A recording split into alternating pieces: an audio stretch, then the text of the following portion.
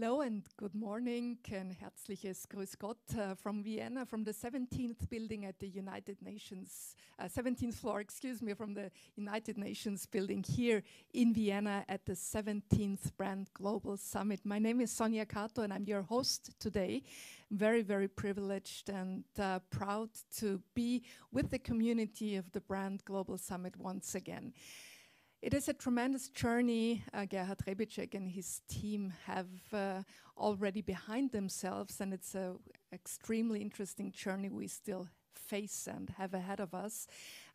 It's the question of how can brands change our attitude to products, to policies, to industries, to whatever, because change is the impact we need right now. And I think everyone around the planet is sure about that the last 18 months behind us facing a pandemia made obvious how important change is. And we want to focus on how can brands contribute to change, how can they have an impact on change, and also to underline the immense power of brands and how important it is to strengthen that power and to do that united.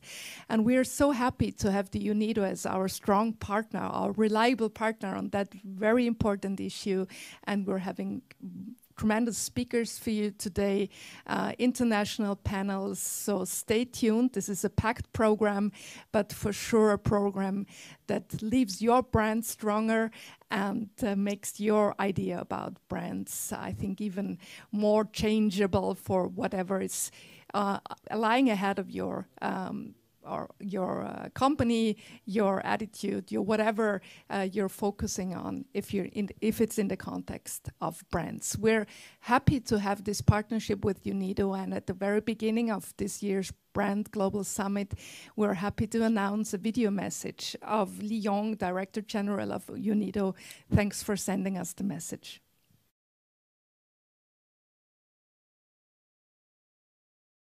Excellencies, distinguished guests, ladies, gentlemen, it is a great pleasure for me to address you today on behalf of the United Nations Industrial Development Organization, UNIDO. I would like to commend a fruitful cooperation with European Brand Institute. The Memorandum of Understanding between our organizations underpinned our mutual intention to expand our partnership and implement 2030 Agenda by promoting the potential of branding as a tool for inclusive and sustainable industrial development in developing countries and the countries with economies in transition. The ongoing crisis has highlighted the need to reconcile the digitalization of production processes accelerated by the pandemic with the economic recovery. To meet this challenge, it will be crucial to promote development tools, enhance professional skills, and create an enabling environment that drives inclusive and sustainable digital transformation. Branding can play a relevant role in this process, as it can provide inclusive, highly customized solutions, reinforce business resilience, and support post-pandemic recovery through a more sustained growth.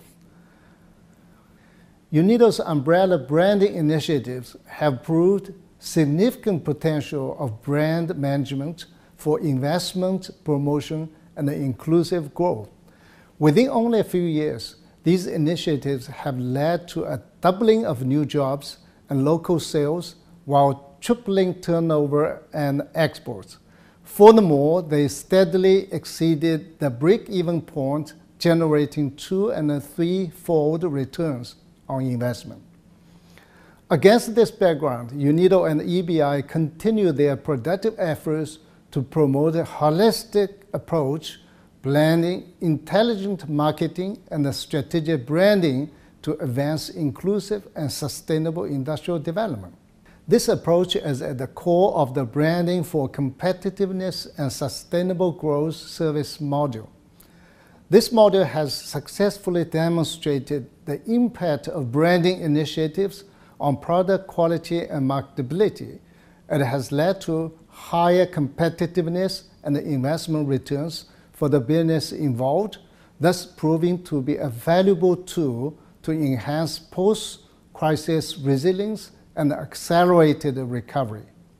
Building on the strong foundation laid by the previous joint initiatives, UNIDO and the EBI are working to replicate high-impact practices associated with B4C service module through several new projects.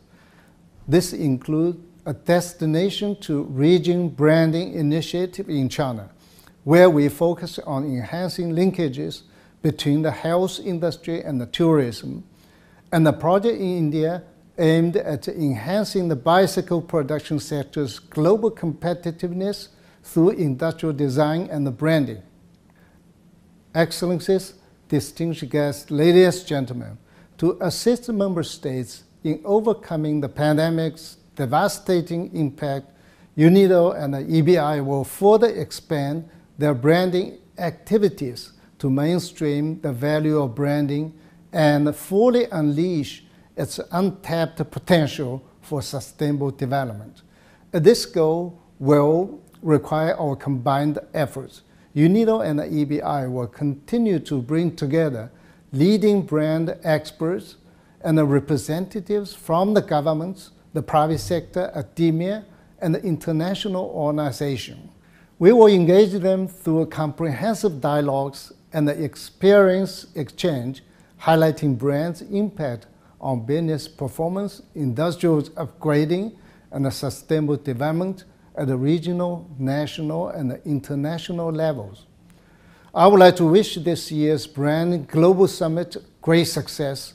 I look forward to its thought-provoking presentations and the insightful discussions. Thank you.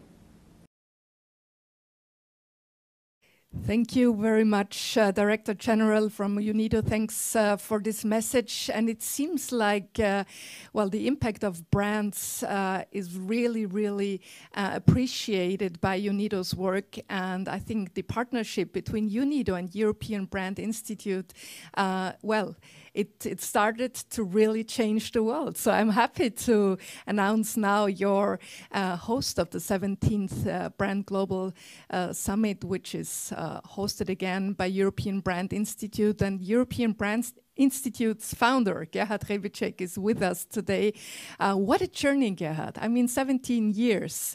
And you really infiltrated also the UNIDO with your thoughts and your provoking theories, which you're working on for more than 25 years now, on the impact of brands. And it seems like we're right in the time now to really focus on what impact brands have. Happy to have you.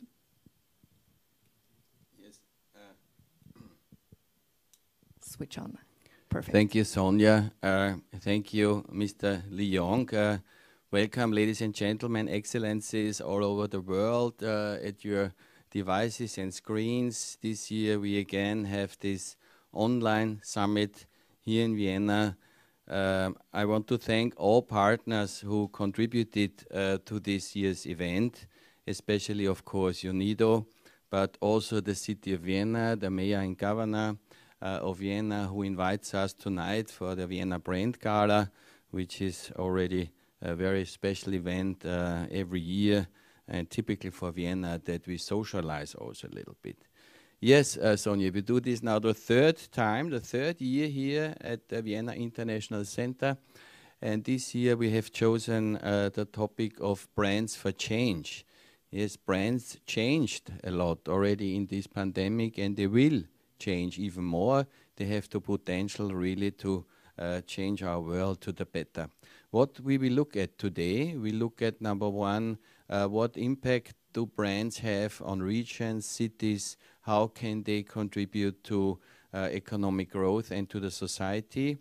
Number two, we look at what brands' performance show. The brands usually outperform non-branded product services regions, and so they are interesting for investors, but not only for investors, also for banks.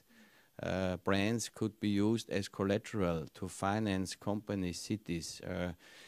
They can act as assets for financing and maybe we could develop them into even tradable assets. We look at the issue of innovation and digitalization, which needs branding. Why does it need branding? On the other side, brands need digitalization and innovation. So that's another point we're looking at. And last but not least, we look at some best practice cases, management implementations, ISO-based implementations on how they improved and increased the value of brands. Now, why we are doing this summit?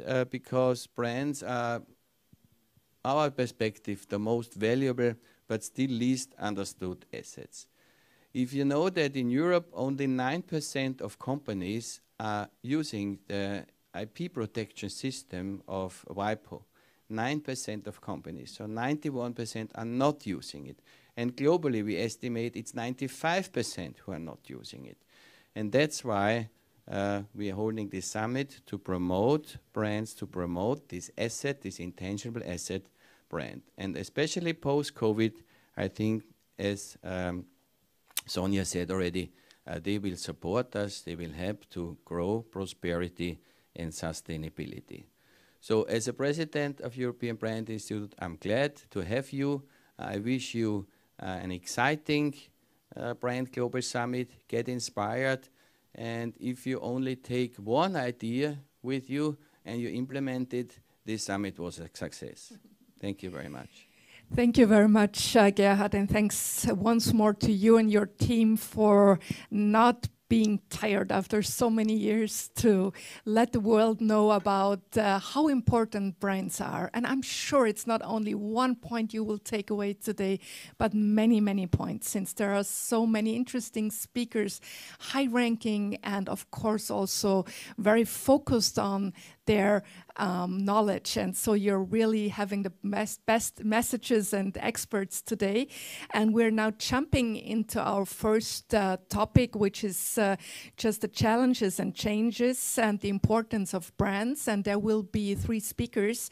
And I'm very, very happy to welcome now Bernardo Casadilla Sarmiento. He is Managing Director at the Directorate of Digitalization, Technology and Agribusiness of the UNIDO. And well, we are very, very happy to have him with us today. Bernardo, please just join me on stage. Happy to have you. This is, we can take you in the middle. Yeah, pleasure to meet you. And as Gerhard already said, it's the 3rd time now that there is this, well, how would you call it? I think it's almost a friendship between European Brand Institute and the UNIDO, but it's really impressive to see what all your projects and your clients and your initiatives around the globe, they're now really focusing also on brands, right? Indeed. Happy to have you.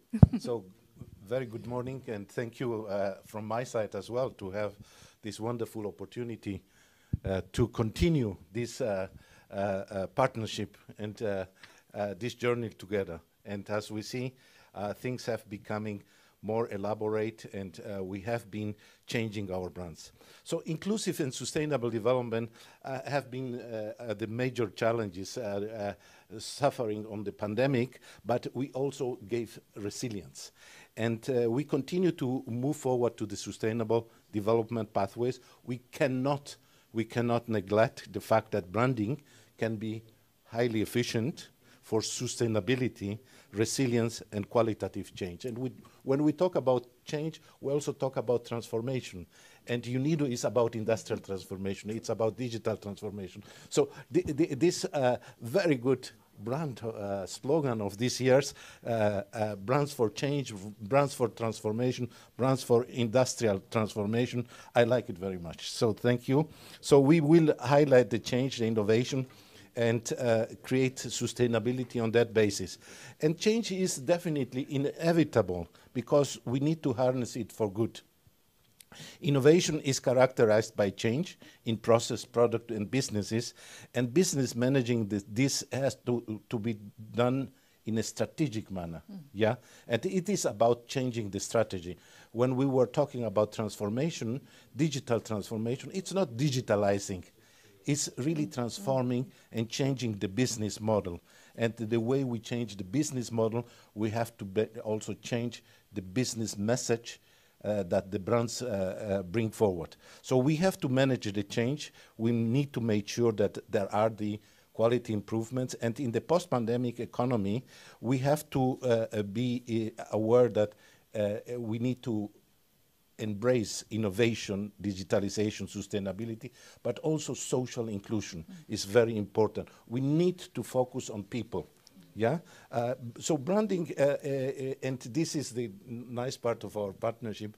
Our role has been to highlight the development dimension. Yeah. You have been on the standards, on the commercial part, on the business case of branding.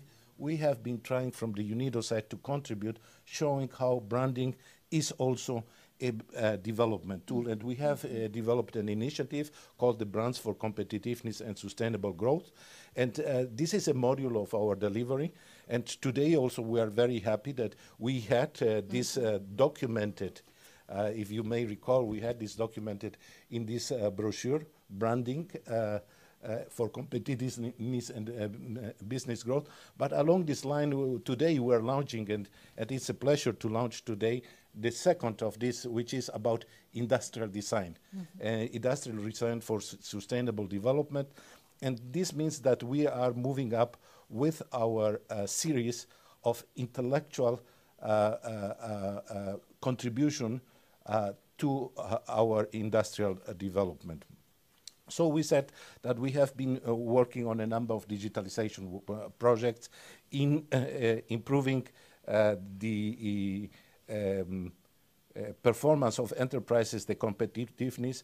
But today we have to really see that they have contributed for resilience, to export revenues, to more jobs, higher incomes, and also innovation. Brands looking for innovation have also to work more on sustainability. And for that, I think another very interesting element that we need to include, and I mentioned before, social inclusion, focusing on people. So we need to make also that brand needs to have a message of responsibility. They have to send this responsible action. Managing change in a highly unpredictable, crisis-driven environment requires commitment and responsibility. So brands are increasingly expected to play a bigger role to help society, communities, environments, and their need of support, and to build but better. So this is an expectation also to the brand, is what message they are carrying forward, and the message has to be the sustainability, the responsibility of the individual enterprises towards society, what we call social responsibility.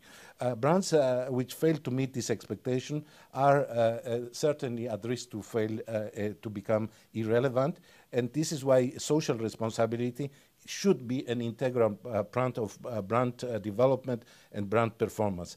Apart from building reputation, fostering trust and credibility among consumers is very important to encourage companies to adopt these values and to reflect and outreach with these values. So we have to change the behavior with very concrete actions. Finally, let me just say, to highlight successes demonstrating importance, the examples, and we have been showcasing in the number of years all these examples of good practice that also will be showcased today that have become a very important element for change, for transformation. Indeed, we hold significant potential to accelerate the shift to more innovation, intensive and intellectual value-added practices. Our success stories will now have a sound branding approach and can help to grow from small traditional manufacturer to a widely recognized and highly performed brand within just a few years. So I would like again to congratulate for this event for this year, and wish a wonderful continuation. Thank you so much. Bernardo, it's always a pleasure to have you with us, and the contribution UNIDO makes on how to spotlight the importance of brands as a development tool. I think I mean, he's a brand expert himself now too, Gerhard. So I think UNIDO really is the contributor to make sure that brands really have an impact on development and of course on social implementation. And thanks very much for bringing us these new brochures. I think everyone of you who is interested in those brochures can get in contact with UNIDO office in Vienna, and we're now waiting for our next speaker in this first round of speakers. And maybe, Bernardo, you want to stay with us on stage? I would stay. Yeah, perfect. And I will just invite... Just let him in. This is Harald Katzmeier, and Harald Katzmeier is, well, quite known here in Austria and probably not yet known around the world. This is what we're going to change right now. He's the expert on network analysis. He's the expert on data and how different data can impact and how different contexts and whatever can have an impact on each other. He's the founder and head of FIS Research, and you will be blown away by his presentation, I'm sure. Happy to have you, Harald. Well, ladies and gentlemen, to talk about brands in these days is not possible. To talk about brands these days is not possible to reflect on attention economy, because when you think about all those traditional brands that are out there, there's a simple principle behind our branding and marketing strategies. It's like you gotta be first in whatever category. It's always better to be first than to be better in a way. So you choose your category, and then you battle over the perception of your audiences. And branding is not a battle of products at first place, but a battle over perceptions. And it's always important to be first in mind of your audiences. It's even more important, the share of mind, than your market share. And but there's an issue. The issue is like we know that we're living in this world of really limited attention, and we know all those pictures, and marketing and branding has substantially changed over the last 20 years. It was like in this old mass media age, it was like about sending out the message to the audiences, but now it's really what we call like inbounding. So you try to suck in people on your platform, and then you have your algorithms that help you to understand what they like, what they dislike, and that's the way how you conditionalize or condition their behavior. And this is not an innocent game, because these days it's like half of our marketing interactions that you see on social media are actually initiated by bots, by AI, like human AI hybrids. So this is something that's completely new and different. So you compete here with machines over the attention of your audiences, and the effects are, look at us, I think we all can relate to that: scattered minds, constant interruptions, difficulties in focusing on what you hear and what you see. So talking about scattered minds anyway. So it's like, sorry.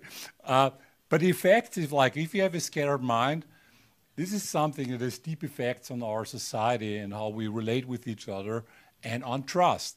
So what we see is like an erosion of trust all over the world, and this is like a standard question. So there's a long tradition in social sciences to ask people about when you meet a stranger, is this an incident where you usually can trust this person or not?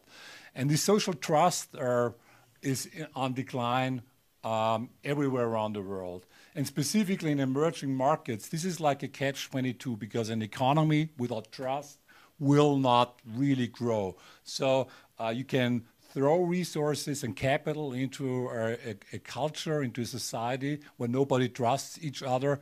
It will not really be capable to build up sustainable structures. So why is that? So economic and social capital are intrinsically linked. So think about a brand, or think about our the way we are related with each other. So there's value and values. So there's a transactional dimension and there's a relational one. Think about, you're in a culture where nobody trusts each other, so the values dimension is very low. You will have like a deal culture, or even like a theft-based culture. So people exploit each other and betray each other. Whereas when you have like a society where you have values and value, transactional and relational capital build up, you will have like a sustainable business culture, or like a gift culture if it's more like local or family-based. And the same is true with brands. Think about a commodity. A commodity might have like high volume, but the relationship you got with the brand, there's no loyalty, no brand loyalty. It's just like something cheaper, better comes along, you just switch. Or think about trash that has neither value nor it is has intrinsic values linked with the brand. And that's where premium brands are so important, because they manage to establish a deep perception of value and values. Same with quality niches. And here's like where I think that's the most important thing in terms of building up trust in a society where trust is eroding. Because what is the meaning of values? Values always means when you're in a relationship, there's a shadow of the future. So there's stability. You can expect that the brand or the other will be around also tomorrow. And this is specifically important when you think about our emerging markets where trust is low, where trust in brands can be really something like an economic and social capital alike. That's like here a key message, and I think it's very much true, specifically in countries where there's low trust in political institutions. Brands can actually really be like a bedrock of our development. And and here's the thing, but how can we establish brands in those kind of emerging or local markets? And it's almost like a truism, but I think we really have to highlight here that in those established markets, in those global markets, competition usually leads to, has a mimetic effect. So brands or products become more and more alike, more and more similar. And this is like something where we see our huge opportunity at the global scale, or when you think about peripheries. And because if you manage to find your own voice, if you manage to really understand who you are, and you be proud of your identity, that's like a moment where you can, in branding and marketing, establish your own category, a new category. So if you're not first in those global brand economies, establish your own category. That's like what the recommendation here is. And I think our world is on a track where we will see more like it will decentralize in a way. We will see more like local or communities and local economies emerge just because of a matter also of climate change and circular economy. Like that's I strongly believe. So create your new category. But what can we expect? So what can we expect? And there's like an old saying. So if you want to have frogs, you need a pond. But if you want to have like a dolphin, you need an ocean. So what to do if you have no ocean around? So if you have just like ponds, then choose to be great instead of big. That's my recommendation here for all of us in this world of saturated attention, of eroding social capital and trust. Let's choose to be great, have a great brand, trustful relationships, with our value, and values are work together. Yeah, and let's be great instead of big. Thank you very much for listening. Thank you very much. Thank you very much, Harald Katzmeier, and thank you very much for bringing. Oh, just stay a while with me, bringing those interesting slides with us. And I would just transform great in the meaning of UNIDO and Brand Global Summit and European Brand Institute also in be valuable, be authentic, have a social impact, like you said, Bernardo, and also have an impact on a better future. So thank you very much for these first 3 statements of this year's Brand Global Summit. And we now have a kind of pathway. We're going to walk through that day and focus on challenges and changes and the importance of brands. And these 3 gentlemen will be there to sum up again. So we will see what they have learned from this year's summit. Gerhard, once more to you. Yeah, thank you very much, Bernardo and Harald. I think in this attention economy, one sentence even more is true what we always said. People buy brands and not products. It's the story, it's what's in our mind. Brands are in our mind, they are created in our mind. And this idea in our mind, we transform into financial value. And it transforms into financial value, as we will show also today. So brands create trust, relationships. Now when we come to the digitalization, we say digitalization needs branding and brands need digitalization. Why does in the digital world we need brands? First, you must be seen. So you can create the ocean because once you're in the internet, you are a global company. You are global already. And try, second, is that the more digital the world becomes, the more relationships you need. That's what you said, values. So we need relationships, and brands build these relationships through these blogs, through events like we do it, and so on. So brands really are increasingly important in those days of digitalization, and every digitalization initiative actually also needs a brand initiative. Because just to digitalize and not build these relationships and leave the people social responsibility, what you said, we need also a brand initiative together with a digitalization initiative. And yeah, because of these relationships, brands outperform. They have higher trust, they have higher loyalty. In the telecom business, we see they have less churn rates because of more trust. This means they're outperforming. They show better performances in many indicators. So you can take all indicators of SMEs in revenue, in margins, in EBITs, in loyalty, in whatever. So in every indicator, when you have a brand, you're better. That's why when you do look at the stock market, you also see that brands have higher returns. Now in the crisis, brands came back after 6 months. They were back and are gaining already on the stock market.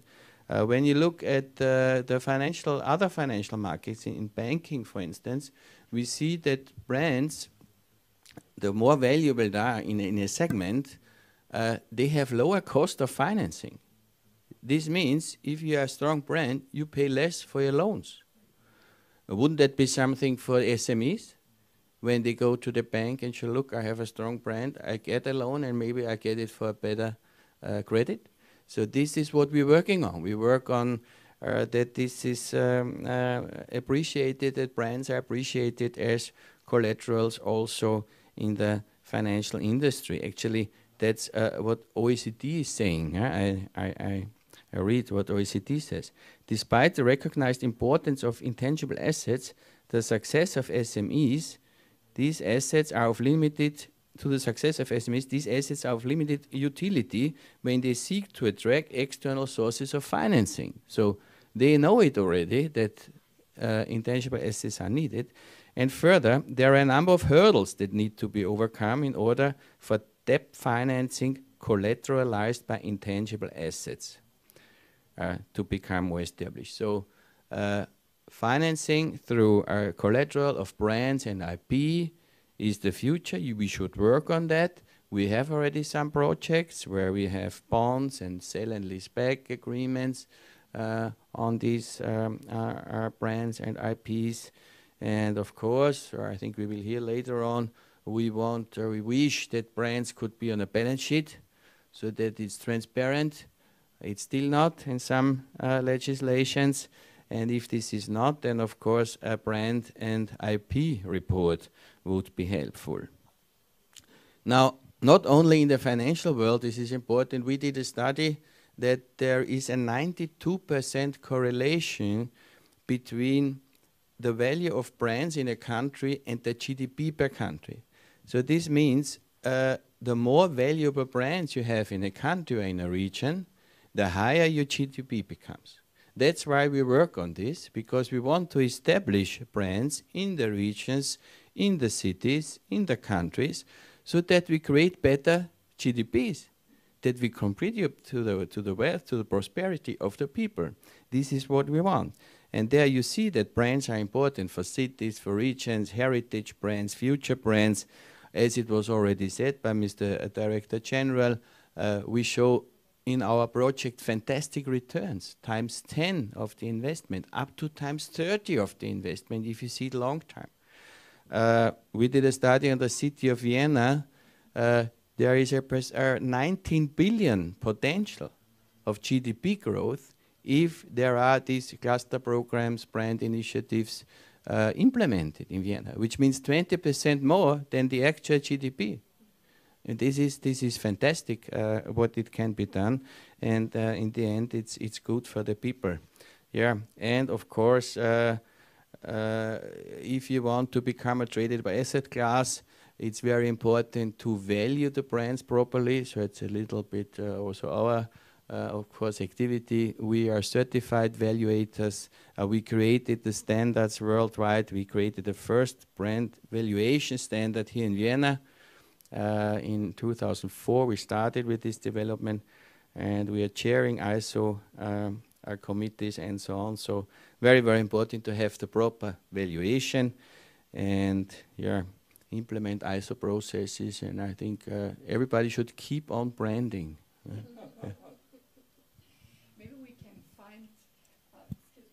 We can find a song by Aretha Franklin, since she was mentioned in your presentation. Keep on branding, right? We should do that, our own branding song. Thank you very much, Gerhard. Thank you very much, Bernardo, and thank you very much, Harald. We will see each other once more at the end of today's panels, and for sure you will also attend tonight's get-together at Vienna City Hall, which is on site here in Vienna. So you have to come to Vienna next year, not only online with us. Thanks very much. And we will now jump into what Gerhard already mentioned in his speech, that is about how it works if a city focuses on its brand values, and what can be the impact on a brand if it is a city. And we're waiting now for Alexander Biach. He's Deputy Director in the Vienna Chamber of Commerce and Industry, and he will just give us some insights on visions and perspectives for sustainable brands. Focus Vienna. Happy to have you, and please enter your stage, Alexander Biach. We will now switch cameras to make sure everybody can leave stage and entering stage. Alexander Biach, it's a pleasure to have you. Thank you for the invitation. I hope this works. Just use your finger to get exactly switch it on. Switch it on. All right. Thank you for the invitation. Well, it's a pleasure to talk about the ideas about Vienna as a leading sustainable brand city. And let me just introduce myself first. What is my task, my duty for the city of Vienna? I have the function as a business location advocate, which means that I'm responsible to develop certain projects for the city of Vienna in order to position the city of Vienna as a global brand in the fields of economic development, innovation, and sustainability. I'm responsible in special for the healthcare sector to be developed as a brand of Vienna for the world. So let me just step into the idea of positioning Vienna, a city, with the help of some economic fields as a brand worldwide. Vienna has a big history, we know this. It's an imperial history, a history we use also to position ourselves in the world with the brand of this imperial magic, in order also to develop new fields of economical actions. And brands, we know, they do profit from regional origins, especially if the origin itself is known and also clearly positioned. I told you before, Vienna uses its historical positioning as an imperial history, worldwide known. I think we use this quite cleverly in order to develop the Congress city of Vienna. Vienna is the second biggest city in regard to Congress worldwide, although during the last year, you can imagine this was connected with a big burden called virus. I'm sure we can develop well in this regard and position Vienna again as one of the leading Congress destinations of the world. But Vienna has, besides this imperial and historical image, also the goal and the aim to position itself as an innovative, vital city in the world with new goals and fields of actions. And therefore, we look for new, authentic brands, roles of business possibilities in order to attract more business and companies to come to Vienna. So what we did was, together with the City of Vienna and the Chamber of Commerce of Vienna, we developed the so-called Vienna 2030 strategy in the fields of economy and innovation. And this strategy concentrates on 6 key issues.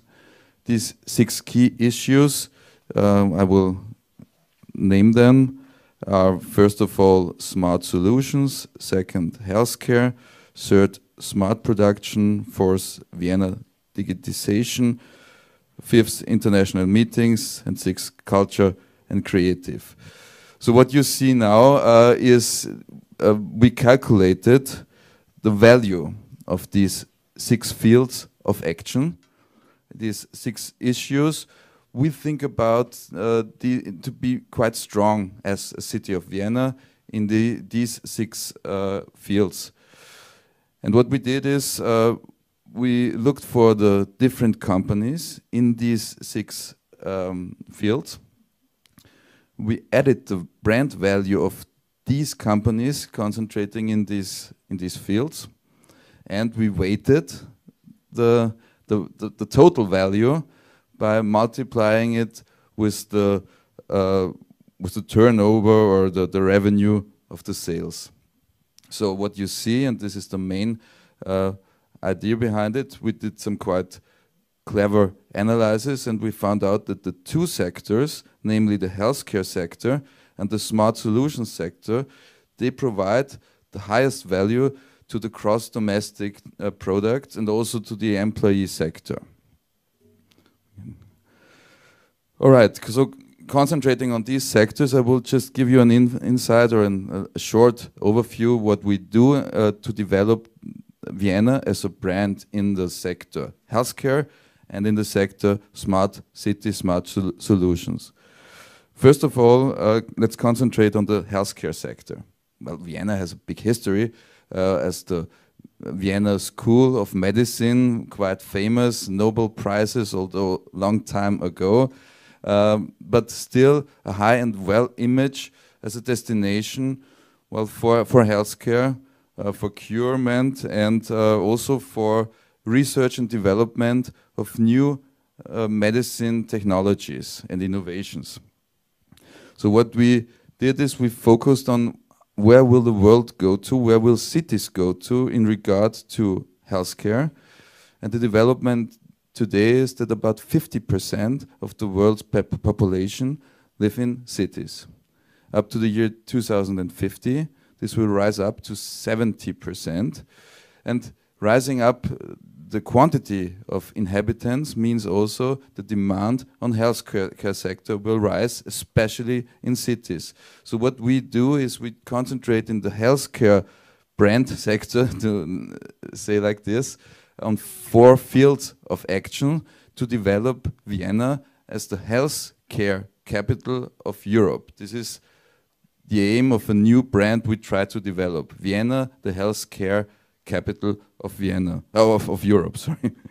And these 4 actions concentrate mainly, first of all, in the field of research and development. For example, we are quite proud to tell everyone that we develop a precision medicine center in Vienna, which concentrates on the development and the research and also on the production of individual medicine. So designed for every individual, not a total or common medicine, an individual medicine center, precision medicine center for the people, not only of Vienna, but in whole Europe. So, the second important field of action is development and skill training for professionals. There is a high need, not only but especially in the long care sector, but also in the sector of professionals and doctors. Therefore, we develop own recruitments. And another sector is in order to get known as some kind of capital for healthcare, we try to attract international authorities to come to Vienna. In the healthcare sector, we are quite proud that now the European Commission decided to put a co-location center for the European Institute of Technology, concentrating on the healthcare sector in the city of Vienna, so we can find some cooperations between researchers and also industry to develop new medical innovations for Vienna and also for Europe. Innovation and digitalization is the 4th field of action in the healthcare sector. New innovative wearables and self-training will be the solution for even growing cities. And the second, and then so let me come to the end of my brand positioning of Vienna fields, is the circular city. We saw that the smart city solution is one of the big cash cows in brand regard.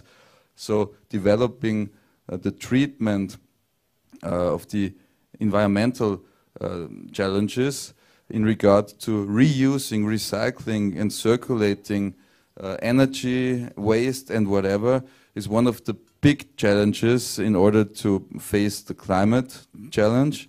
And we are quite innovative in this regard, using and developing new energy sourcing constructions like the sewage sludge reusage for waste, for example, where we put the energy out of it in order to run different energy offers or institutions.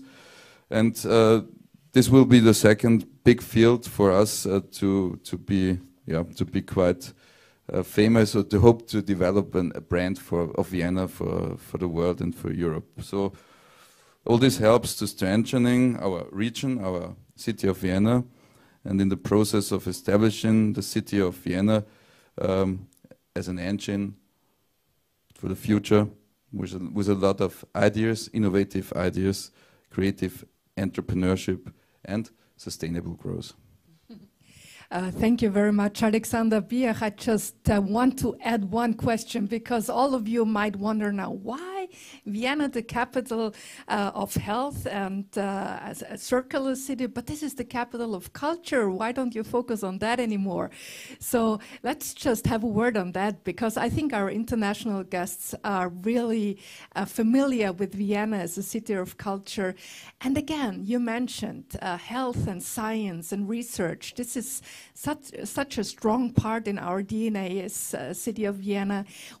Please explain once more why it is so important also to change a brand. And this is, I think, one of the topics, the most important topic of today's Brand Global Summit, how we need to change brands and how can brands help to change.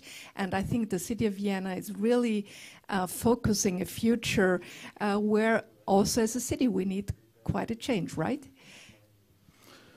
Well, developing new brands doesn't mean to drop common and old ones. So it would be a big failure in order to drop the historical imperial brand of Vienna. People come to Vienna, congresses come to Vienna in order to experience some kind of imperial magic. This will stay for sure. But it is also important to develop new brands, and these brands concentrate on the global word of trust. And trust you can find in healthcare sector and in smart ecological solutions.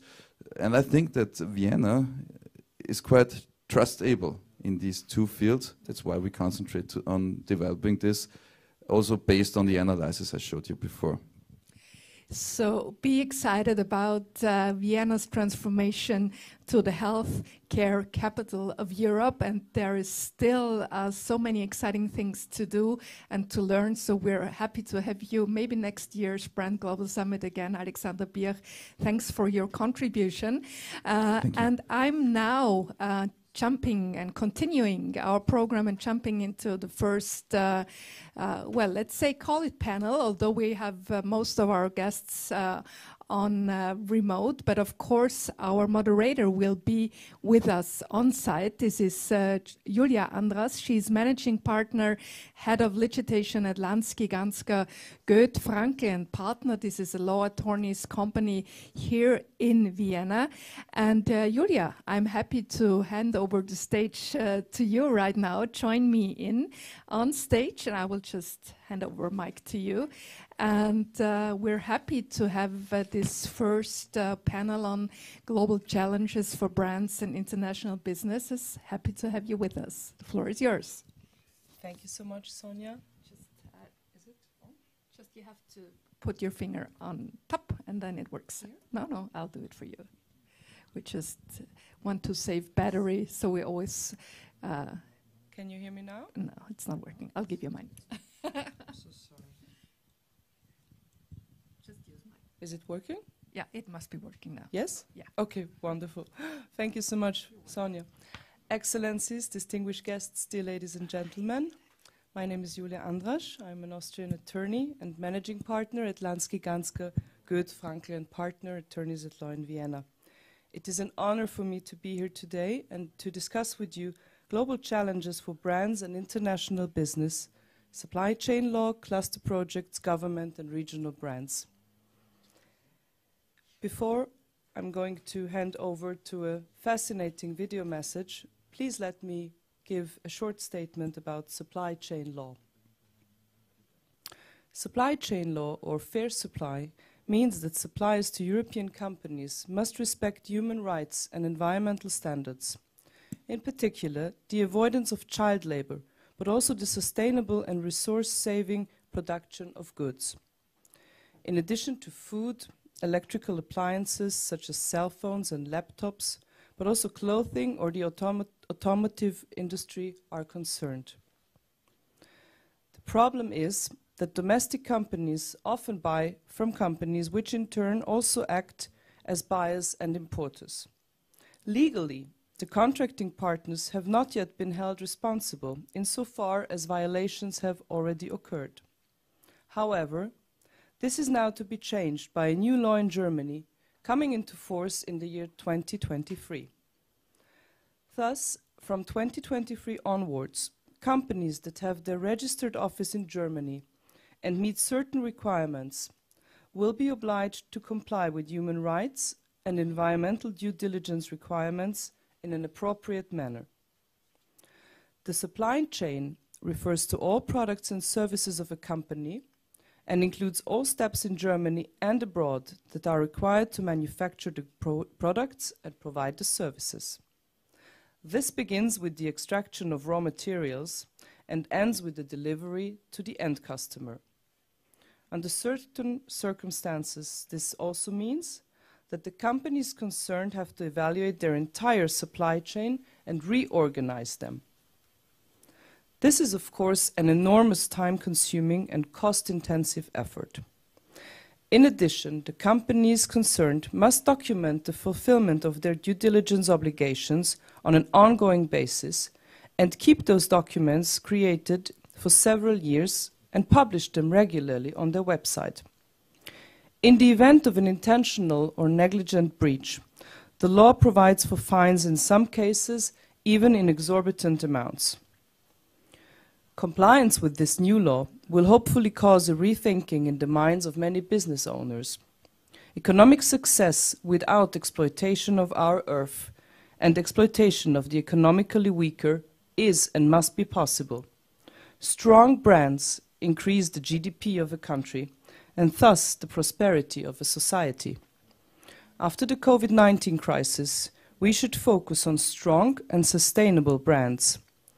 We also see how brands help the economy to recover post-COVID. Brands are sustainable, they last forever, and they build trust.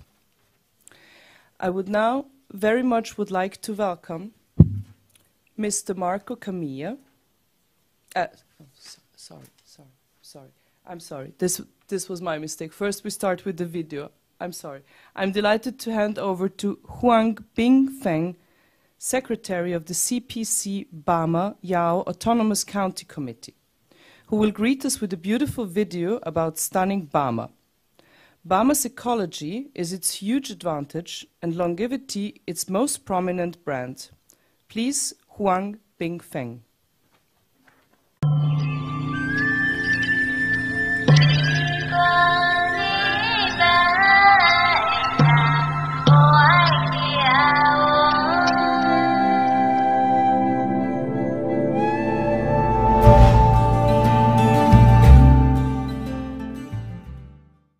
尊敬的女士们、先生们，大家好。巴马是一个美丽神奇的地方，是养生天堂、人瑞圣地。很高兴能参加2021年全球品牌峰会。我是中共巴马瑶族自治县委员会书记黄炳峰。在我们巴马，最大的优势是生态。最大的品牌是长寿，最大的潜力是养生，最大的引擎是开放，最大的动力是创新，最大的商机是文理康养。巴马位于中国广西西北部，山清水秀，洞奇物美，人寿民淳。巴马依托世界长寿之乡的美誉和丰富的生态资源，立足本地实际和优势特色，大力发展大健康和康养旅游产业，致力于提升巴马国际健康领域的形象和品牌知名度。近年来，巴马积极构建以大健康产业为主要内容的巴马现代经济体系。围绕健康食品、健康服务、健康科技3个核心业态，重点发展天然饮用水、长寿食品、健康康养、精品体育、会议会展、生物科技、特色医药等7大产业领域，努力推动巴马康养旅游由单一的景区景点的观光旅游向融合大健康的康养旅游转变。致力于把巴马建设成为具有鲜明文化特色、浓郁康养氛围的国际性、复合性、全天候的国际康养旅游目的地。越是贫困地区，越要坚持高质量发展，越是贫困地区，越要走开放发展之路。我们意识到，构建以大健康产业为主要内容的巴马现代经济体系，必须发挥品牌经济的引领作用，同时激发企业的创造力，加快创新，提高竞争力。因此，巴马将与联合国工业发展组织通过集体品牌建设来提升巴马整体形象，实现包容性和可持续经济多样化发展，推动巴马实现乡村振兴，巩固脱贫成果。我们将聚焦巴马特色健康食品和其他健康产业价值链，包括巴马矿泉水、山茶油、火麻油和巴马香珠，以及巴马康养旅游产业，并发展少数民族和乡村文化旅游。当餐桌上待客的祝歌响起，人们好奇探索着寿香的饮食密码。香珠、火麻、山茶油、珍珠黄玉米等长寿健康美食，诱惑着八方来客，成为世界长寿之乡的美食品牌。这些丰盈的物产来自于优质水源的润泽。巴马的水是小分子团弱碱性水，且矿物质及微量元素均衡，可以活化组织细胞，提高机体免疫力。如今，巴马之水正以科技现代的方式走出巴马，期待着向国际品牌迈进。驻节上踏歌欢庆的瑶族男女，用曼妙的舞姿演绎出流传千古的淳朴之美。补粮天寿习俗寓意着人们对老人健康长寿的美好愿景，彰显着悠久丰厚的长寿文化底蕴。巴马民族文化的塑造和品牌树立，代表着巴马的形象，是对外发展的保证，更是一个必然的趋势。随着巴马生活圈、经济圈的推进，以大健康产业体系为主的产业格局，吸引了一批又一批企业进驻巴马投资置业。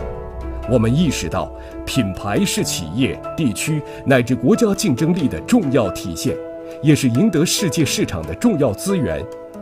品牌建设更是提高巴马产品质量、提高生产力、实现多元化、吸引投资的重要途径。我们期待与联合国工业发展组织携手，通过品牌建设提高巴马产品质量、安全性、创新和设计，以符合国际市场准入标准，加快树立巴马的国际形象和品牌印象，实现提高巴马中小企业竞争力，提升国际知名度，创造高附加值，增加就业和收入，帮助巴马实现生态绿色可持续发展。亲山亲水的巴马，亲民亲商的巴马，正向世界发出最诚挚的邀请。巴马欢迎您 ，Welcome to 巴马。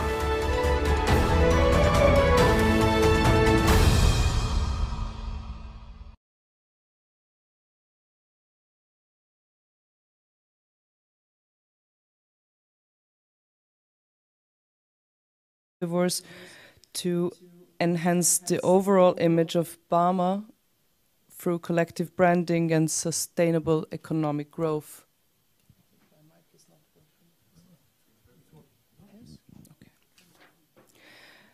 I would now like to welcome Mr. Marco Camilla, Division Chief of Innovation and Digitalization Division and Directorate of Digitalization, Technology, Agribusiness at UNIDO.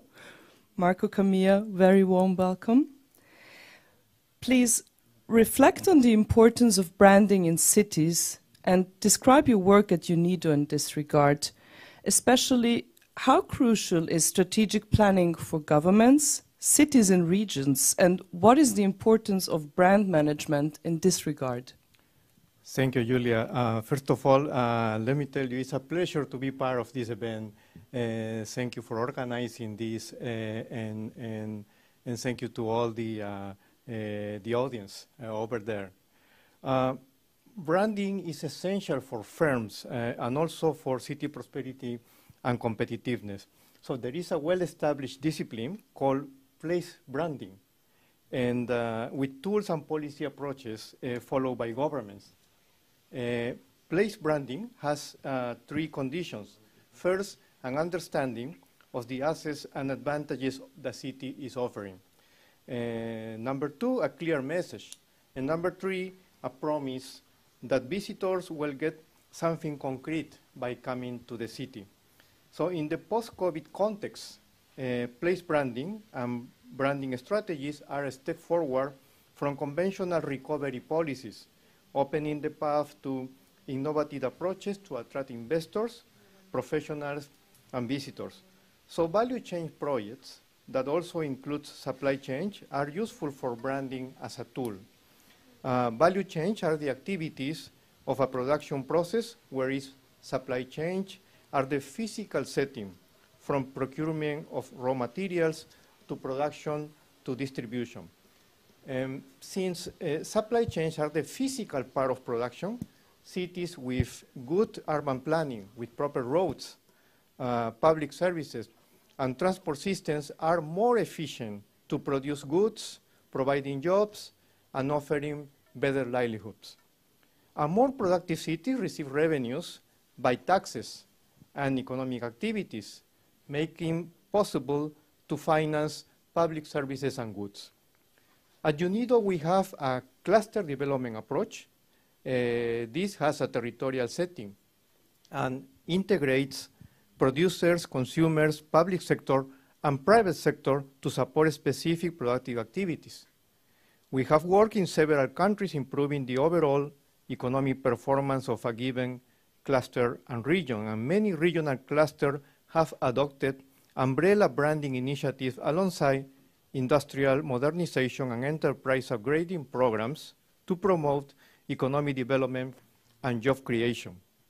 At UNIDO, we have, for example, the Industrial Upgrading and Modernization Program, and we also have a tool, branding for competitiveness.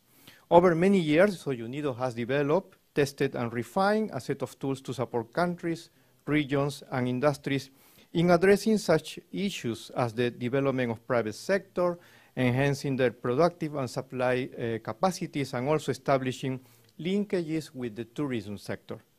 So this experience includes enhancing quality, safety, product development, innovation and design, optimizing factor costs, enhancing environmental and overall production practices of the local goods, as well as introducing innovative supply tools such as umbrella and regional branding.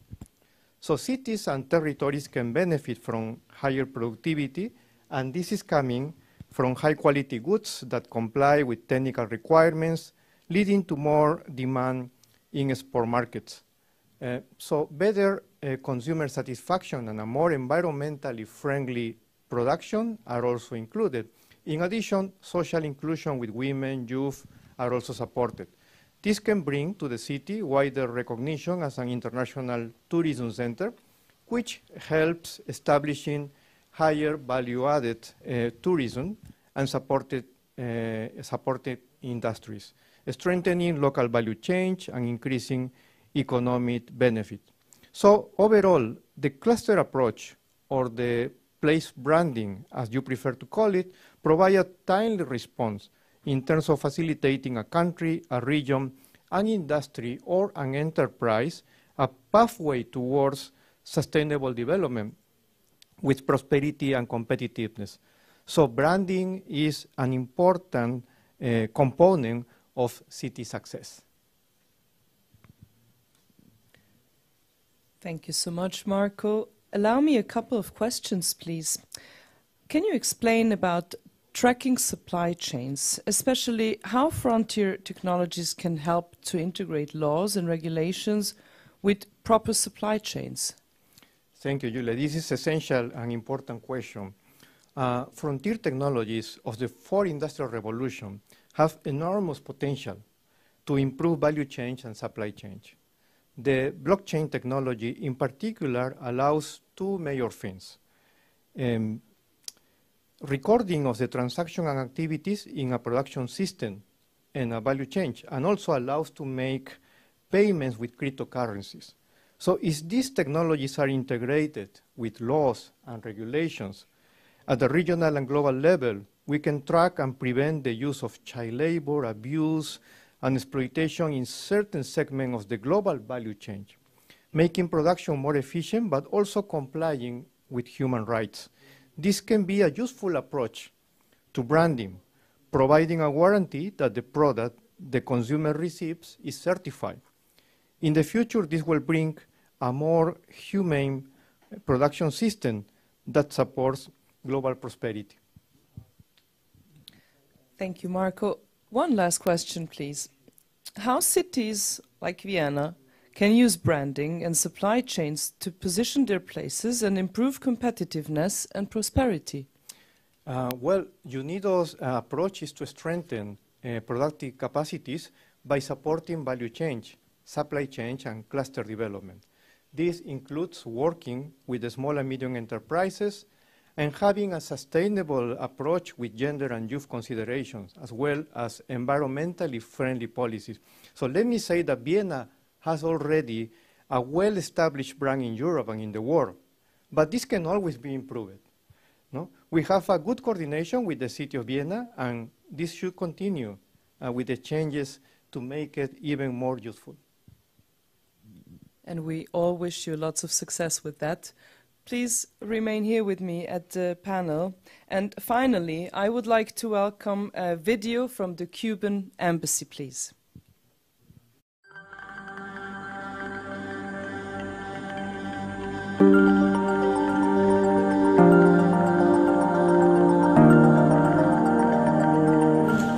On behalf of the permanent nation of Cuba, I would like to convey our greetings to all the distinguished guests to this important event.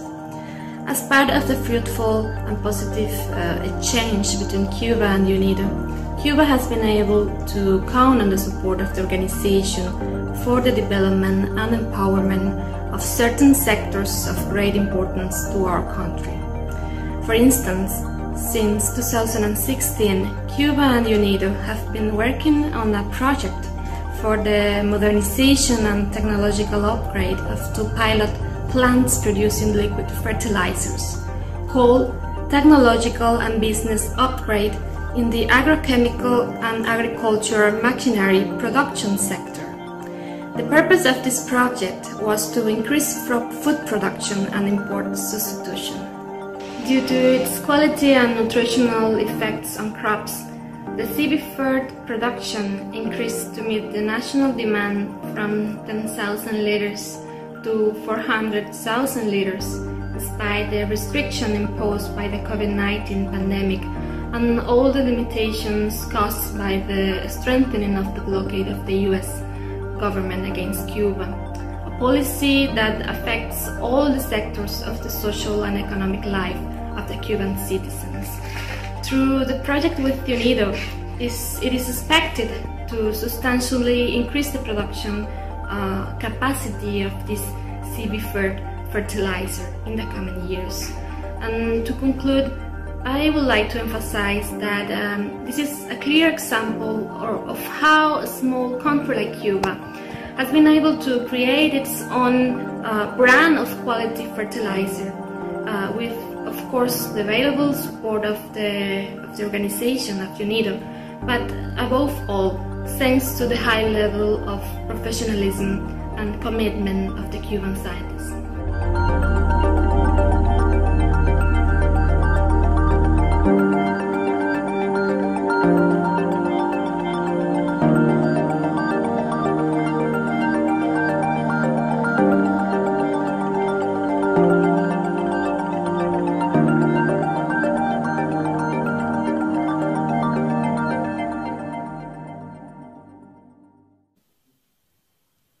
Thank you so much.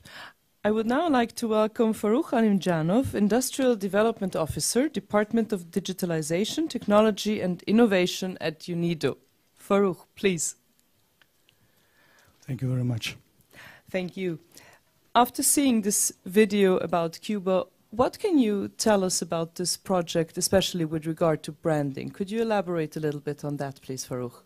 Thank you very much. First of all, I'd like to speak a little bit about this project itself. At a certain time in 2016, we were approached by the government of Cuba with a request to support this country in helping achievement of the food security.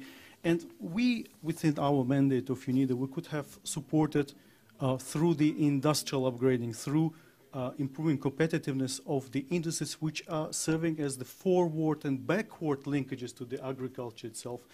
And what we decided to do is to support Cuba within the upgrading projects for two industries, is agricultural chemistry, so chemical fertilizers, and agricultural machinery, which is helping to apply the chemical fertilizers in the country.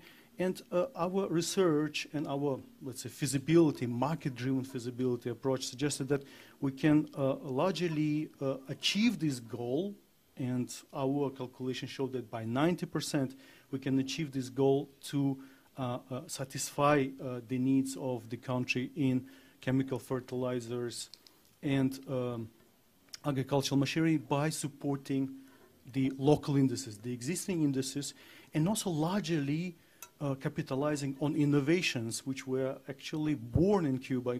Cuba is very famous to be very advanced in terms of education, especially technical education, and we were happy and surprised and not surprised to see how the country was advanced in own R&D, in own research and development within the agricultural fertilizers sphere.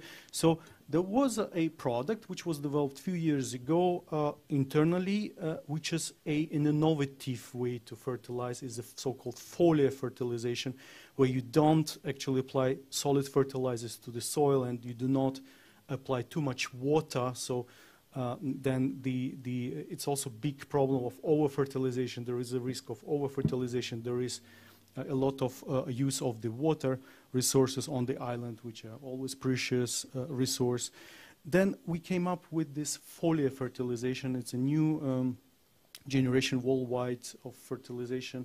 It's basically application of some, in this case, organic origin, mostly organic origin fertilizers chemistry, which is actually prompting the plant to get from the soil all needed nutrients without really much using of the water. And this product was fantastic. It went through a number of tests, and it was showing applicability and also higher fertilization, higher fertility rates applying to the food and non-food products. It was checked on the rice, it was checked on the vegetables, on fruits, on other technical cultures, and it was having only very small scale of production. And what we did actually, we supported a research and development institute in Havana, which is called CIQ. It's a Center for Studies and Research in the chemical industry, to upgrade their production by, first we achieved 1,900% increase, so 20 times we increased within 1 year the capacity of this pilot plant to produce it for the needs of the industry. And before the COVID time, the plans were even to double this result, to achieve 3,900% of increase in this production. And then the final, the further, let's say, upscaling of the production, when we can say that the industry is playing bigger socioeconomic role in terms of creating jobs, more value addition, we thought of internationalizing this product, yeah? And we found out that this product was not yet registered locally, and the brand, the existing brand, was too chemical in terms of the name.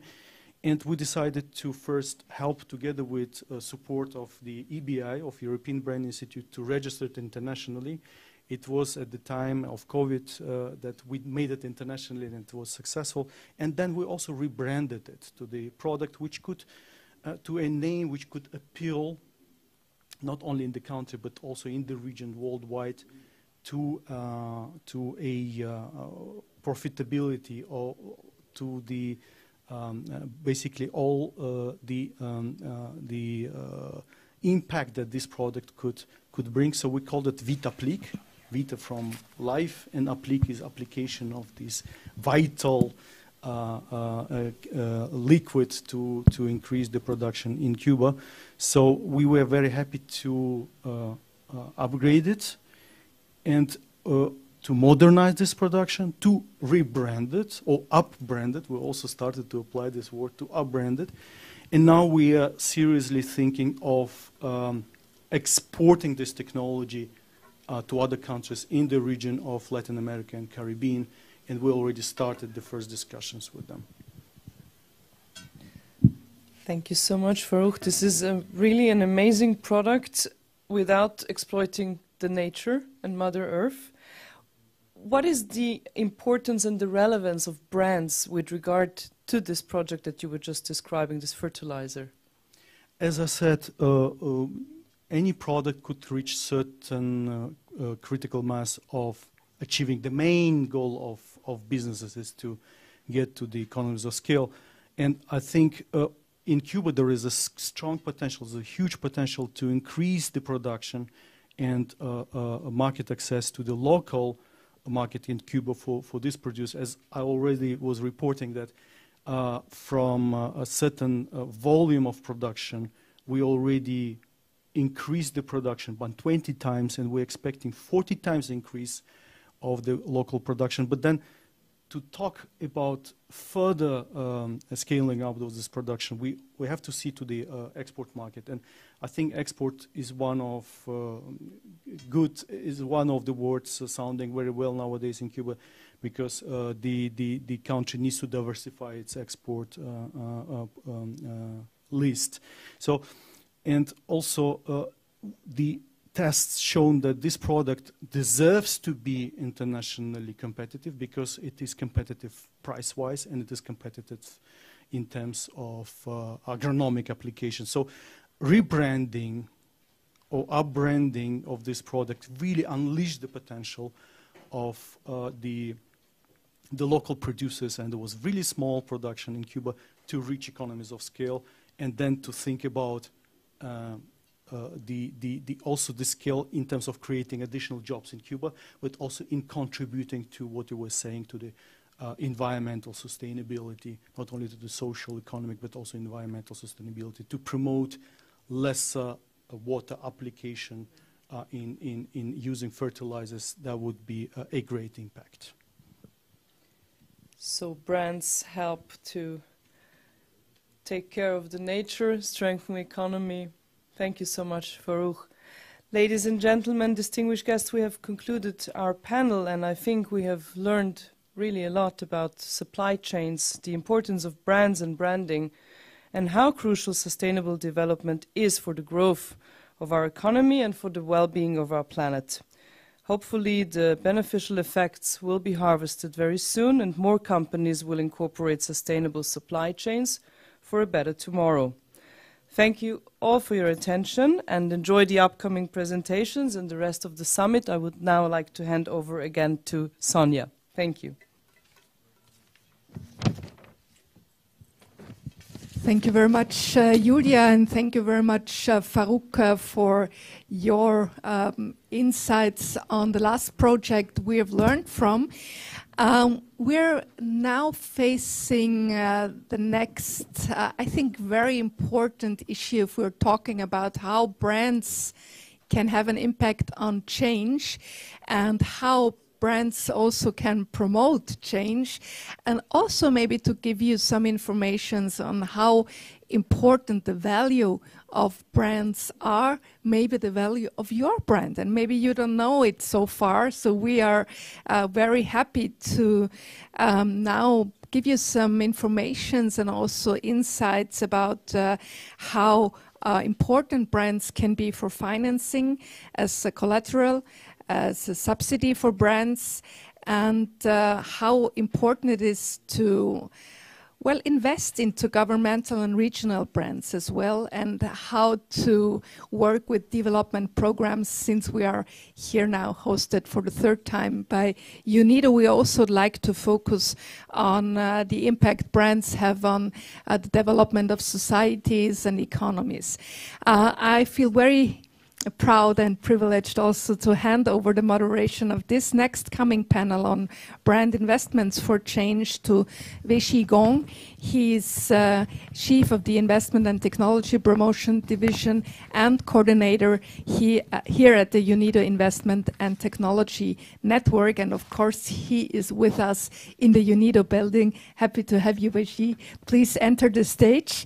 And I'm now heading over, giving over the lead of this next panel to you, and like to invite your guests by your own. So happy to have you, Wei Shi. Thank you, Sonia. Happy to work with you. Ladies and gentlemen, globally, online, and we are happy to work with, we are happy to discuss with you today brand investment for changes. Brand investment, we know all the created value from at least 5 aspects, so-called COMIT. From customer point of view, from organization point of view, from marketing beneficial point of view, from the technology point of view, so, and from the economic scale point of view. From that point of view, today, we are not talking about specifically brand investment itself as such, but we are talking about the changes and brand investment for changes. Changes means risk.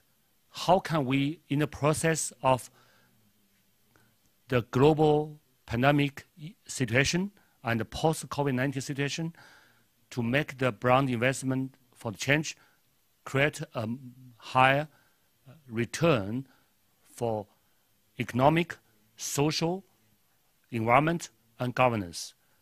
I'm happy to share with you today the top-notch specialist in the area of tax, in the area of investment, in the area of legal, as well as academic aspect in the brand investment area.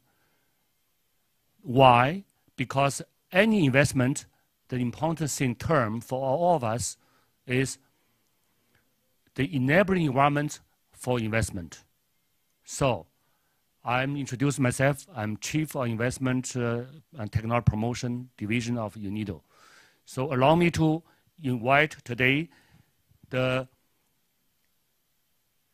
before we do the keynote speaker to present online, I invite my partner and in the panel, Mr. Kowal Herbert, join me at the stage. Let us cooperate together. Herbert, so let us look at the presentation together, and let us start a discussion first. Before we look at the presentation, I want to introduce you first.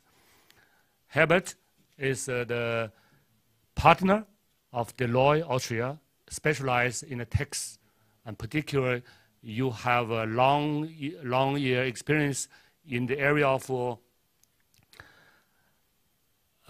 my best knowledge, you are in long year in technology, intellectual property rights, as well as the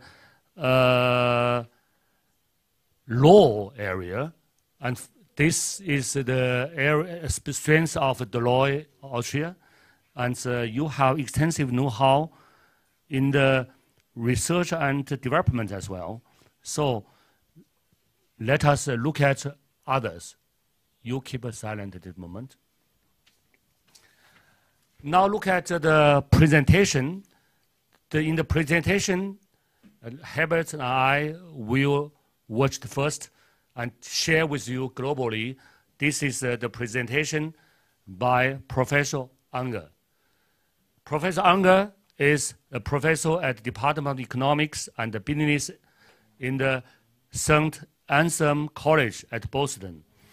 He worked in the market and investment banking division for UniCredit as a corporate fixed income structure for several years. And currently he is also CEO of algorithms trading companies. Now he is talking about the effect of brand value on financing cost of a firm. Floor is given to Professor Unger presentation.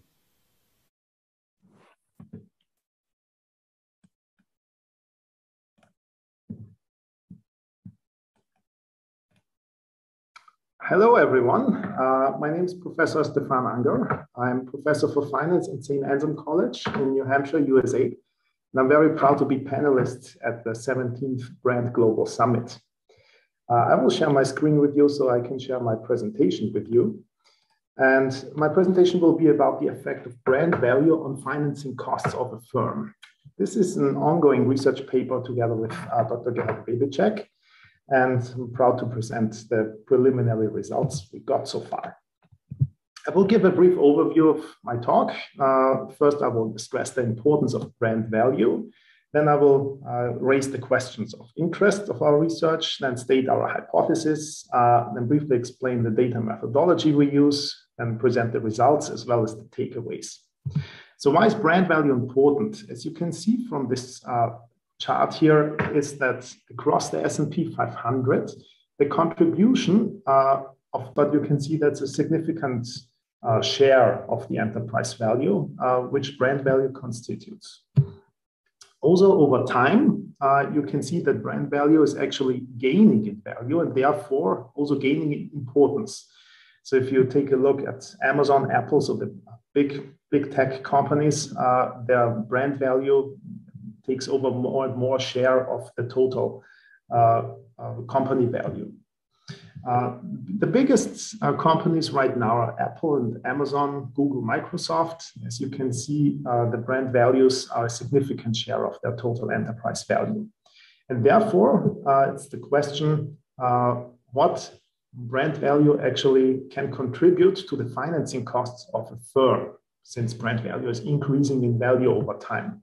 So the questions of interest are the following. So how does brand value affect the financing costs of a firm? How can brand value contribute to sustainable development of a firm? And what role does brand value play for collateralization? So these are the three questions of interest we are raising. And the hypothesis we are actually stating is that the brand value lowers significantly the financing costs of a firm. That's what we test. The data we use and the methodology is the following. We take a look at 229 big global players, the biggest companies globally. We use the data from Refinitiv, yearly data from 2010 to 2019. We take a look at 45 sectors, which we condense to 13 sectors because they are very similar. For example, financials, banks, insurances, and so on. So we condense this to 13 sectors. And these are, as you can see here, automobiles, financials, food and beverage, healthcare, IT, logistics, media, metals, telecommunication, textile, luxury goods, trade, travel, utilities, and energy. Okay, so these are the sectors we're analyzing. And what we are testing, two different things. First of all, we take just a look at the correlation.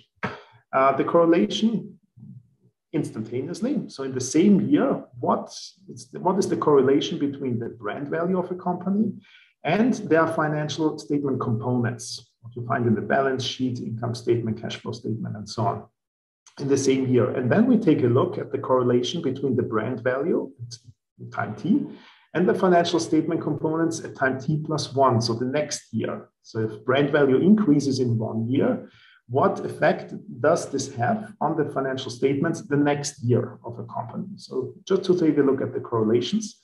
And then we figure out which are the most impacted one or the biggest one. We take a look at the effect of the brand value on the financing costs. Actually, for this, we take the weighted average cost of capital. And as you can see, we run a multiple regression on the brand value, market capitalization, enterprise value, and the earnings. And we'll do this also for the same year, time t, as well as what's the effect of these constituting factors, brand value, market cap, enterprise value, EBIT on the financing costs the next year, t+1. And yeah, that's what we will present here. So first, the correlations. In the first column, you can see all the financial statement constituencies we are analyzing. The second column shows the correlation with the brand value in the same year. And the third column shows the correlation with the brand value at time t+1.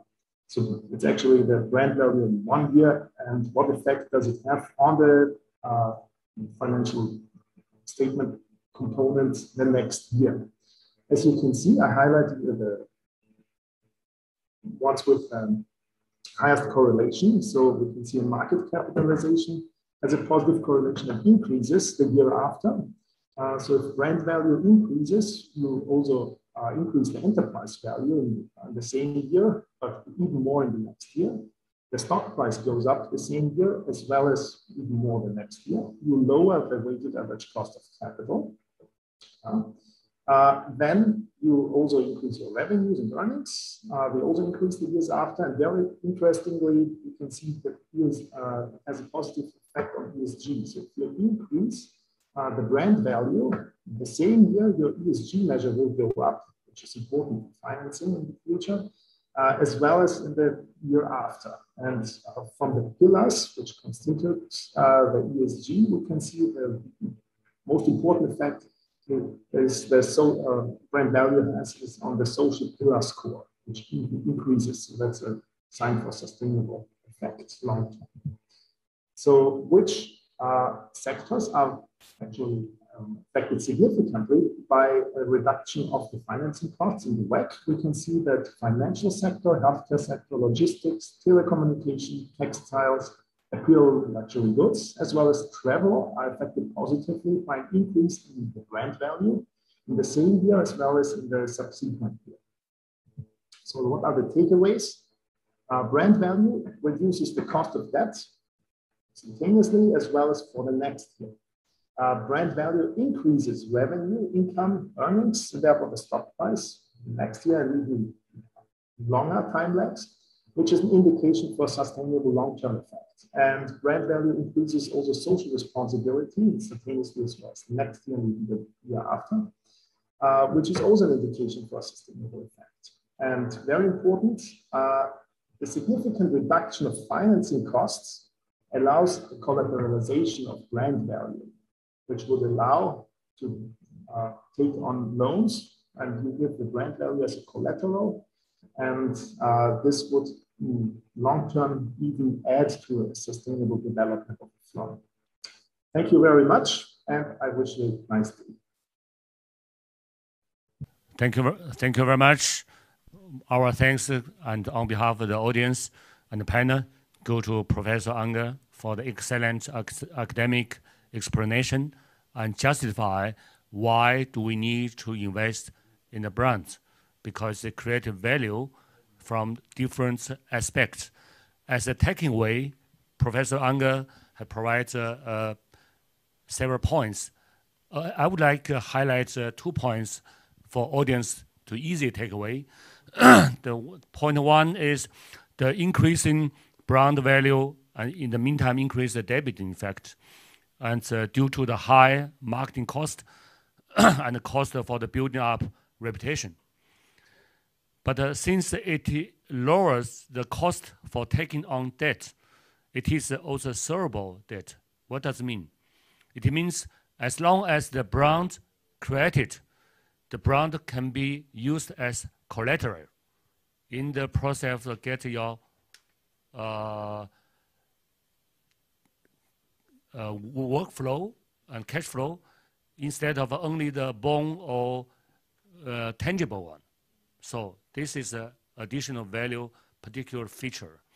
And the second point I would like to share with you, my perception is brand value increased mostly social responsibility, followed by environmental score and governance score and keep stable in short-term and long-term diversity a little bit.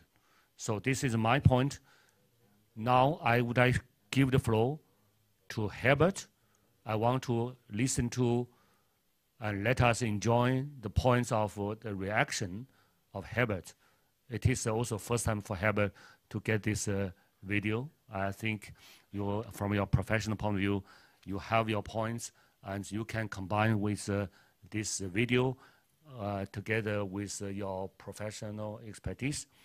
I want to give you 1 point as a stimulate so that you can share your expertise with the audience globally. As regarded the financial aspect, what will be the role of brands to overcome the post-COVID phase? Because we are talking about investment, brand investment for changes. Please, floor is yours, Herbert. Yeah, Weiji, thanks a lot for the introduction. Thanks a lot also for the thoughts I share. And it's interesting what we saw just now in the study of Professor Unger and also the thesis you explained to us. This is what I see with my clients. I'm managing partner tax and legal here in Austria, and also I'm heading the Chinese service group for Europe. And I see as regards our local Austrian clients, I see as regards European clients, but I see also as regards global clients, that companies having a strong and well-established brand, yeah, they are more resilient in crisis. Yeah? And it was interesting, so COVID was like a burning glass. Yeah? And now we have post-COVID, which is still part of the crisis, but I think we learned much more. We learned that future economy will be determined by changes. I would not say crisis. It will not always be crisis, but it will be changes. Yeah? And due to the fact that strong and well-established brand, yeah, get more trust from financial institutions, also from equity investors, they're able to compensate, yeah, for short-term lack of cash flow, because in the future they can generate long-term sustainable cash flow. But what does it mean? It means if you have, as we have seen in crisis, if there is change, they are able to go do these changes and disruptive developments, yeah, in a much better way than companies not owning such strong and well-established brands. And that's empirical. That's our impression that we know. Yeah? Now we see from the calculations of Professor Unger that he is also verifying that, and also the thesis you said. Yeah? And coming back to your question, yeah, I would say what we learned is economy is much more part of the change in the future than we thought maybe 5 years ago. Yeah? We saw globalization, we saw optimization, supply chain, all was fine-tuned to the last digit. Yeah? But now we see we have to have also safeguards. Yeah? And I would say it will not go in the direction, because now everybody is saying we had globalized supply chain, and now all will be regional. Yeah? I don't think so. Yeah? I think global cooperation, yeah, is the fact of success for all economies in the world. Yeah? But nevertheless, the companies and also the governments, they will try to have safeguards in order they can minimize disruptions. Yeah? And that means on the other side also the companies have to be equipped for that. What does it mean? It entails also more financing, because also safeguards in processes have to be financed. And now we come back to Professor Unger and what you said. Thank you very much. For that financing, we need affordable financing. and affordable financing you can obtain if you possess a strong and well-established brand. Thank you very much, Herbert. I like your comprehensive description and with a very constructive perception. I pick up two key messages from you. Basically, one is the change is not the crisis. Fully agree with you. Change may need to, let us say, change means a risk. The risk we need mitigated. The risk mitigate means generate new opportunities. How to extend the opportunity to social environment and economic governance return. So this is one point. Second point, the changes and even the risk cannot make the regional value chain fully replace the global value chain, because global value chain nowadays make the resource globally optimized. And this is the resource is the key message. In the Professor Unger presentation, I would like to say there are two messages I want to emphasize on this moment. One is the data and methodologies.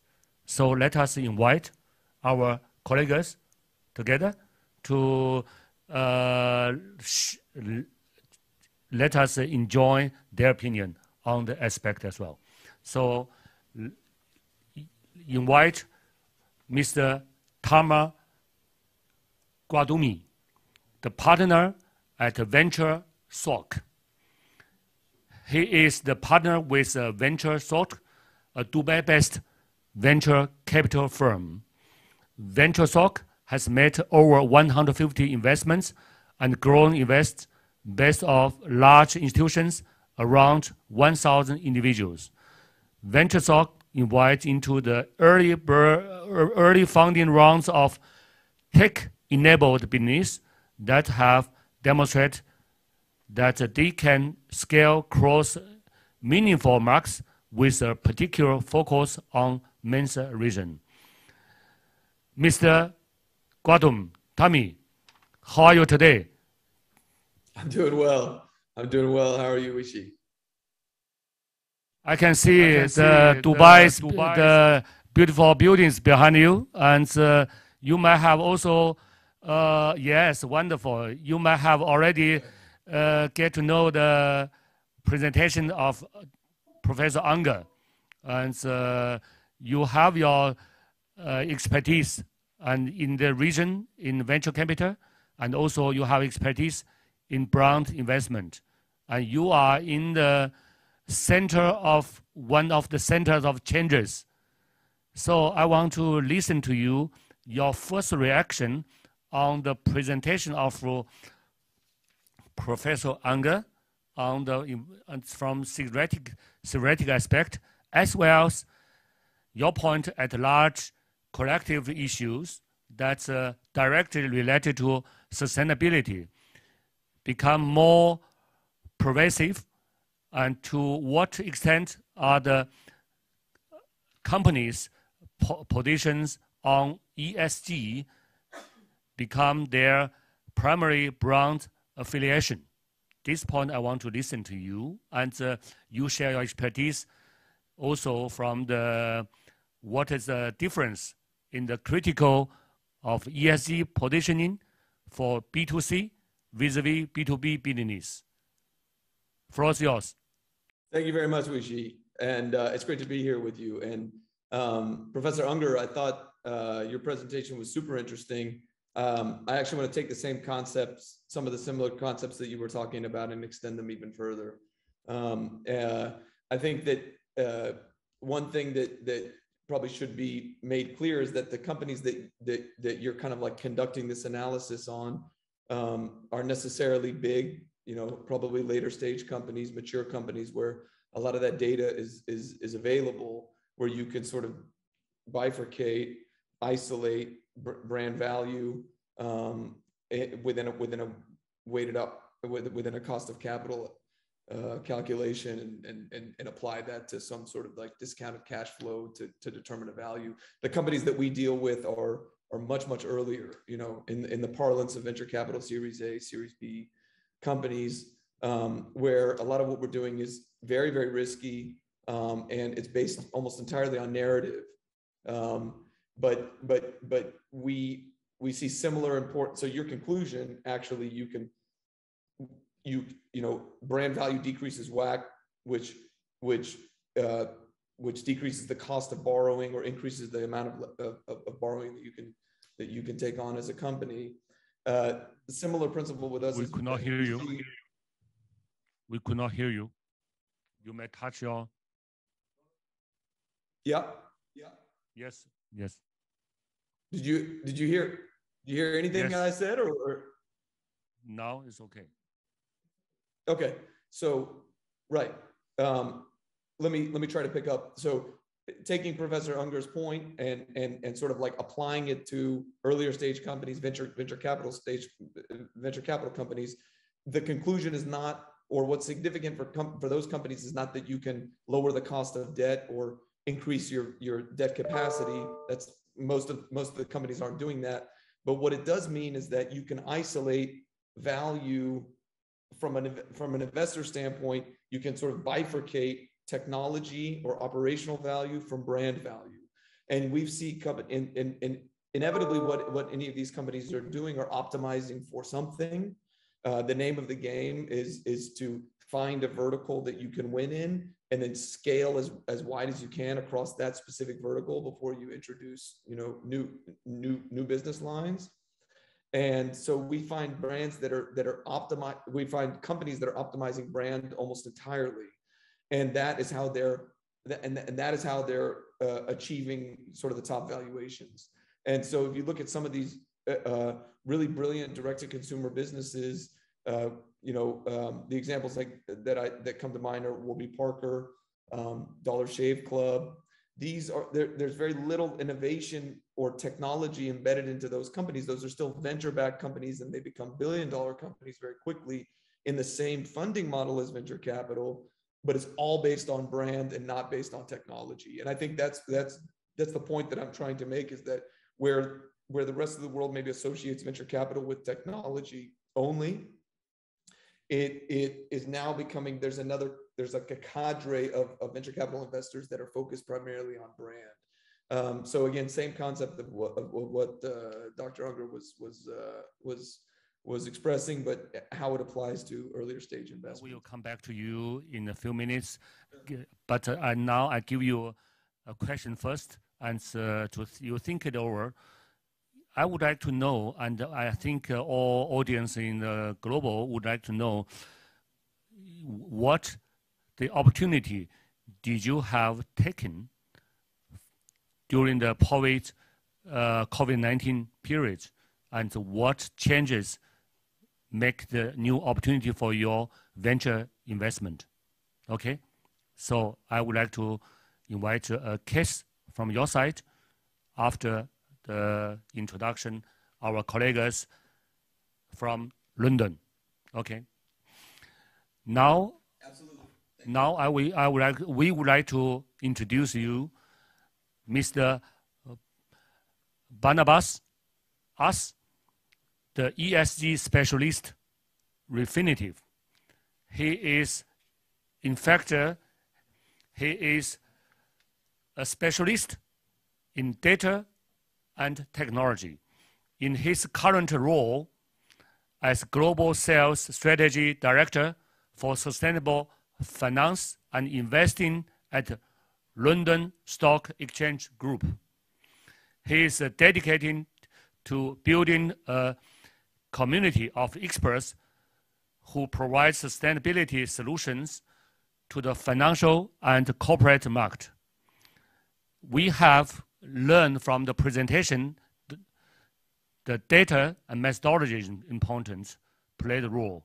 Now we have Mr. As is here with us to share his first-hand expertise from data and technology point of view, and exploring how the combination of data and technology can help to build a more sustainable a circular economy.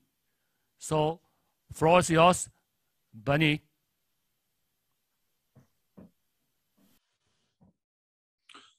Good morning. Thank you for the introduction. Happy to be here. I'm representing London Stock Exchange Group, which is one of the leaders in facilitating green financing through the London Stock Exchange markets, like green bond segment, sustainable bond segment, and the green economy mark. And of course, we are one of the leading providers in data and solutions on financial data sets and including sustainability angles. So I was listening to the presentations and theses and the results with great admiration.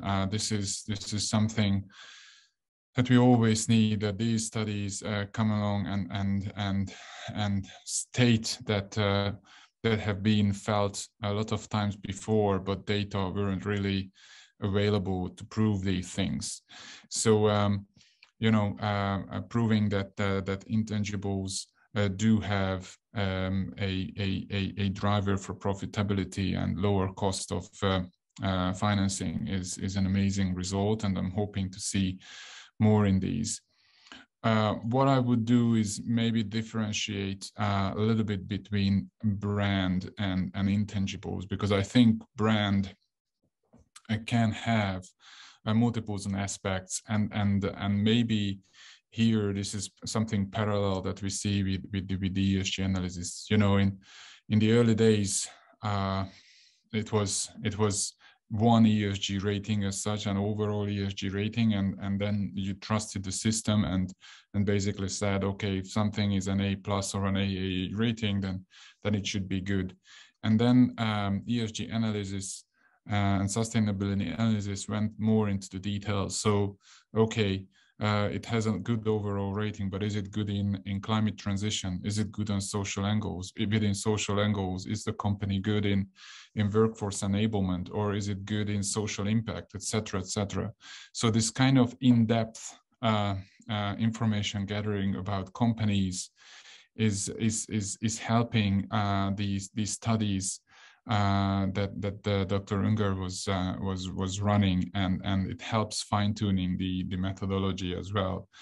And to that, what I would say is there are multiples of brands, and companies need this kind of granularity to basically be able to differentiate themselves, because after a while, you being sustainable might not be enough, but you being able to say that you are a company which is really one of the best in internal promotions, or which is really the company of brand for career development or flexible working hours, enabling enabling the onboarding of a multicultural workforce, or even in the impact space. These are the brands that a company can go after and build serious intangibles value. The other aspect that I think we have to take into consideration is the fact that brand is kind of like fashion, that it can evaporate very quickly if not handled well in case of controversies. And its value can change from one day on another. So how technology and data helps this in the sustainability space is more real-time ESG data sets, and data sets coming from the sort of the natural language processing space, where social media tweets and news sources are analyzed as per semantics and words, and that all is translated into the public's perception of a company's sustainability performance or brand value, and indirectly the intangibles value of that. And this increase in capabilities is actually really helps understanding and putting into balance the company's own reporting and initiatives, and what actually the company is doing through controversies, through social media, that is balancing that kind of view. So in short, we are seeing more and more granularity as per and depth of analysis, and more real-time need, and of course supply in data for that. We ourselves have a brand called Market Psych that offers these services. And the other point that I would want to add to this is, of course, when it comes to quantitative analysis, it's very important that you have proper historical data sets and you actually see the changes in action. So the sort of a point in time data are crucial to be able to fine tune and actually find these correlational relationships between different inputs and outcomes. And of course, we are fully standing behind that kind of capability too. So I'm hoping that this is enough as an input, as a starter. Analysis and elaborate more based if you have any questions. Justification, and very much particularly, you are talking about the sentiment-based analysis, and also about the increased information sharing on data not necessarily required by regulation impact. So this is very impressive. Thank you very much.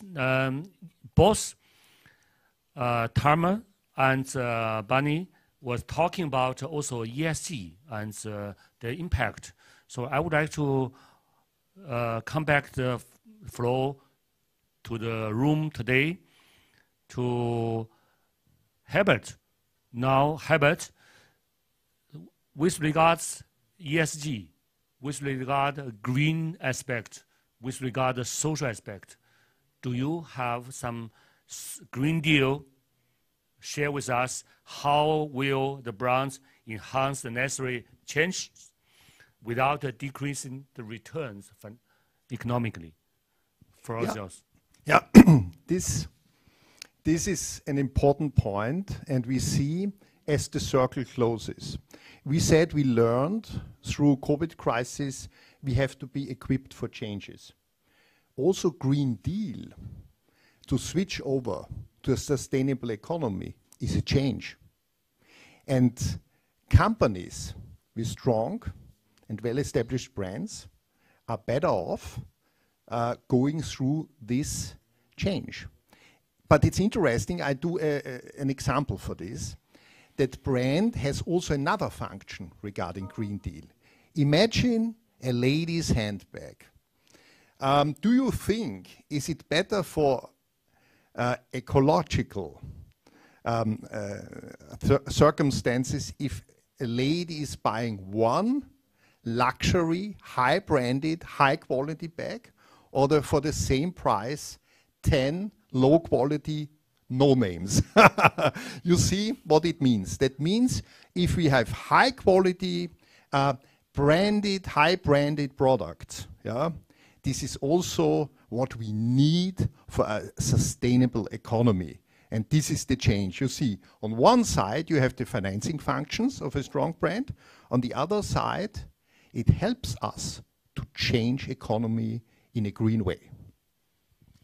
Thank you very much. You give a very vivid, real-life example to give to make the complexity of return and the ESG aspect in a really touchable way.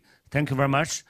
Allow me to, at this moment, give the floor to Tamer. I think you are able to share some of your investment know-how, expertise, and sometimes maybe confidentiality without bother others about your expertise, investment in Yeah, change. sure. I want to pick up on the last point with an interesting anecdote. We were talking to a company that is one of these businesses that is kind of all brand and very little tech. And we asked them to describe what the appeal of their brand was. And they said, generally we've conducted a survey of, 1,000 people, and we mapped the data, we mapped the responses. Anyone over 50, so 50, anyone over the age of 50, what was the component that they cared most about? Price. Anyone in the kind of like 30 to 50 range, maybe 25 to 50 age range, what was the component that they cared most about? Was quality, quality of the product. And then anyone below the age of 25, what they cared about most was what the packaging was made out of, which I thought was a super interesting, data point. And why the packaging? Because they want to know, do you use recyclable plastic, or is the ethos of the company, is the ethos of the product ESG focused? And that's what I think as consumer preferences evolve and people, in the wake of these major world issues that are these are collective issues, the pandemic and of course climate change, that becomes the brand. The brand, your ESG policy, or what you're doing to support those two issues that affect the world, that becomes, sort of part and parcel with the brand. It's stronger than price. It's stronger than quality in terms of associate. I think the example that I have 20 minutes now. I think the investment example that I'd like to give during COVID is a space that people on the call may be familiar with: cloud kitchens. It's sort of become very, very big in multiple markets around the world. But if you think about what that is, it's separating the brand value of a restaurant from its operations, or from literally what happens in the kitchen. And we invested both in both components of those. We invested into a company that is just rolling out brand. It literally has no operations. The only thing that it does is it generates menus and then brands and then promotes using social media and other aspects. So it is literally the value of the business is all brand. It has no operations. And it relies on a network of cloud kitchens to prepare that food. And all it does is optimize the brand, and their biggest sellers, of course, vegan, plant-based concepts as something that goes hand in hand with sort of the environmental issue. And then on the other side, we invested into the cloud kitchen business, it's totally agnostic as to brand. They're just the engine that's powering any what they call content providers. So the brands on the one side are content providers. The kitchen, separate those two. The kitchen can then scale very efficiently without having to spend money on customer acquisition and marketing. And then the brand itself can scale without having to worry about operations. And both of those businesses did very, very well. If we had made an investment into, no matter how successful, just a traditional restaurant that owns brand and operations, there's no way that it could have scaled in the same way that these two concepts scaled. We made that investment at the start of COVID, and of course the volume of ordering that went into those that went online throughout COVID, the company just exploded in value, and SoftBank just invested $400 million into the cloud kitchen concept. Excellent example. You have utilized the change as opportunity in the investment and make it dramatically increased. And the concern maybe what happens post COVID-19, if the situation, the change is becoming calm and standardized in daily life. So how the business could be continuously sustainable? So this would be a question from audience, I guess. I would like to come to Mr. Barbanas, Bami. So my question is with regard the brand in terms of institution, because we know all the brands create value from at least 5 aspects. One is the so-called COMET, the customer side, organization side, marketing side, economic of scale, and technology. How the data and technology applicable for the big amount of volume, like stock exchange in London.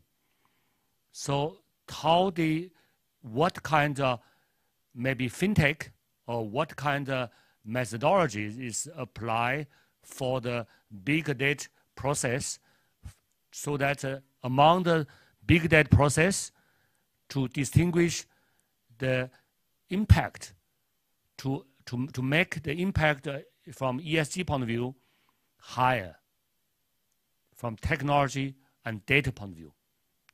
The linkage, data and technology with the social impact directed. Is there any mechanism? Is there any methodology? Straightforward. I mean, of course, it's a dual level answer I would give. There is a immediate relationship. I mean, there are metrics that we are collecting ourselves about companies, either in the social media space or through their reporting in CSR reports. I mean, bear in mind, this is one of the main sources of documents when it comes to ESG. Of course, in those cases, what we do is we have special metrics on impact, like policy on fair trade, policy on community involvement, organic product initiatives, eco-design products, etc., etc. So these are mainly yes or no questions. However, so that's already an indication whether in a fashion industry, as an example, what are the companies that actually make certain commitments to policies or initiatives or targets, or basically animal testing or animal testing reduction initiatives as such. So you would know that immediately. Of course, on the other end, there is, if you want to know details, what we do when we collect the data, we always share the source document and we share where that exact metric is coming from. So to somebody who wants to look under the hood and really check what organic product initiatives, yes, do mean, they just go to the specific document. It's indicated on which page it is, and they basically read those 2-3 either paragraphs or pages that are related to that. So you would have that very detailed aspect too. Then of course, so that's on the ESG angle and the depth of analysis on granular data. You can all roll that up into your specific aggregated metrics, or you can use the given categories that these metrics are in. So all the ESG metrics that we have are paired to one ESG pillars, so whether they are environmental, social, or governance pillars members, and within that to 10 categories that are, for example, product innovations, emissions, workforce, human rights, etc., etc. So you can roll these up into these different set of categories as well. The other angle, what you were talking about on brand value, is of course a lot is supported by data, and it's beyond the ESG concept, but we of course have a lot of data on collection and database that are either estimates, like how much is the sort of the just an obvious example. This might not relate, but just for you to understand what I'm talking about, is the capacity utilization of aviation, of the aviation industry. So there are estimates and there are actuals on that. So you would be able to see direct impact in sort of utilization and capacity numbers and scaling wherever you have an initiative on brand. The other area is of course more around the alternative data. So when you check whether whether, you know, how many cars are parking in a car park and what's the attendance of the store. So from there you can anticipate what's the buying proportion of that product set in that specific location. And we have all those data sources to different extents. So again, my short answer is how data and technology can help. It can provide you with the granularity of the data. It can provide you with certain amount of cohesiveness or alignment with between different data sets, so you don't have to clean them. And of course, from then on, what you do is you roll them up into different levels of aggregates and check whether the estimates are coming through in actuals. So a lot to analyze and put your hands on if you want to delve into that and create similar studies as Dr. Unger did. Thank you very much, Ms. Nas. Look at your expertise in depth. I found we share some common interest and expertise. Particularly, you are building up the community of experts in the investment community. Very good, because we are doing the similar one. We call it investment and technology advisory platform. We are doing the same. So we can work together, and some other asked, why should UNIDO, why should I be here? Because as the Chief of Investment Technology Promotion Division, I would like to share with you, we are building up the institutional capacity for the national investment promotion and investment agencies. So in this regard, I want to emphasize one point from Brown's investment and investment point of view. When we talk about investment, we are always talk about, sometimes justification is simple. It's not the evidence-based investment. Sometimes we invest in person, in people, because in your investment in right person, in right people, you make today maybe a mistake, but tomorrow you make a success. So that's always a war for talents for each companies, each institutions. The investment in people, people-centralized development and investment. So I would like to put this question to three of you. May Tamara and Bunny, you take time to think. Let me drop the question to Herbert first. So how can brands help to get the right talents? Vijay, this is a good point. So we said economy, companies, governments, we are confronted with changes. We said we have changes of supply chain. We said we have changes regarding environmental sustainability, Green Deal. But what's the third area? It's the global war for talent. Yeah? And the point is, there is twofold the help of the brand. First is what I said already. If you have to set up processes in order to find the talents, you need money. And that means you need lower capital costs, and a strong, well-established brand is helping. But there's another point. It's the so-called employer branding. So brand is not something which only addresses markets to sell your products, to sell your services. It addresses the future employees. And that will be the big theme of the 21st century.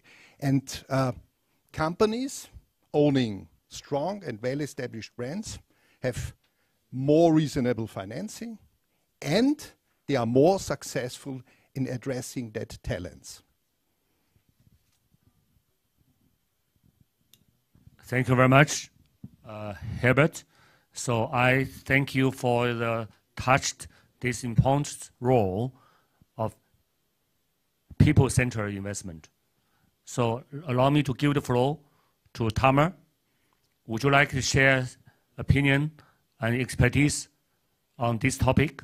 Floor is yours. I think Herbert makes a very good point, and I agree with one aspect of it, which is that the brand, employer brand is becoming increasingly significant, increasingly important as a component that assures the success, long-term longevity of the company. Where I would disagree is that well-established, when you say well-established brands are at an advantage of attracting talent, it's not that I disagree, but I would qualify that. What we're seeing in the market, talent is a scouting. When people say, talent, it's sort of like incumbent upon that term that you're referring to, scouting. Early, you want young talent, and that young talent is going to grow with you. I mean, you could be referring to,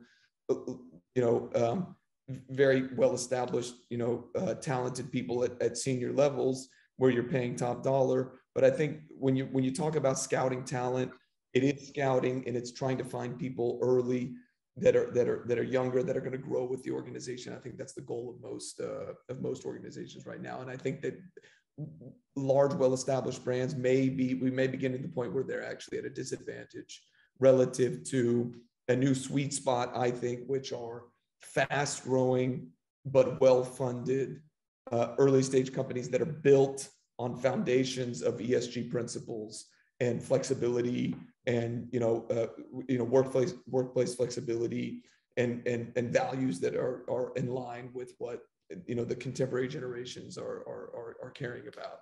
I think that 100% of I may be living in an echo chamber, but 100% of the people that I talk to would choose a company that just raised a $50 million Series B or Series C that is trying to change the world, that is espousing ESG values and trying to do something positive, over joining a large, sort of like incumbent corporate, if you will. So I absolutely agree that talent is essential, that brand carries closely with the ability to attract talent. I see the pendulum swinging in favor of earlier high growth companies that really have the sort of values that young people care about embedded in them right now. Is my thoughts. Same question will be given, and now give to Mr. As. Floor is yours. Thank you. I would echo Tamer in this case. I think there's two components. One is the sort of the company purpose and value that you buy into as a future employee, and then the second one is basically some sort of a manifestation of those values, which gives you assurance that you actually can play a role with that company. And one of the manifestations is, of course, the D&I index, which we created, and there is, of course, an ETF running on it right now. But what it does is takes 4 pillars into consideration when it comes to company performance. One is the diversity pillar, 2 is the inclusion pillar, and 3 is people development, i.e., every employee or future coworker who's working for your company has to have the assurance that from whatever background they come from, but they come with the urge and the incentive to really do and have an impact, that they can play that impact. And the fourth is basically the controversies around these companies. How are they walking the talk? And I think one of the greatest examples of this is, without saying names, but you have recently seen that there were 2 specific space travels by 2 different companies.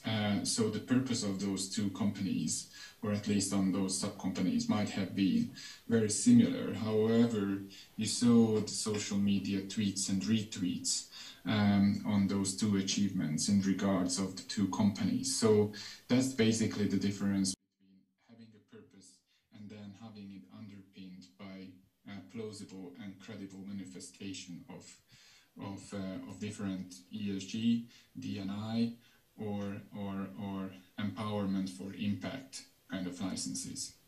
Thank you very much. That's what you. Thank you very much. Now we are closing to complete the session. Before complete the session, I welcome each of you give 1 sentence or maximum 3 sentences takeaway for audience. I start from my side. First, we are honored to have top-notch specialists in the world to share opinion on broad investment for changes. And why UNIDO? Because we are a driving force for investment feasibility appraisal in the world. We have more than 11,000 licensed users over 160 countries. So we are willing to support member states in investment institutional capacity building. So now I give the floor to Herbert. Yeah, Weishi, I would say changes, and to deal with changes and to cope with changes, this will be the new normal in the 21st century. And only the companies who have strong brands will be successful. Thank you very much, Herbert. Tamer, takeaway for global audience, please. All right. So my drop the mic statement is that the democratization of publishing has allowed for the bifurcation of brand from activity or brand from operations, that has allowed for enterprises or individuals to build equity value in brand alone without any other substance in brand alone. And the more that the world cares about big collective issues, then the more the brand, those same brands that are being promoted on a democratized publishing paradigm, the more those brands are defined by what those entities do towards ESG principles. Thank you very much. Floor is yours, Ms. Ast. Yeah, I always have the pleasure of echoing the 2 speakers before me. I mean, there is the famous saying of Heraclitus that the only thing or the only constant in life is change. And I think that the 21st century is going to provide us with a lot of requirements for change. So what I would urge everybody is to always monitor their brand value, their intangibles value, and check whether they are up to date to the challenges that are concurrent. So change with the word, and don't be afraid of transition. Transition is going to be the key word, especially after COP26 as well in a couple of weeks' time. So be prepared, that change is good, and transition is actually going to be something that is welcome by the financial markets. And don't hesitate to share stories and data around that transition. It will be honored, and it will be financed accordingly. Thank you very much, and thank the audience globally for your attention, for your question, for your involvement. And we share the thanks to all speakers and for the very innovative discussions and for the session of broad investments for changes. I declare it's completed. Now I hand over the floor to Madame Sonia. Thank you. Bye-bye. Thank you very much. Thank you very much, Weishi, Chief Investment and Technology Promotion Division and Coordinator here at the UNIDO Investment and Technology Network. It was a very inspiring panel and discussion. And thanks all of you for following this 17th Brand Global Summit, the 3rd one in cooperation between European Brand Institute and the UNIDO. We are now offering a small break of about 15 minutes. So see you back at 15 minutes past 1, and maybe take a break from the digital device, let some fresh air in, take a little walk, and maybe have a sip of water or soup or whatever you feel to feel comfortable. See you back in 15 minutes. So happy to have you then back again, and all the best from Vienna so far.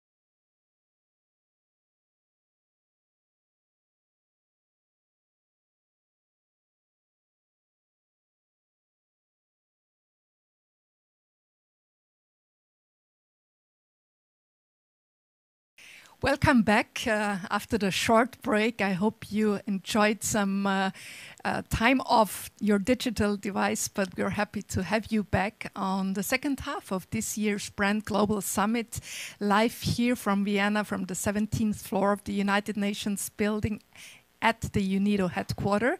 And with the 17th Brand Global Summit, it's an amazing journey that is already behind us, and we're of course very much looking forward.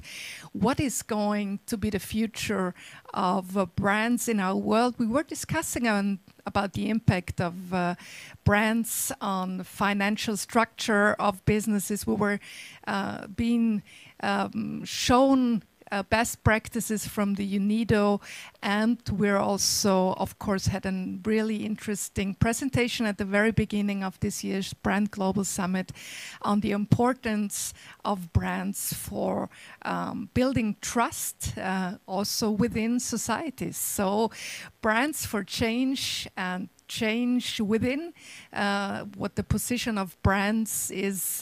This is the focus of this year's Brand Global Summit, and we're now entering the next topic on today's discussion about brands for change, which is innovation and brands. So we are, of course, sure that brands need digitalization, but we also think that digitalization needs brands. And so we are now entering into our next panel, and I'm handing over the moderation to Namir Hourani.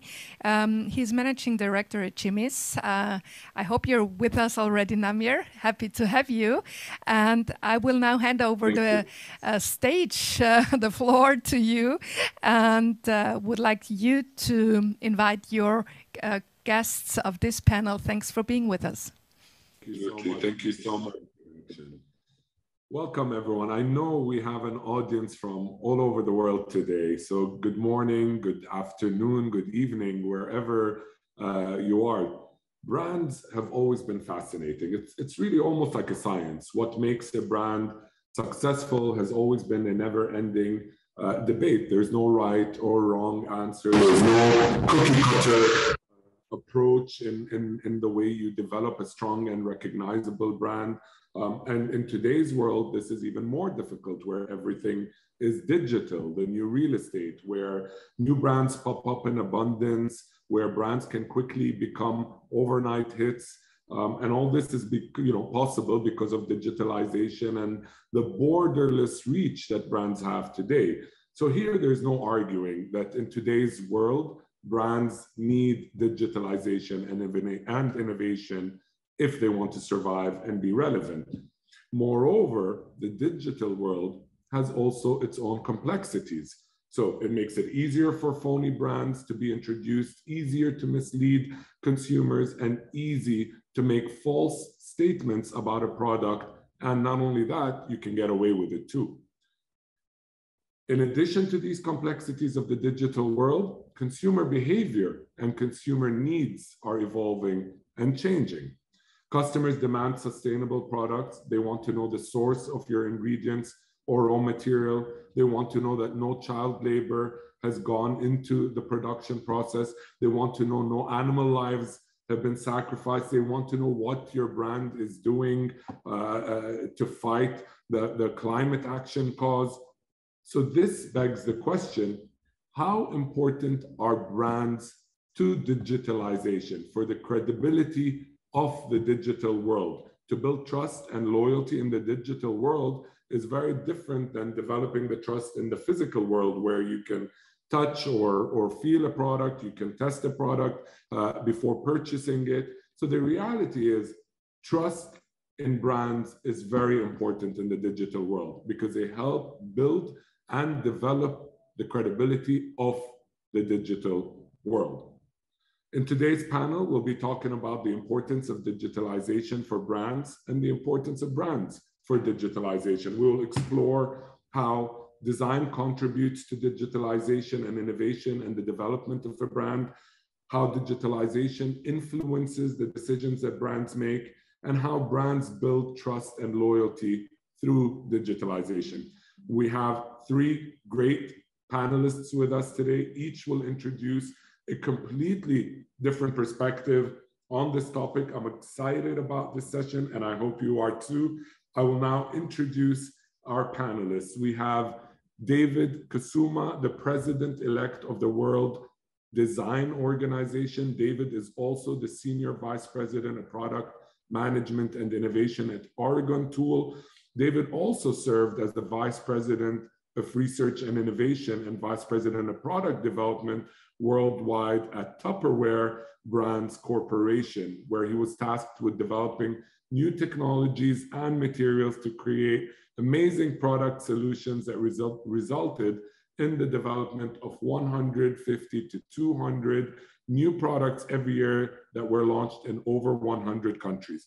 David also worked at GE, General Electric, as the global manager for design and vehicle engineering, where they developed the use of polycarbonate as a viable alternative to glass in automotive window systems. David, I'm excited to hear your insights, an abundance of experience. Welcome.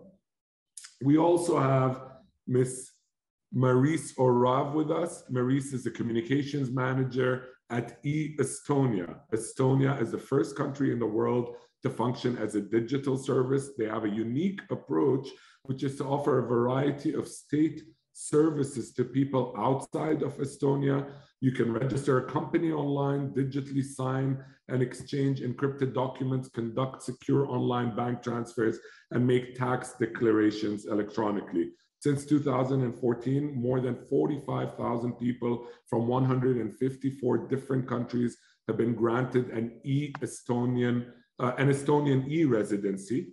Estonia was also named the most advanced digital society in the world and has built an efficient, secure, and transparent ecosystem where, believe it or not, 99% of governmental services are now online. Maurice, thank you for joining us. I look forward to hearing more from you. I must say, a pretty unique perspective on how a country has actually developed a brand versus a typical product brand.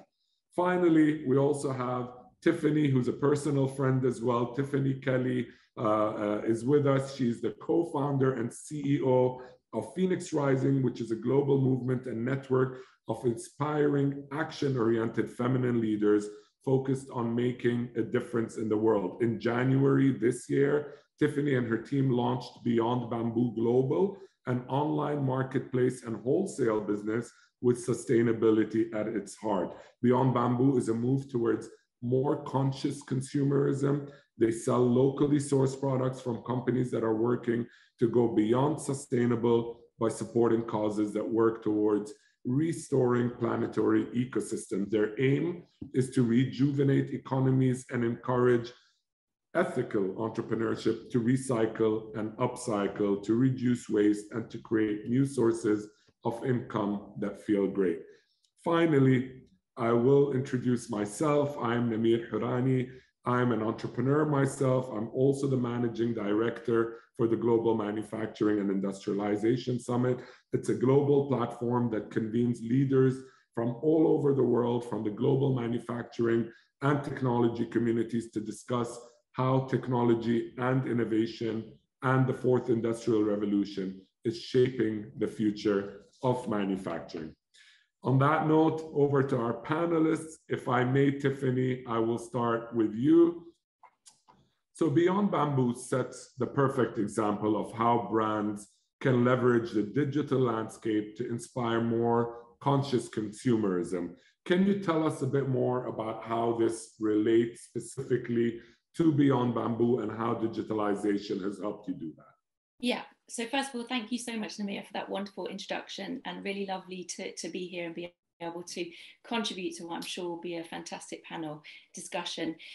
So in terms of Beyond Bamboo and the work that we do, we really started the organization, as we have done with all of the companies that I'm involved with, looking at that brand perspective and looking at creating something that is truly trusted, something that is going to make a difference, and something that makes it really easy for consumers to be able to go on a journey and know that everything that we're putting out there is in alignment with their values and that and can be totally trusted in terms of the brand language that we're using, the claims that we're making.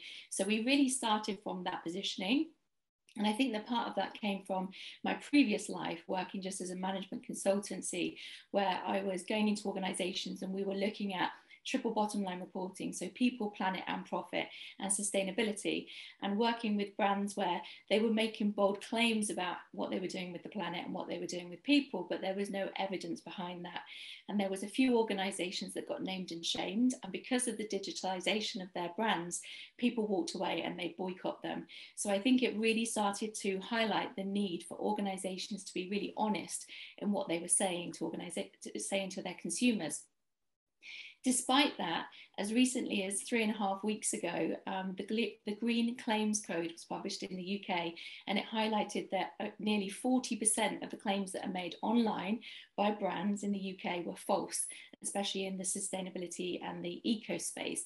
So now there's a huge amount of energy that's going to go into making sure that organizations who are making claims have evidence behind them. So within Beyond Bamboo, not only are we a marketplace and a business-to-business wholesale, but we've worked really hard over the last 1.5 years with Ethical Consumer to create an accreditation. So we put ourselves through that accreditation. We hold ourselves up to very high standards and provide evidence for everything that we're saying we're going to do.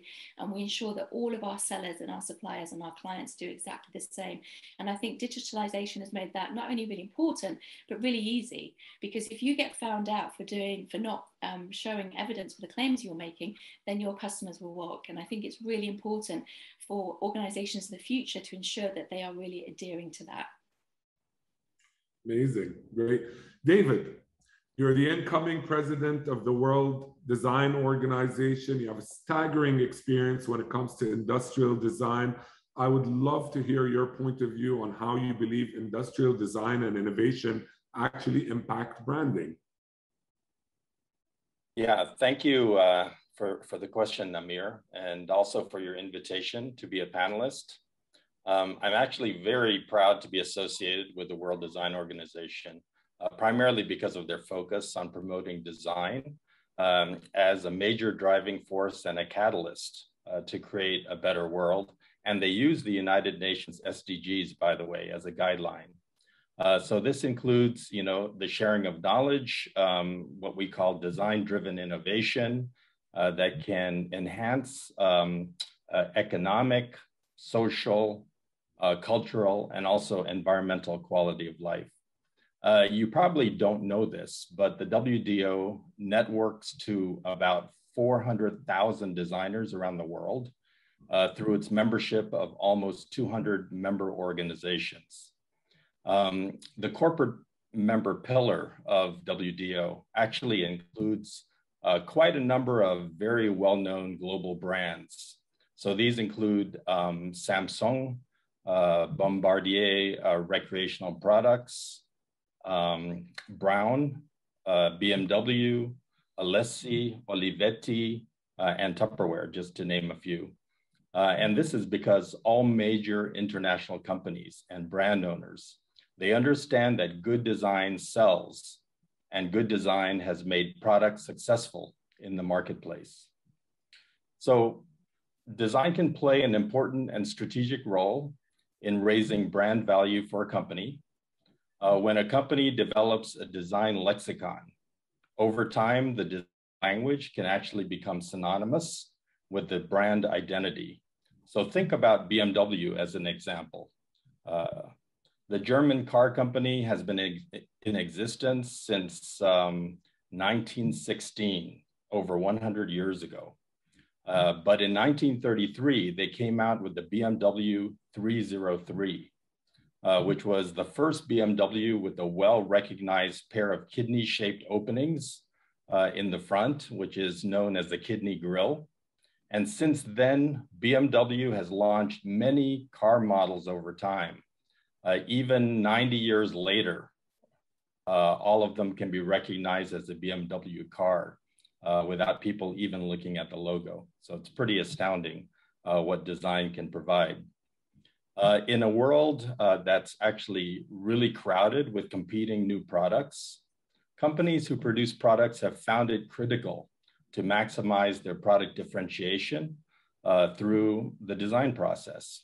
And design helps their products to stand out, and brand helps the consumer to remember who makes the product. A brand also, this was mentioned a little bit earlier as well in other sessions, it helps to build trust and loyalty and preference. So with great design and function and quality, if people have a positive experience, they will build trust with potentially long-term loyalty and preference for the brand. There's also a phenomenon called social proofing. People learn about brands from their families. They learn from their friends. They learn from people who they know when they ask for advice. And if other people close by have had a good experience, they will also be more willing to make the purchase. So a brand trust has a very powerful spillover effect into adjacent or even potentially non-related product categories. For example, another member of WDO, Samsung, they are exceptionally well known as a global company who manufactures televisions and consumer electronics. They're the global leader in this category by far. They've had great design and also a very great brand name, which many consumers recognize and they follow. And many consumers aspire to purchase their products. So if Samsung were to theoretically come up with a product in a totally different category, where they perhaps have zero market share, for example, perhaps a battery-powered lawnmower, consumers would not hesitate to spend money and to purchase the new product because they already have built trust and already have high confidence due to a close relationship they've already built with the brand. Absolutely, David, very interesting. I have a follow-up question on this, David. So in the past, design, design has always played an important role when it comes to a brand. And in the past, before the world was so digital, design, whether through magazine advertising, was important because you looked at a product, it looked good, and that was a way to attract people into a physical store where they could then look at the product before purchasing it. In the digital world, people are purchasing products online before the ability of getting to see the product, touch the product, or even test the product. Has design become even more important because the convincing power that you have now is purely virtual, and you're not really bringing them into a physical store to be able to convince them? How much more of an important role does design play in this? Yeah, for sure. I think that COVID has certainly made a very rapid progression of consumers into the digital space. Before that, people used to go out, and shop at, malls and stores of their choosing.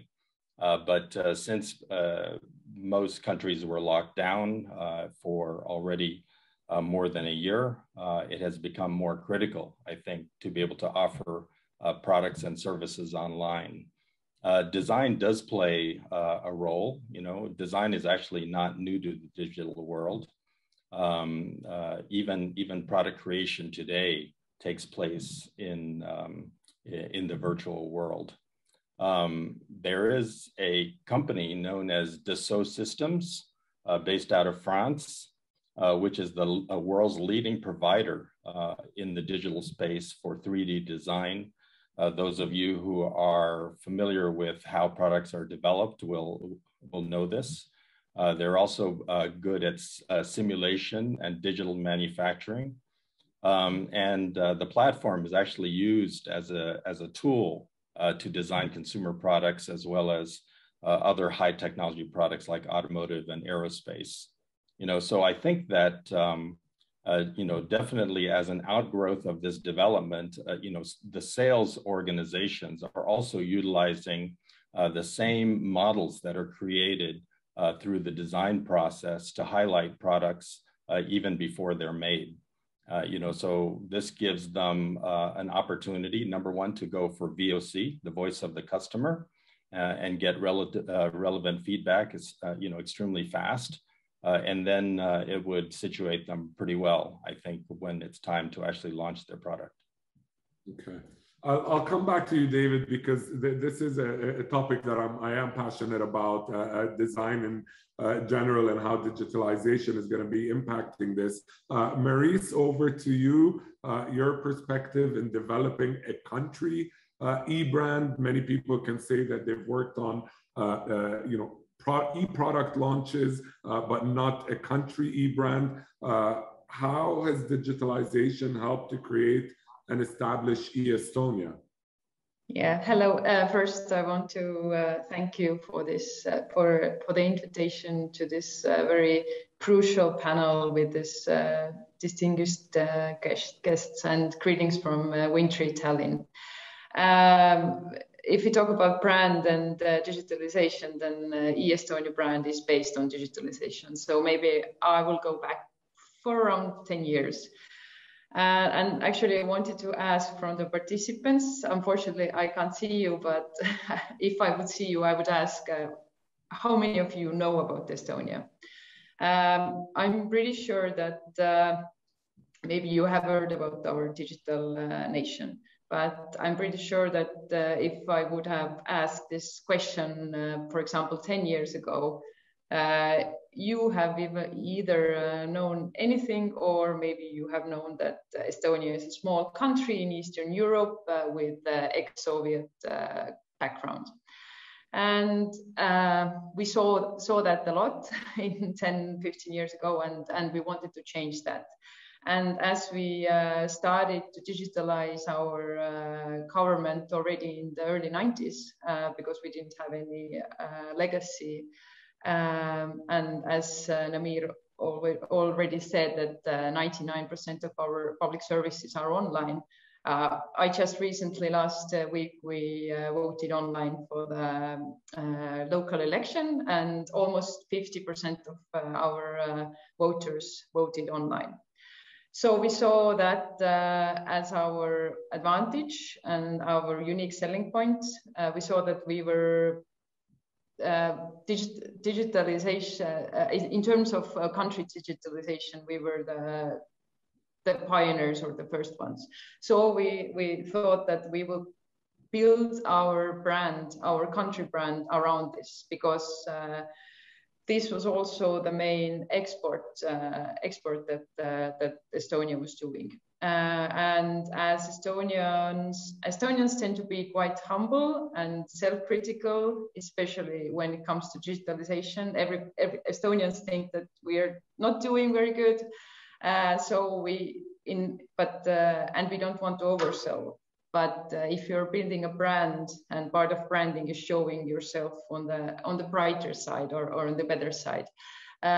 So we built up on the brand, on the story of being the pathfinders of digitalization. So be it in the right or the wrong path. So we don't say that Estonia is the right path, you have to follow us. But part of our core value is also being honest, being transparent, and learning from our mistakes. So for example, if Estonia was severely attacked in 2007 by cyber attacks, we weren't hiding that. We immediately tell it to the world, and we brought the topic of cybersecurity on the national, international diplomacy, and the NATO Cooperative Cyber Defense Center of Excellence was built at that time, and so on. So the story is that we are learning from our mistakes and others, and we want to the world also to do that. So we have changed during this 10-15 years as e-Estonia brand is evolved. We have changed the messages, facts, the stories around it, but the main focus, being the pathfinder of digitalization, has stayed the same. Great. And you know, one thing you're saying, Maurice, is the importance of being straightforward and honest today in the digital world. Tiffany, you know, we talked about how habits are changing, you know, consumer habits are changing. Beyond Bamboo is actually built on that narrative, on the need for consumers to want more sustainable products. Consumers want to know where and how these products are being sourced. You touched on that earlier. How, you know, what role does digitalization play in substantiating and building trust around these green claims that companies make? It's easy to make false claims. It's also easy to get away with it. How can digitalization manage that or control that? Yeah, so first of all, just going back to what Marie said about being totally honest and transparent about the things that are happening that aren't perhaps being done as well as the other things. And I think that, you know, from the work that I'm doing with consumers and also with our clients, it's the understanding that people out there, the population, would rather that you are honest about what you're doing really well, but also what you're not doing so well, because then they're more likely to trust you than for you to say, we are totally changing the world, we are totally sustainable, etc. And then them finding out that isn't true, and then they don't know how to trust anything else that you've said. And so I think, you know, one of the things is being very, very honest about where you're at on your journey. And we are doing that. So I consider Beyond Bamboo and the work that we're doing to be very, you know, far ahead of a lot of organizations and brands, because we've specifically built ourselves on this premise. However, we are totally transparent on our site about what we do and what we don't do. And also all of the sellers and suppliers that are working with us, we have what we call look behind the label. And we are very clear with people about where they're at on their journey in terms of our accreditation.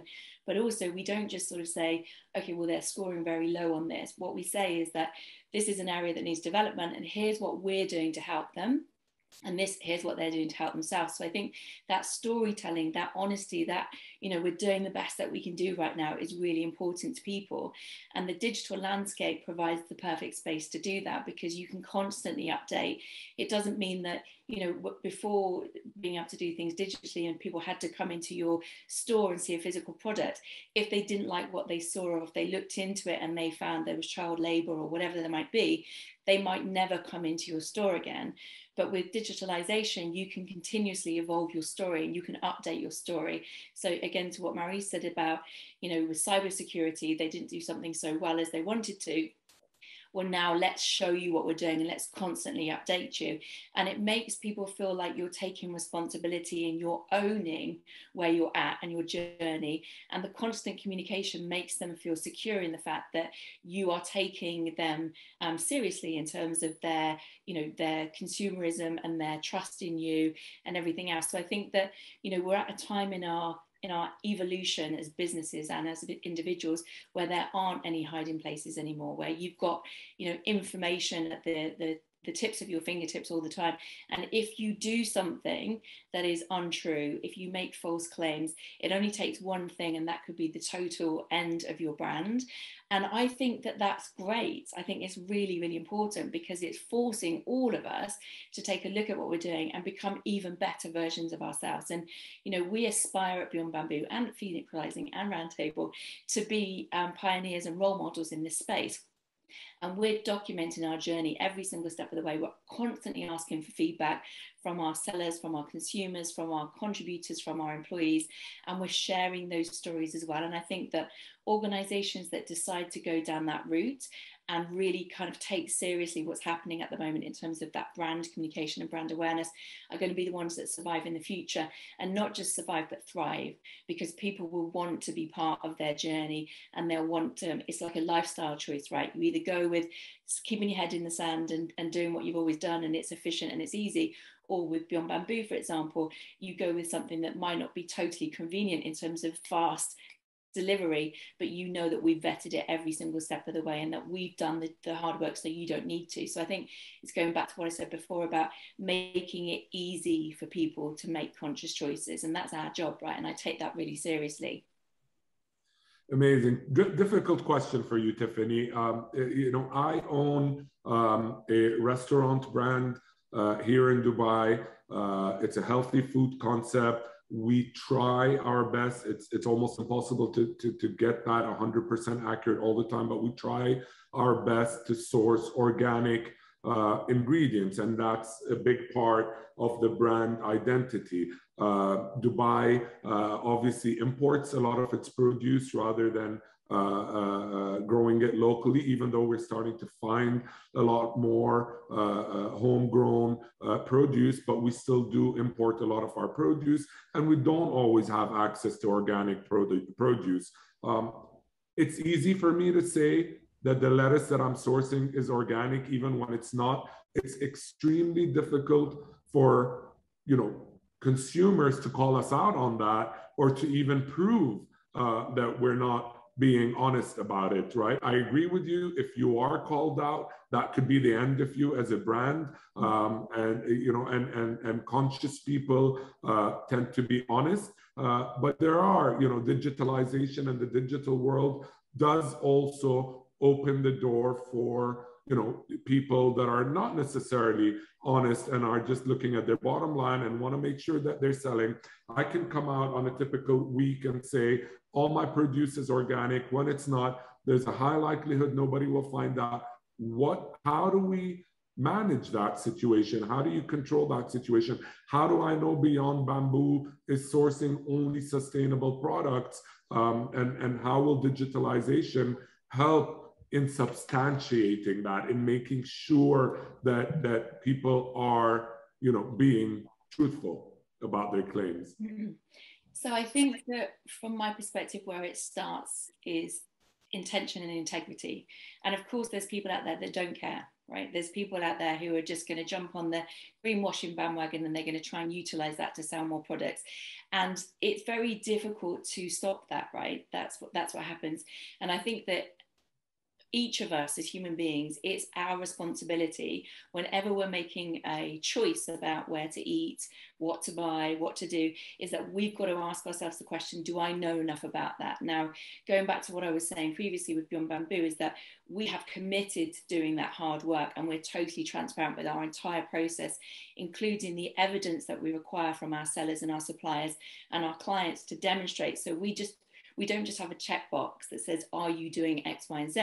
What we say is, are you doing that? And if you are, show us. And we need to have proof and evidence for that. So I think that, you know, anybody that's coming into your restaurant, so first of all, it is your responsibility from being, you know, having integrity, being honest, being somebody that has principles to say, if I'm making those claims, I want to make sure that it's true, and being self-aware and courageous enough to say, look, at the moment, we can't source organic lettuces from here, but here's what we're doing about it, and committing to projects and progression whereby you can start to source them, and then also where you can, you know, maybe start something in the local community that's about educating around that. So first of all, that's your responsibility. And then secondly, coming into a restaurant, I have a responsibility to myself and to other people that come in to make sure that I'm not just believing what you say because it's easy. And I think that's it. And I think that the world is changing. And I think that energetically through the pandemic as well, we've seen a massive upturn in the number of people that are making conscious decisions. So in 2019, in the UK alone, the ethical spend on online purchases was around 40 billion, and that's now gone up to 91 in just 2 years. And I think that's because people have got more time, they've got more time to look into things, they're at home with their families more, and they're just being more conscious about what they're doing. And so I think that eventually it will become mandatory, Namir, but it will be based on that evidence, and it's no longer good enough just to say that you're doing something. You have to show how you're doing it. And then from our perspective, we've got 4 pillars. We've got people, planet, projects, and progression. And the 4th one is aspirational. So we're working with all of our people in terms of sellers, suppliers, etc., to say, what are your big goals? What are your aspirations? So you're here now, and that's great, but how can we work with you and help you to become the best version of yourself? And I think that everybody will have to do that eventually, because otherwise they just won't be able to sell to consumers. But everyone has to take responsibility for it. Absolutely. Consumer demand, David, sustainability, it's here to stay. My kids are growing up in a household where they do beach cleanups every 2 or 3 weeks. You know, they would you know, frown upon people on the streets that are drinking out of a plastic bottle. And the reality is, this is how this future generation is being wired, right? Sustainability and sustainable products are very important. I know that the World Design Organization has a big focus on innovation for sustainability. Can you give some insight on how this focus can, you know, enhance brand value? Yes, Namir, thank you. So consumers expect brands to be responsible, you know, and whether that happens to be in promoting sustainability or even safety. They expect a brand to stand for something, you know, and to represent values which are important to consumers. The WDO normally likes to connect this with UN SDG 12, right? Because it stands for responsible consumption and also responsible production, basically focusing on encouraging the efficient use of our precious resources in the world. And with the world's limited resources and, you know, I guess you could call it growing unfavorable environmental conditions, there's a significant effort being placed on designers to design sustainable products. And today there is a strong initiative by major companies where almost every global brand also has an environmental sustainable strategy. So designers should take the opportunity to design products that use alternative materials. But even more than that, we should also be encouraging and applying responsible behaviors. You know, and brands can communicate causes and they can create opportunities for people so that people by themselves can also be environmentally friendly and take steps to reduce their own carbon footprints. I think Tupperware, we found out that if we taught people to wash their housewares in cold water rather than in hot water, they could immediately reduce their carbon footprint in half. You know, it's really amazing. All it takes is good design and good education for people who use products that we design. We took this a step further, and we were also developing food storage containers with science from universities that focus on extending the freshness of food, right? So this was accomplished by treating fruits and vegetables as living entities, which they are. So basically it meant opening up a measured ventilation in the container, allowing them to breathe based on respiration rates. And it allowed vegetables to be stored up to 4 weeks longer. You know, that is also pretty amazing. So you can see how design and technology in this case allows the consumer to save money, allows them to reduce the amount of food being thrown away, which lessens greenhouse gases. And it turned out to be really a great brand message to help, you know, the consumer build a world that we want to live in, you know, both for ourselves and also for our children. Fantastic. Thank you, David. Maurice, like brands, countries are starting to realize the importance of digitalization and how this can support a country's identity. The question is, what makes a brand, a country brand, successful? With products, you look at your sales figures and that kind of helps you identify success or failure. How do you measure this when it comes to a country brand? Yeah, it's an excellent question, and we have been dealing with that since the beginning. Because if you build a brand, you have to be able to measure the results, and as you said also that it's not a product that you can just measure the financial performance. But we have come up with several factors or indicators that we look at. First of all, it's our ICT sector's export, because the brand, eStonia brand, actually one of the push that it was established was by our ICT companies and sector who has been building the same online services together with the state. Second is, of course, the media coverage. We look at we monitor the media, the top tier technology, business, tech media, and monitor how much Estonia is covered there. Then we in Estonia Briefing Center, where I work, we are responsible for the brand, and we also brief other countries, public and private sector, on the digitalization. So we also look at the number of contacts and number of inquiries that we get on the briefing, and it's growing, as you can see, and especially with the COVID, that when everybody sees that they have to be online and digital, not only brands, but also the states.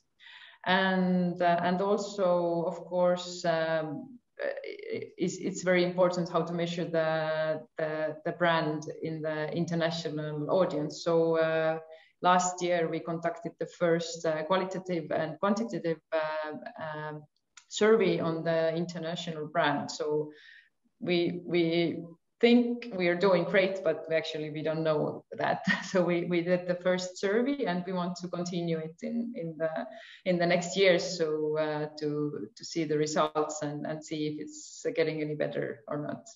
But as I said, it's not easy to do it. So if you have any, or people in the audience have any suggestions, what else we can do, how to measure our country brand, so we are eager for the different advice and thoughts on it. Is this an invitation to the audience to come to Estonia and give you some innovative ideas? Yes, especially. As I think, there's so many great minds here. Excellent, great. Two more questions, one for you, Tiffany. David, I have one for you as well. Tiffany, digitalization, important. How much of a role does it play in helping you to source the products that you sell online? If a brand is not online, if a brand is not digitalized, you're not going to find them, are you? And they're not going to end up on your platform, and they're losing out. How important is digitalization to that process when you search for new brands to place on your platform? It's a good question. It's incredibly important to us. So we don't have the bandwidth to be able to be exploring cities and places and going and finding brands that aren't digitalized. Of course, there are ones that, we get word of mouth, but actually we still need them to be able to have, digital copies of their products, their information. And if it's all just based on them having a physical space, it's very difficult for us to be able to promote them and share their stories and so on. And in actual fact, the B2B side of our business, where we're working in hospitality, and we have a number of global hotel chains that are working with us to source, we have had to use, a digitalized approach to be able to source suppliers and to look into them and to communicate with them, because we're looking at all the regions in the world, and we're creating, relationships with people that are, we have to be able to look at their websites, we have to be able to look at their products and all the information there. So I think we're getting to a stage, especially since COVID and lockdown, and people are so much more cautious about going out into shops and purchasing. People want to buy online, and they also want to buy locally. And one of our missions is to ensure that everything we're offering is locally sourced. So regardless of where you are, let's say you're in the UAE, we will source all the products that you need there for you. But our team will be dispersed globally. So we have to be able to have this ability to be able to look at your digitalized offering.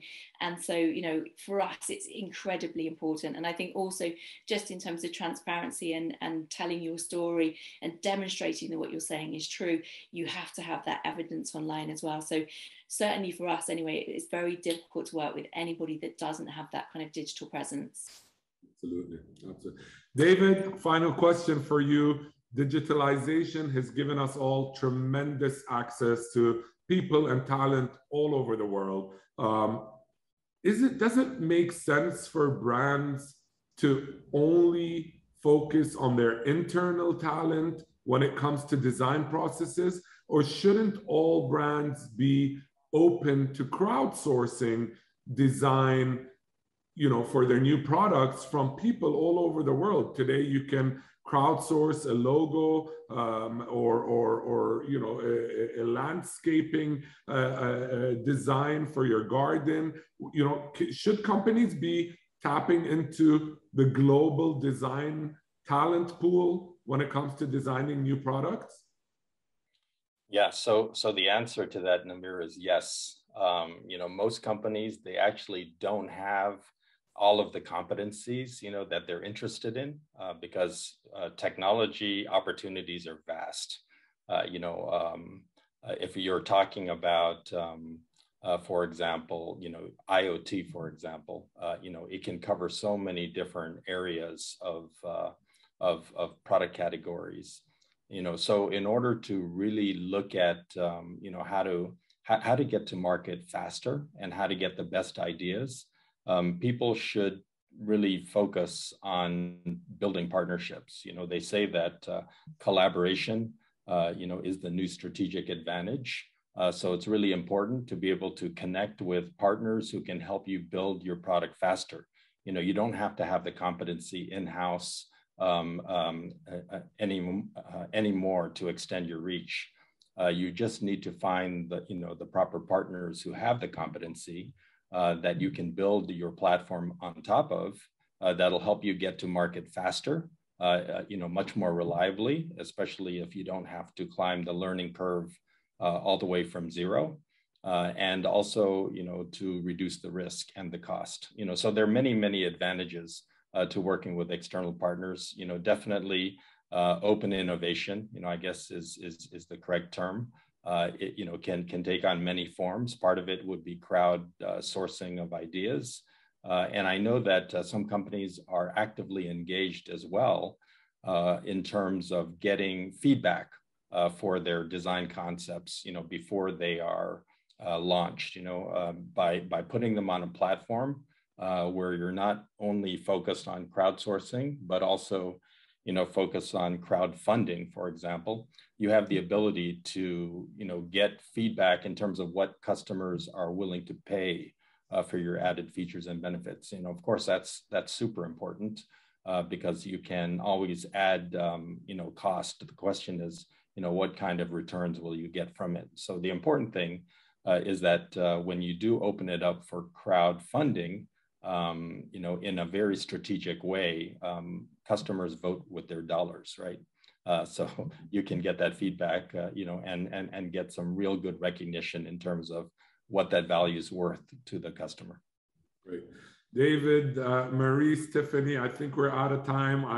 You know, I would have loved to continue this. I think we probably need another hour with all the insights that we're getting here. Thank you so much for your insights today, for your valuable input. Yeah, I think our colleagues who have watched this must have learned a lot today. Thank you.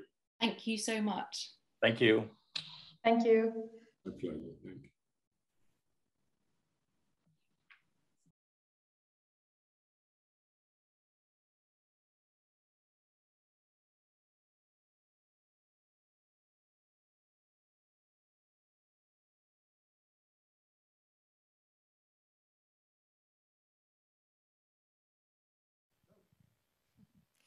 Yeah, once more, hello from the 17th floor at the United Nations building at the UNIDO headquarters here in Vienna. We are now ready for our next hour of inputs at this year's Brand Global Summit because now we are ready and would love to share with you voices and best practice cases. So there's a bunch of people who will now just kind of pitch for you and have their 15-minute slots to share their insights and expertise with you. And the first to talk to you will be Cornelia Grossmann. She's associate partner at Batten & Company, and she would like to share with you how to address multicultural challenges in brand management. It's a pleasure to have you with us, Cornelia. Happy to have you. Thank you for the nice welcome and introduction. And yes, thank you for having me as well. Let's get started to fit this tight agenda schedule. As Sonia has mentioned, there are a bunch of other people who want to share cases and best practices with you. So unlike the previous panels, I've actually brought some slides and some videos to share with you. So let's get that started, please. So, Sonia has already mentioned the topic of this talk is how to address multicultural challenges in brand management. And let me just give you a brief context of me and my role so that you know from which perspective I'm arguing that. So I'm a partner at Batten & Company, which is the quick introduction that I will give at the beginning. And then we'll talk about international brand management strategies in general, about a case example with some actual insights from a real project, and then have some recommendations at the end. So, quick background. As Sonia has mentioned, I'm a partner at Batten & Company. We are a consulting firm for marketing and sales strategy. And I'm heading up our Munich office and also our practice for brand management, which is the reason why I'm here today. And just a quick overview here. So we are part of the large BBDO network, one of the biggest agency networks in the world. We have a footprint in Germany, of course, at Batten & Company, and we work to develop marketing and market-based strategies for different industries and I would say large and medium-sized brands. And let me quickly give you an overview about our global footprint to show you, next one please, to show you where we are in the world. So you can see the BBDO network is spread across the world, which definitely makes it possible for us to talk about multicultural challenges in brand management because we can address them across our network. So, not a lot of introduction needed today, I think, with this short slot. Let's actually dive right into the content. So, international brand management strategies. If we talk about that, there are actually two different general approaches that we could use. So, you can either have centralized or decentralized brand management strategies. I think if those of you listening are brand managers, you're going to be familiar with both of those. If you're not, I'm just quickly run you through a few points. If you have a centralized brand strategy, what you can do is you approach the global market as similar as possible. That leads to high cost efficiency. And of course, very unified branding that you can realize across the globe. And of course, you have the expertise in the headquarters that can influence a lot of the actions across the globe. The disadvantages of a centralized approach are actually the advantages of a decentralized approach. Because with a decentralized global brand management, you'll have higher organizational flexibility, you'll have the ability to cater to very different local market competitions and meet local expectations, and you'll definitely have a higher granularity in your strategy when you translate it into marketing efficiency. So there are upsides and downsides of both approaches, and global brands have always been somewhere on this continuum between centralized and decentralized strategies. And what we want to talk about today, or what I would like to talk about today, is giving you a few examples how centralized can work well and can not work so well. So you see some best and worst cases, and then also see how we approach this in an actual client project. So to give this a bit of more color, not just bullet points on a slide, let's have a look at a good example for a decentralized brand strategy. So you all will know the brand Nike for sure.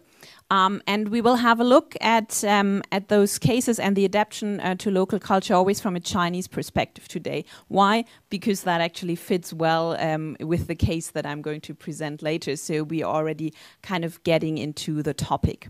So Nike, of course, they have their Just Do It campaign, and there is a certain centrality about their brand management across the globe. But what they definitely do is they do adapt it to the local market. So they're not just coming, translating their content, and then rolling it over the markets. They did this when they explained their Just Do It for the first time. They also did this when they did the Dream Crazier. And to now show you how those differences can be approached, let's have a look at a first video, which shows us the Dream Crazier campaign on a global level.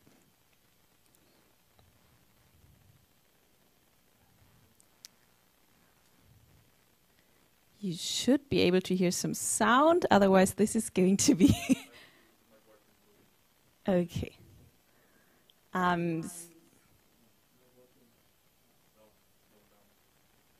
No sounds? Okay, this is this is going to be a bit hard without sound, because then you're probably going to miss a lot of what is different about the two clips. I can of course try to explain a bit, but obviously I'm not going to live up to the creative work of Nike just on the spot right now. So let me briefly then explain it to you instead of looking at or having the sound for the videos. So the Dream Crazier campaign is about women's empowerment in sports. Like, as you see in this current scene, is about the first woman running a marathon, and she was told that she's crazy running a marathon.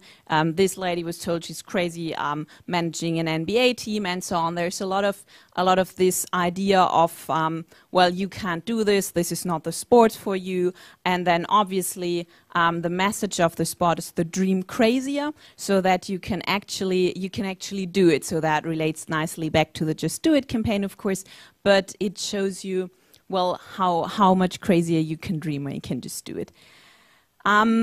I think it's going to be a bit pointless to play the Chinese video to you in comparison, because you're not going to hear the sound, and they've significantly changed the storytelling, but they've brought across the same message also in the Chinese video. So let me explain it to you instead of showing the video to you then. So in the Chinese culture, obviously, there's female empowerment. Now you can hear it. 做女人多简单，总有人教你怎么做。铁饭碗落后，走不了路，还滑雪，太逞强了。又是博士，又是 MVP， 早点嫁人吧。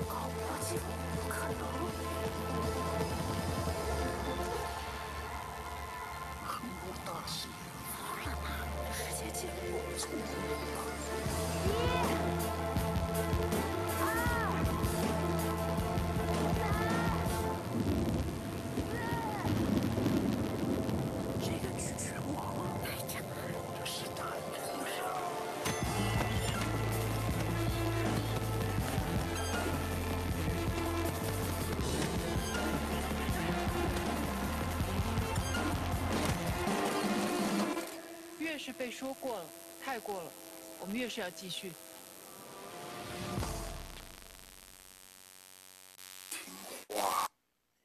So, as you can see, two spots, both Nike spots, both Dream Crazier campaign, and they did bring across the same messaging, but one was for the US market, one was for the Chinese market, and it's usually not enough to address multicultural challenges in brand management to just translate your content. Just using the American spot and give it a Chinese voiceover would not have served the same purpose, because the narrative for women in China is very different than it is for women in the US, but you can still stick to the core of the brand and stick to your brand messaging, but you need to approach it differently and really adapt to the local cultures. So this as a best practice example, obviously Nike is one of the best managed brand in the world. Let's have a look at how this can fail if you don't pay attention to local sensitivities. So here we have obviously also a very international brand, Dolce & Gabbana, and we also look at an example for the Chinese market. You see the ad here, there's no video this time, so you see they had a series of ads with a Chinese model struggling to eat pizza and pasta with chopsticks. It should be noted that Dolce & Gabbana has used the same kind of humor in other countries and other regions of the world where they didn't have any issues with that. But obviously this type of humor, this type of self-depreciating humor, not really kind of making a bit fun of cultural traditions that might work very well in some regions where it is appreciated as funny. It did not work at all in China. Actually, they had significant boycotts. They had to call off their Shanghai fashion show. A lot of celebrities distanced themselves from Dolce & Gabbana. Online retailers, department stores pulled their brands from their shops. So, and you see this is an established luxury brand. So that didn't protect it from this, this lack of sensitivity for the local culture. So a best practice from Nike, a kind of worst practice or watch out in that case from Dolce & Gabbana. And now let's have a look at how we solved this with one of our clients, Smart. Not sure if everyone around the globe knows Smart. Definitely in Europe you will, in parts of Asia, in the US you will as well. So Smart is an iconic automotive brand. And a few years ago, they faced the challenge that they became a new ownership. It's now a joint venture between Daimler and Geely. That's public knowledge, no secrets here. And obviously they also turned into the first all-electric car brand, the first major car brand to actually make that shift from combustion engines to all-electric car engines. And so with those two shifts, we came from a very small, very, very small compact car to a compact SUV model product range that is now also marketed by a new owner and to a more different market with a larger focus on China. And so you see here in comparison where the brand came from, the small Smart for 2, and then that's the tradition, that's the heritage, that's the iconic design of the brand. And then the new compact SUV car, that's actually their show car that they just launched this year on the IAA and comparable automotive shows. So this is where the brand moved to. And they also then had a stronger focus on the Chinese market, given their new co-owner, Geely. So where did the Smart brand came from? It came from, well, you can see it here in all those ads. It came really from a tradition of being a funny, rebellious brand, kind of always making fun of its own size, how it is so small, smaller than the others, but really kind of making the best of it, being very resourceful. So rebellious, challenging the status quo, being funny, but also, and that's very important, making fun of itself. And let's have a look at a quick video again to kind of give you an idea. Much awarded work from our colleagues at UNIDO.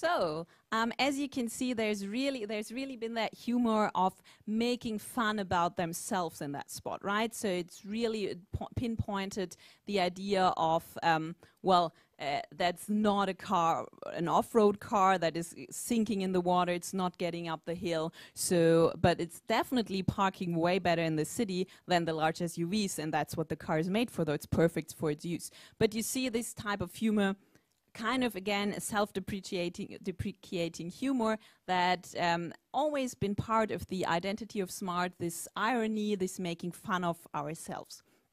And let's have a look where Smart is now, because with a larger, higher focus on the Chinese market, of course, it was important to contain and keep this identity of Smart and not to lose it. So a bit of this idea of being rebellious should be kept. A bit of this idea of being humorous should be kept.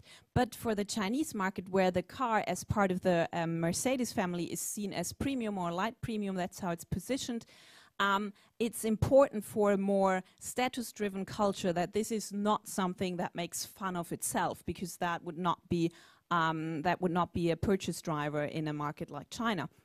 So, but we also still wanted to be relevant to the European market, because both markets need to be catered by a brand that at the core should have one identity that works for both regions, but then of course can be translated into different communication and brand activation activities. So what the brand did, you actually see a screenshot there of their CEO presenting the new strategy. There was a brand renewal, business model innovation, and a new product offering, and we worked with them on the brand renewal. And for the brand renewal, we took a few, I'm not going to guide you through the whole process, just a few key points that we considered in the brand renewal process. So we kept the idea of being funny, so humor should still be in the DNA of that brand, but now it's a fun type of it's joie de vivre, which actually is a French word but works good in both cultures. So this idea, this joy of life that it embodies, still being funny but not ironic about itself. Instead of being too rebellious and challenging the status quo all the time, we focused more on the part of the brand where it is a pioneer at heart that always moved forward for a better future, for a smarter future actually. You'll see in a moment why I mentioned this. And then we tried to position it more premium, which is very important for the Chinese market, but those of you who manage brands in the European market, you usually don't want to say premium about a brand. My point usually is if a brand needs to say it's premium, it's not that premium. All actual premium brands don't need to say it out loud. They are perceived that way anyways. So trying to get those balance in, and let's have a look at a few snippets. So that is the new brand purpose and direction. That's actually a screenshot from their website. So again, no, that is public knowledge. Design a smarter future. This is where they're headed. And I've brought you a few of the brand activation snippets that their current agency is working on with them. So they always using this what the future.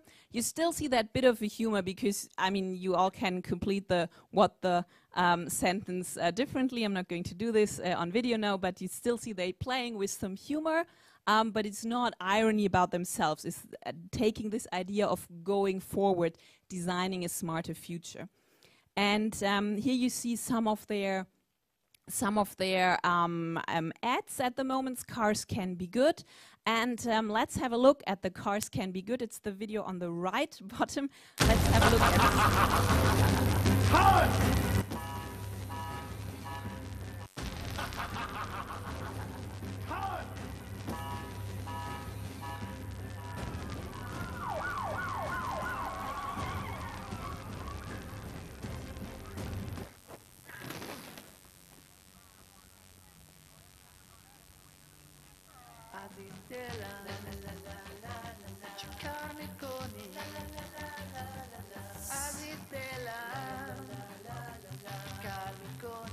So I've brought that video to show you there's still humor in the brand identity of Smart. It's just not ironic about itself, and it nicely plays with this idea of electric cars being good for the future, but also just cars can be good. I'm not sure if we're running a bit short of time. I would have one additional video, but I can also just move on to the recommendations. Looking at timing. Not so sure. Okay, maybe then we can go back to the slide. On the bottom left, there is also another video just showing you how the car now also is more premium in their brand activation.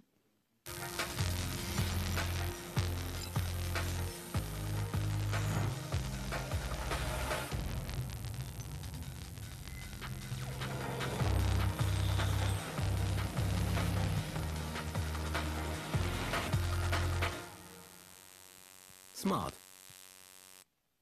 Okay. So I think both of those videos gave you a good impression how the DNA of the car is kept while making it more premium and also making the brand still keeping it funny but in a different way. Some brief recommendations because I know I'm running out of time. So the title of this talk was How to Address Multicultural Challenges in Brand Management, and I have just 3 key takeaways that I would like to convey today. So one is always understand the desires, interests, and very importantly, also the pain points of your multicultural audiences. And then don't simply translate strategy and content. Remember the Nike example.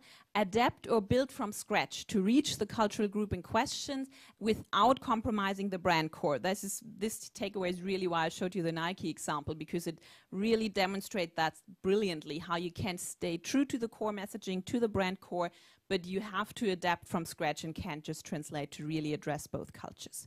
And finally, very important, work with multicultural inclusive teams internally and externally. So if you're managing a global brand, your internal teams should be set up globally, but your external partners, the agencies, the consultancies with whom you work, they should also be set up multiculturally, because then you get first-hand information, then you avoid stereotypes, and then you'll actually be able to address the challenges of multicultural brand management. Thank you very much. Oh, thank you very much, Cornelia. I think all of us could have listened even for hours still ahead. Thanks for bringing these examples. We're worshipping it very much that we have some insights now into what is going on in the car industry.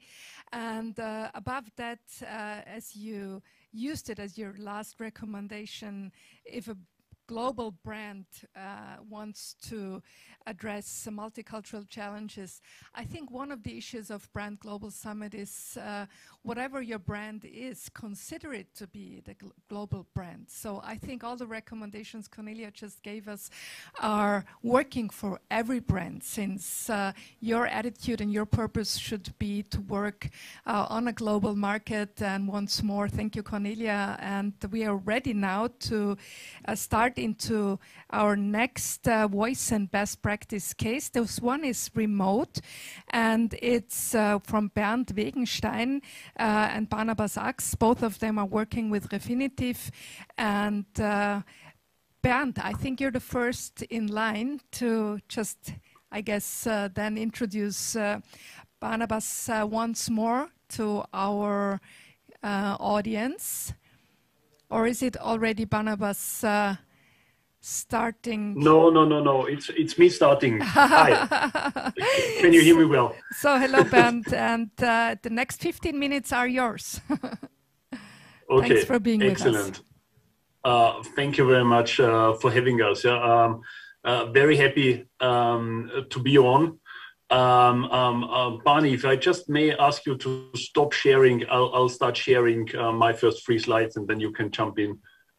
Thanks, much appreciated.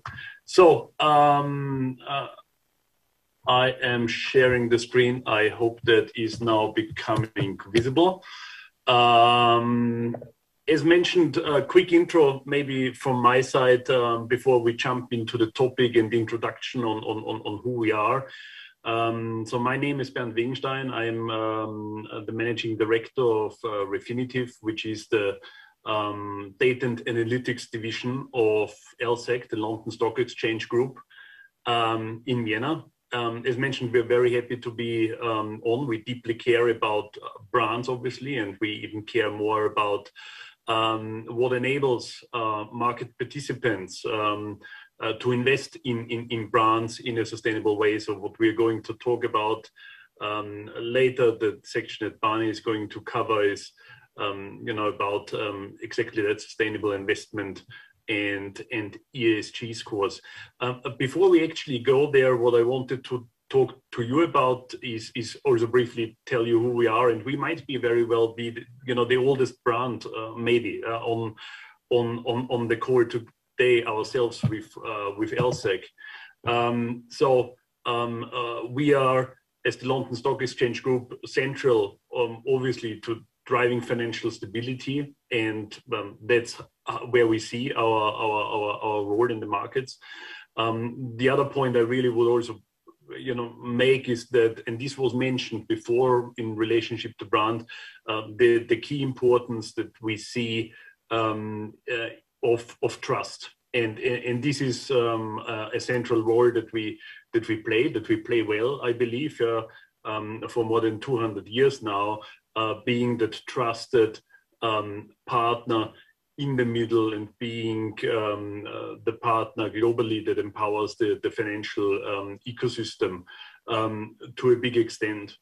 As such, we are very engaged with a lot of our clients regularly, viewing, key trends. One of those we are going to talk about today specifically about, the brand. Again, who are we? I said we might be the oldest one. Maybe there's somebody else that will, have a different view later. But so our brand of London Stock Exchange goes back to 1801, when the London Stock Exchange was actually formed. It's not so much a consumer brand, obviously, but it has this, vast history that we're bringing to the table with our clients. And again, I think the key topic is trust in the data. And the topic for today, and the name of the session is Data is the New Gold. I think it's truer than ever. And the main challenge that we see right now, and this is maybe where it differs from natural resources, it's not that you don't have enough. We all have enough data of sorts. It's not a quantity problem. The problem is what you do with it and how you can interpret it, and how that can lead to a better way of doing sustainable investment. We're a global company. We are representing, a global team of 25,000 approximately globally in over 70 countries. So we have the global breadth and depth when we look at such issues. I think with that, we come to the key topic, which is, among all the trends that we see, the key trends that we see right now that are shaping the industry, from digitalization to regulation, the thing that has changed quite dramatic over the last 10 years, I would say more and more, is the growth of sustainable investment, and how many of investment professionals now very actively use ESG factors as a way to, allocate their investments and make decisions on and where they invest, where they can invest, and where not. And with that short intro, Barney, over to you. I'm just ending my slideshow and stopping to share.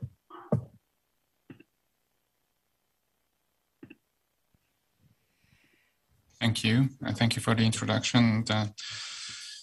Ladies and gentlemen, I'm happy to be here again. And of course, following the panel conversation that we had earlier, I'm bringing you a couple of slides.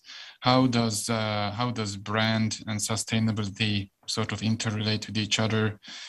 And of course, maybe on echoing Cornelia, I will also try to give you a couple of pointers on how to handle these things. Obviously, I'm not going to spend too much time on it, but I just wanted to show that in many cases when it comes to sustainability, and now highlighting climate change, there is no plan B. There is an addressable issue that is basically a shared concern by everybody, from global brands to members of these global brands supply chain. So it's a common interest to solve for it. These charts are basically showing the severity of the problem, and what has driven me all the way through my career is that problem create opportunities, and this is what we see today. So I just want to, if there's just a few messages that you take away from this presentation, is that data shows and the perfect storm of regulation and R&D and public awareness is basically ensuring that that sustainability as the brand or as the target of solutions of companies and purpose is going to be a key success factor, if not the most important success factor in the 21st century. And when we talk about sustainability, there is, I think, a few things that we have to understand. And I'm trying to structure my thoughts around 4 points. You know, I know that it's always the why that should come first, but you see on the chart, so it's all good. I thought in this case, it's very important to address what is it actually when we talk about sustainability, because it tends to be something that is always up in the air, some kind of etheric, something that we cannot grasp.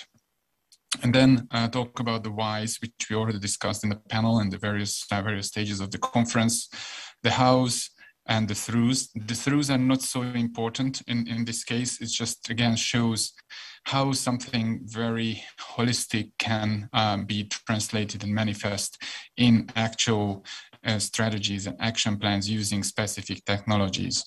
So I was bringing to you the climate change as a starting point, but what I want to highlight is, of course, that sustainability is way more than just climate. It has a few and many more angles that we again discussed earlier, so I don't necessarily want to delve into that. But when we talk about sustainability or environmental and social governance with its latter word, there are two angles that a sustainability can be captured. One, and this has been kind of neglected up until now, is the nature of corporate activity, i.e. what is the purpose, what is the area of business where my company, where my brand is in.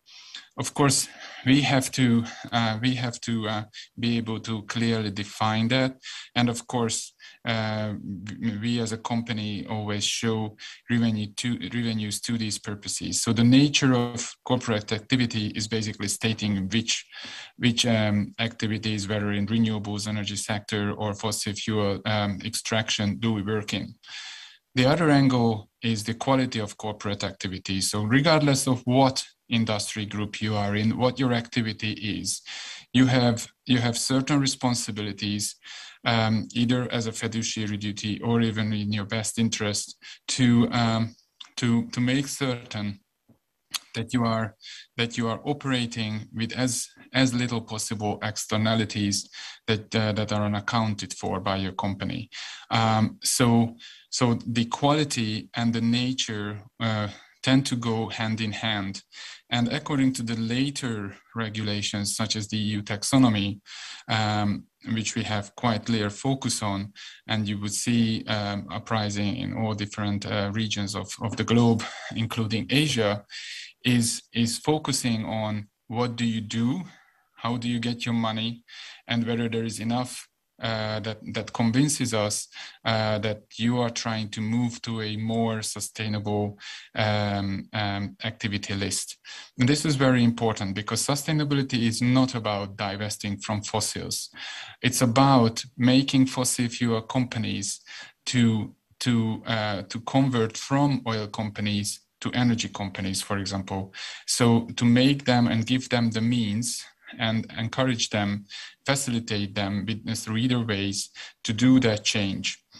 And this is, and how do you do that change, or why you would do that change as a company? There are several angles to it. One is the regulatory environment that is shown on the left-hand side, the EU taxonomy, the SFDR, etc. Given the time that I have left, I'm just rushing through this. The other one is the investor push.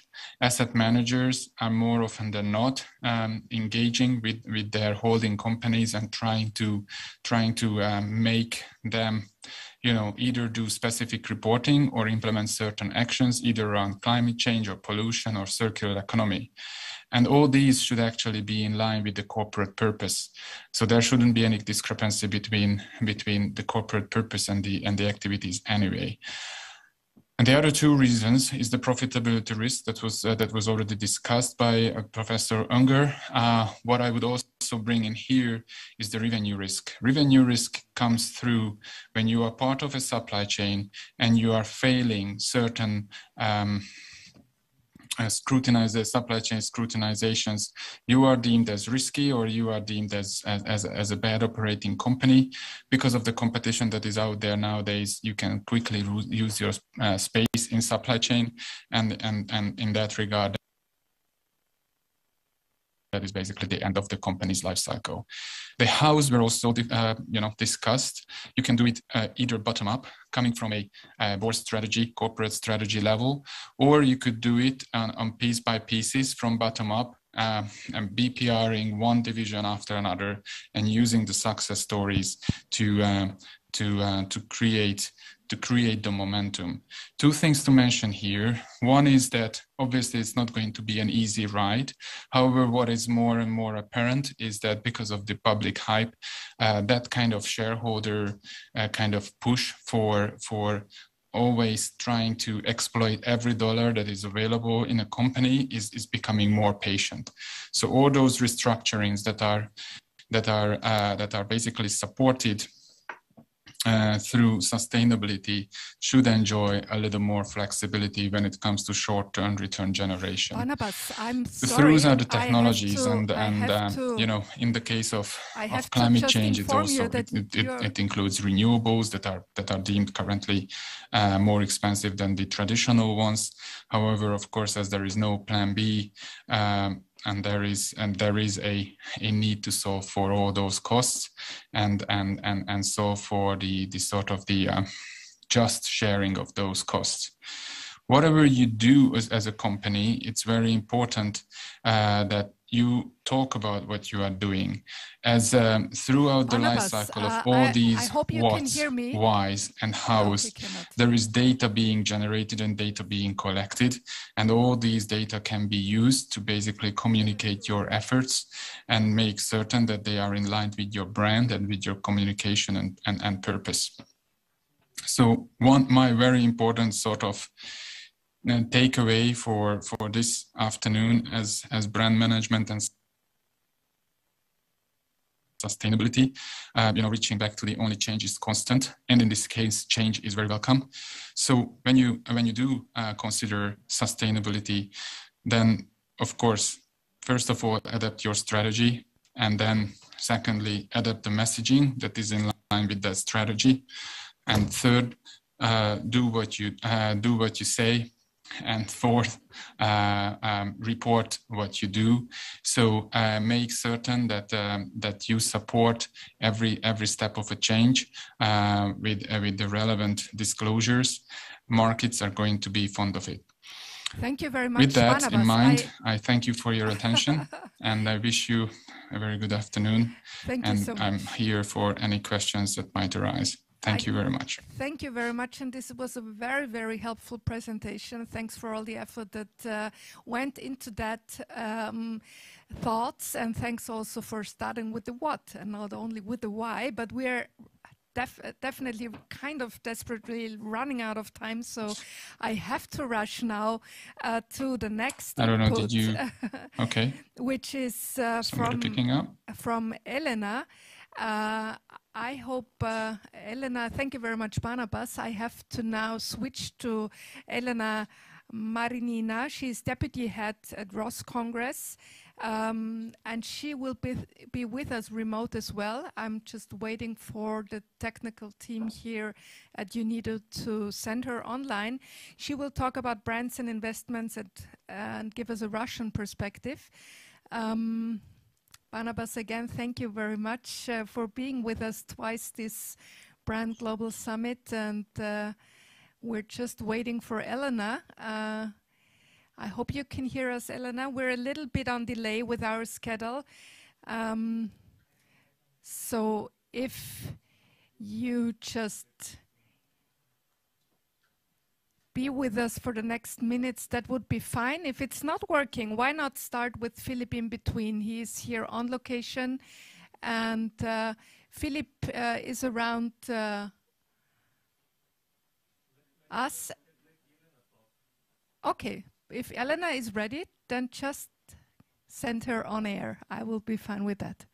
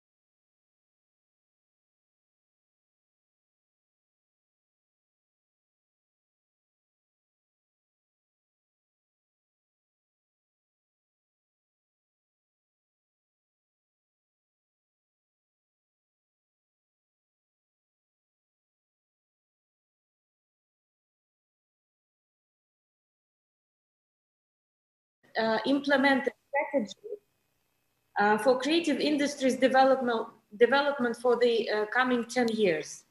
By introducing this strategy, the government aims to support the creation of brands that stipulate the origin and the heritage of our country. But also it supports creation of territories and cities branding in order to promote cultural tourism and create a right image and impression of the city. Among these examples, there are Moscow and St. Petersburg that are famous all around the world and have their own style. But also I would like to name Kazan as a city with a very different culture, or Khanty-Mansiysk as a city that by its brands promotes the heritage of nomads and indigenous Arctic folks. One of the fascinating examples is Vyborg, a small northern town that became quite famous because one of the communication agencies created visuals that highlighted its uniqueness. I believe it is important to integrate international experience, ideas, and new technologies when it comes to creating brands.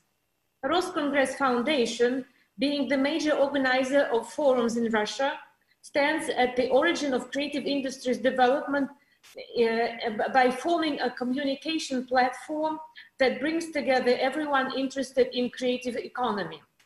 We were one of the co-founders of the first Russian Creativity Week and founders of Creative Business Forum, federal events devoted to promoting collaboration and national brand creation.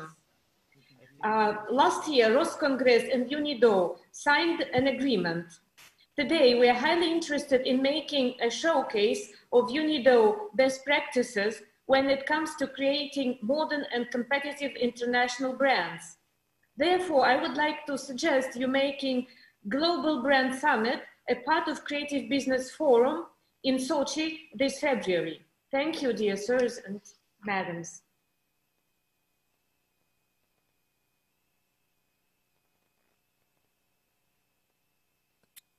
Thank you so much, dear Elena. Thank you. So thank you very much to Moscow. Thanks for sharing your perspective and your best practices with us. We are now ready to have our next speaker on this Voices and Best Practices case panel, which is Filippo Zenta. He is, of course, quite known already to the audience of Brand Leadership Forum. He's Director of Public Affairs and Communications at Coca-Cola and Coca-Cola Global Sustainability, which is a joint effort. And we will learn from him now why this joint effort has its roots also at the Austrian branch of Coca-Cola. Happy to have you, Philip.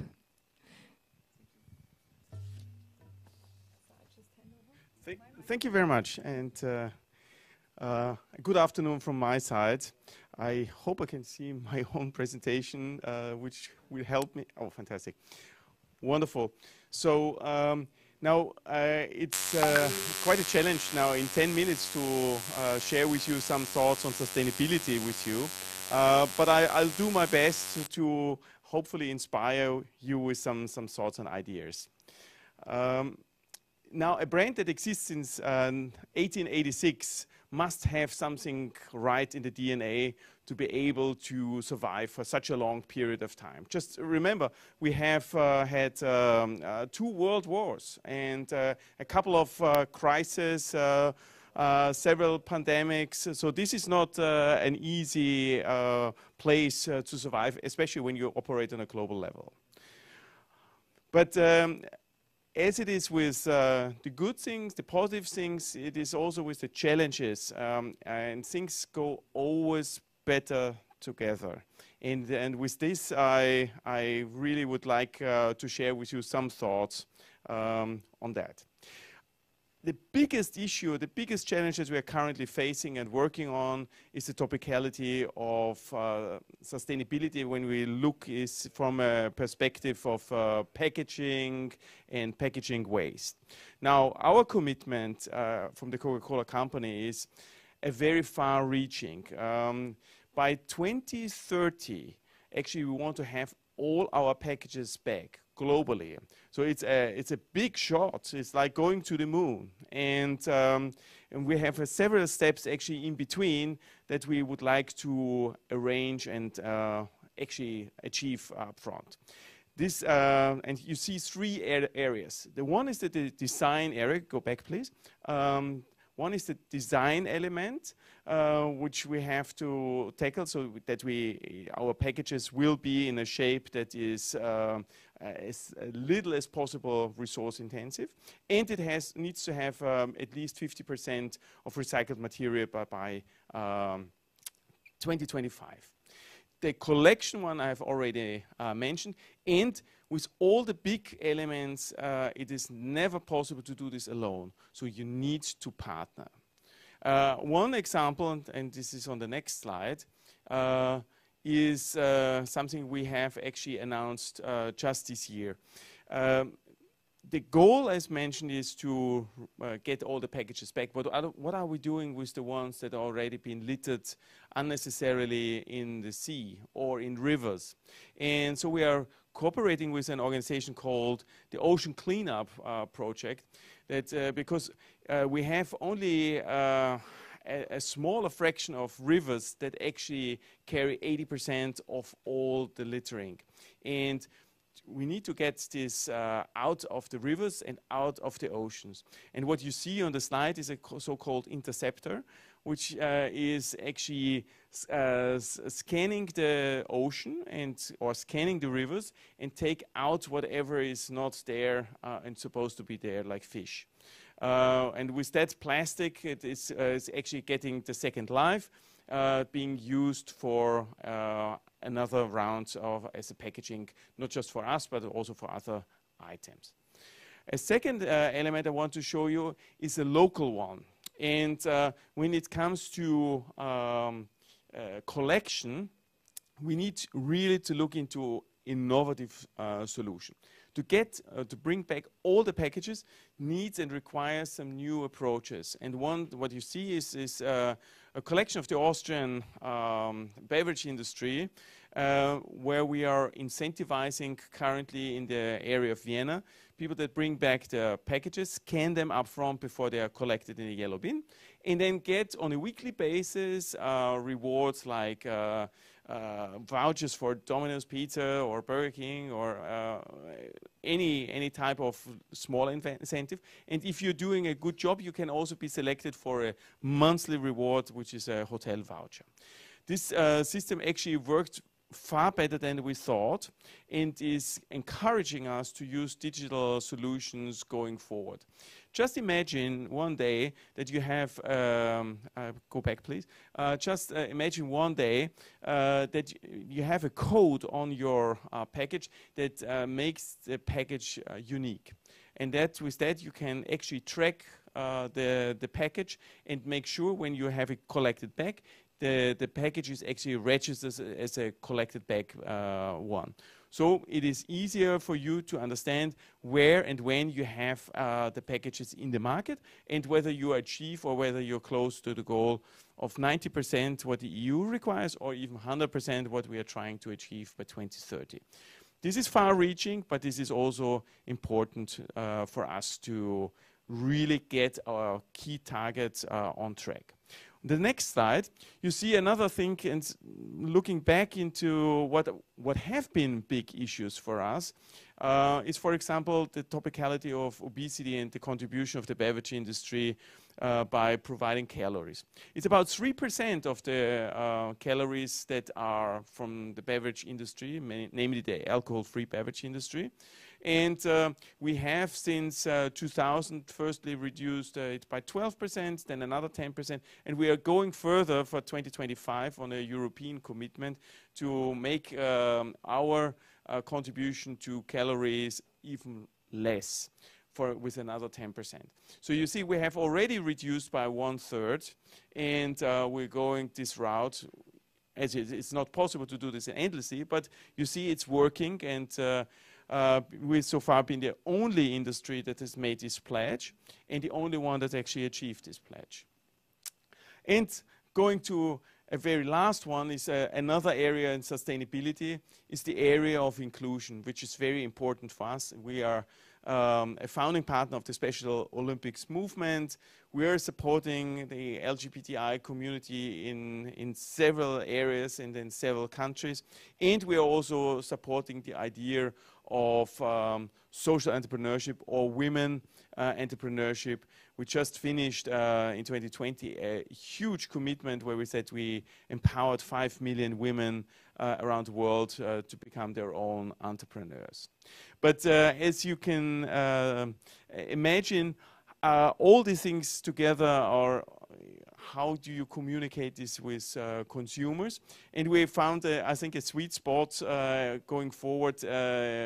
Just launched this on a global level, a spot where e-gamers are actually also not just fighting against each other, but also can celebrate peace with each other. And if we can now show the spots I provided, that would be great, which is my final slide. Thank you.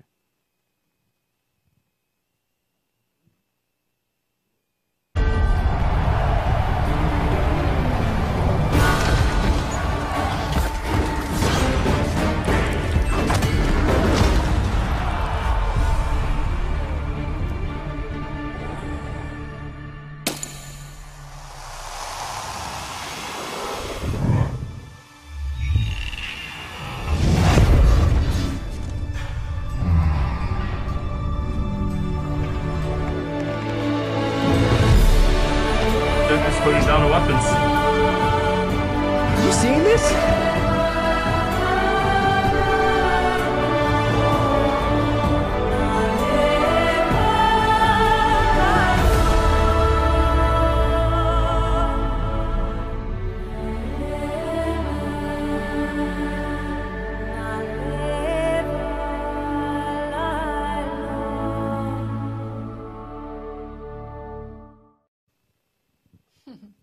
That's the real magic. Thank you very much, Philip, for bringing us this, I think, very special and lovely spot.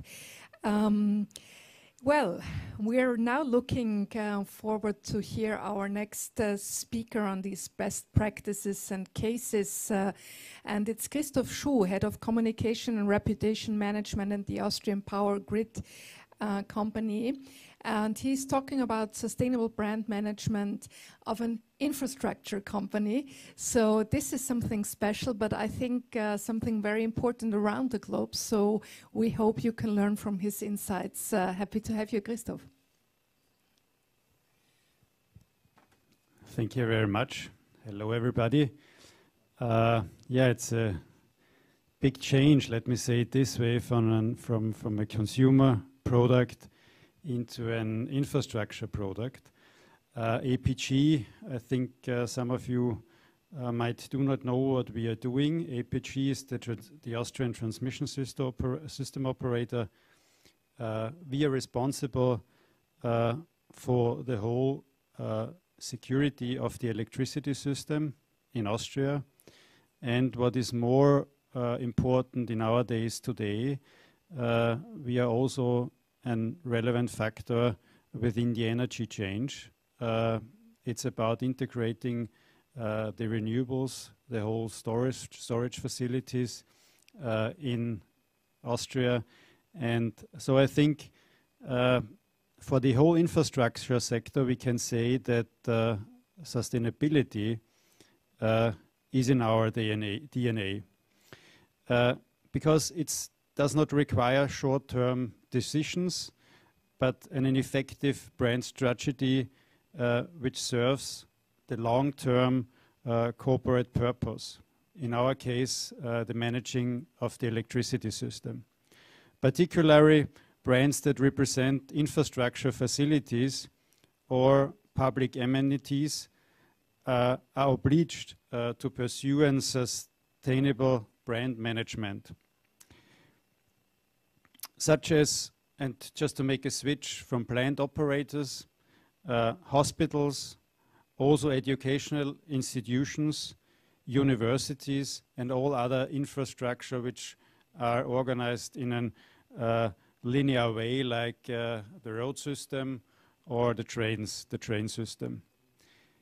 These facilities were established to provide services for not only 2 or 3 years or for just a short decade.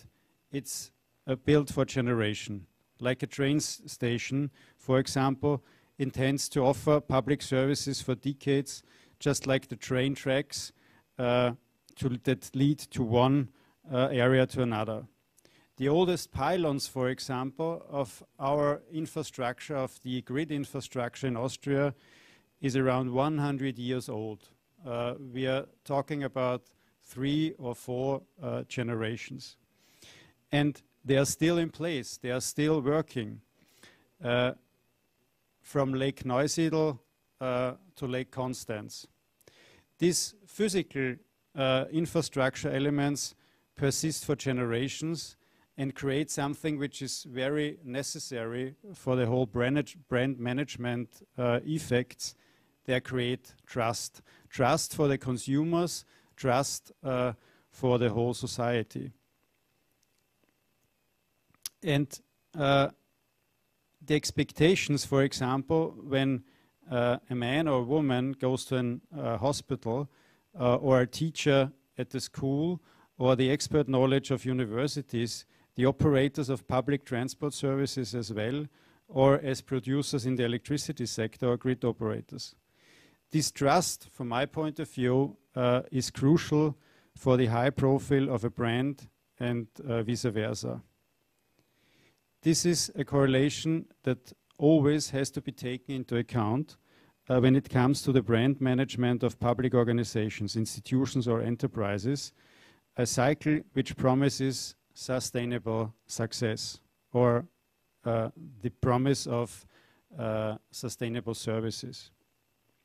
And I think the worth of these infrastructure assets were gone into a very higher area, as we all knew in the last 2 years within the Corona crisis. These long-term services were something like the backbone of the society within the last 18 months. Let's think about the mobility services, the energy services, the health sectors, or my colleagues from the education sector.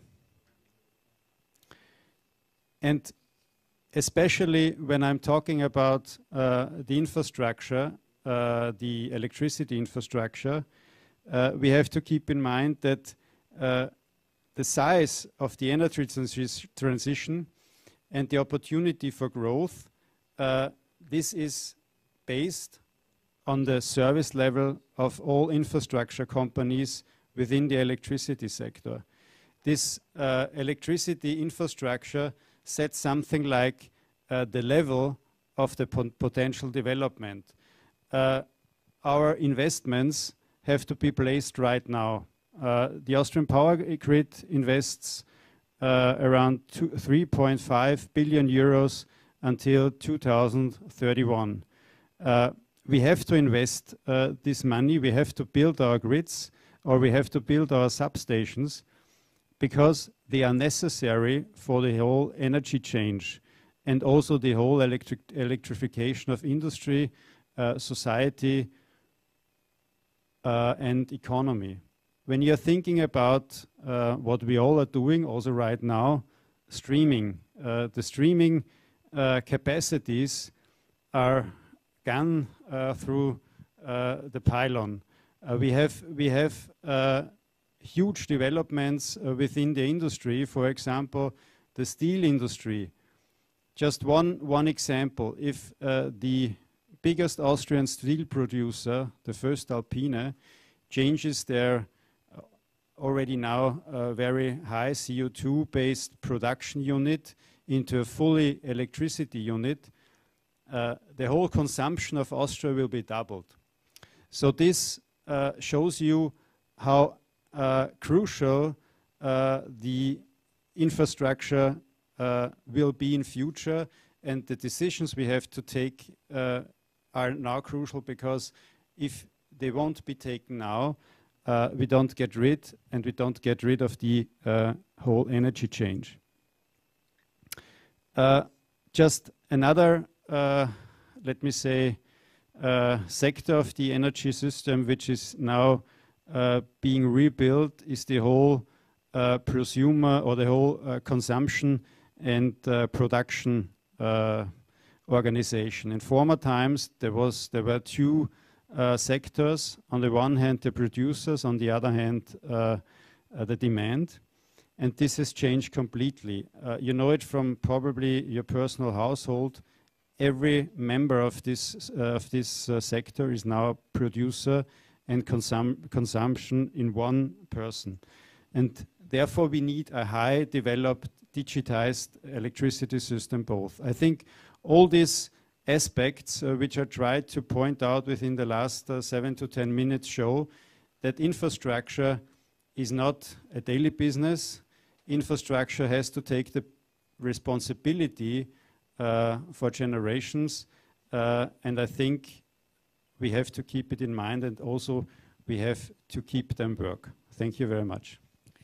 Thank you very much, Christoph, for underlining the importance of infrastructure. I think, well, this is something we should never forget. Thanks for sharing your insights, and we're kind of back on time schedule, and now heading into our last panel, which is about brands for resilience and growth.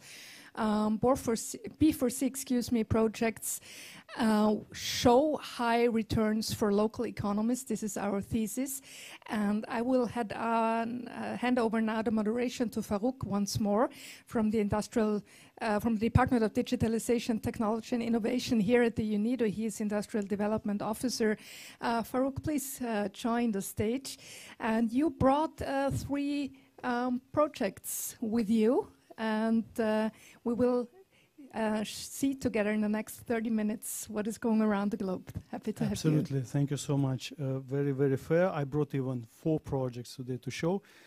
Ladies and gentlemen, dear participants, dear online followers, dear friends, I'm very happy to welcome you at this session on brands for resilience and growth.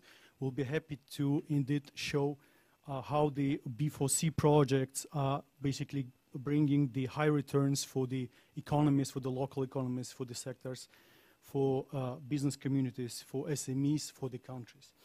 I have to maybe look back like 3 years ago. We were launching together with EBI, with Europe Brand Institute, the model called Branding for Competitiveness and Sustainable Growth. And it became very beautiful tradition at the occasion of the Brand Global Summit to share the results of what we have been achieving each year, what countries we covered, what new sectors we're tapping on, and what results they're bringing for the communities in social, environmental, in economic terms. So I'm very happy to be today here and also to share the examples from different continents. And also Summit provides us a very good opportunity to take a stock, to analyze where we stand, where we go, how we're addressing the needs of our beneficiaries, to look into the reality, what the next day brings us, what other challenge we can turn into the opportunity. So I will be very happy to talk about a little bit in this optimistic regard, talking about some of the crises or some challenges that we went through during the last year and how we turned them to the opportunities for our beneficiary companies. So looking back to this year, indeed, I think this year could be associated with 2 terms of COVID-19 or post-COVID-19 world, and also digitalization. So I'm very happy to report that most of our beneficiary projects could have basically benefited from digitalization. We were quickly adapting our beneficiary companies and sectors to take advantage of the more digitalized or better linked world.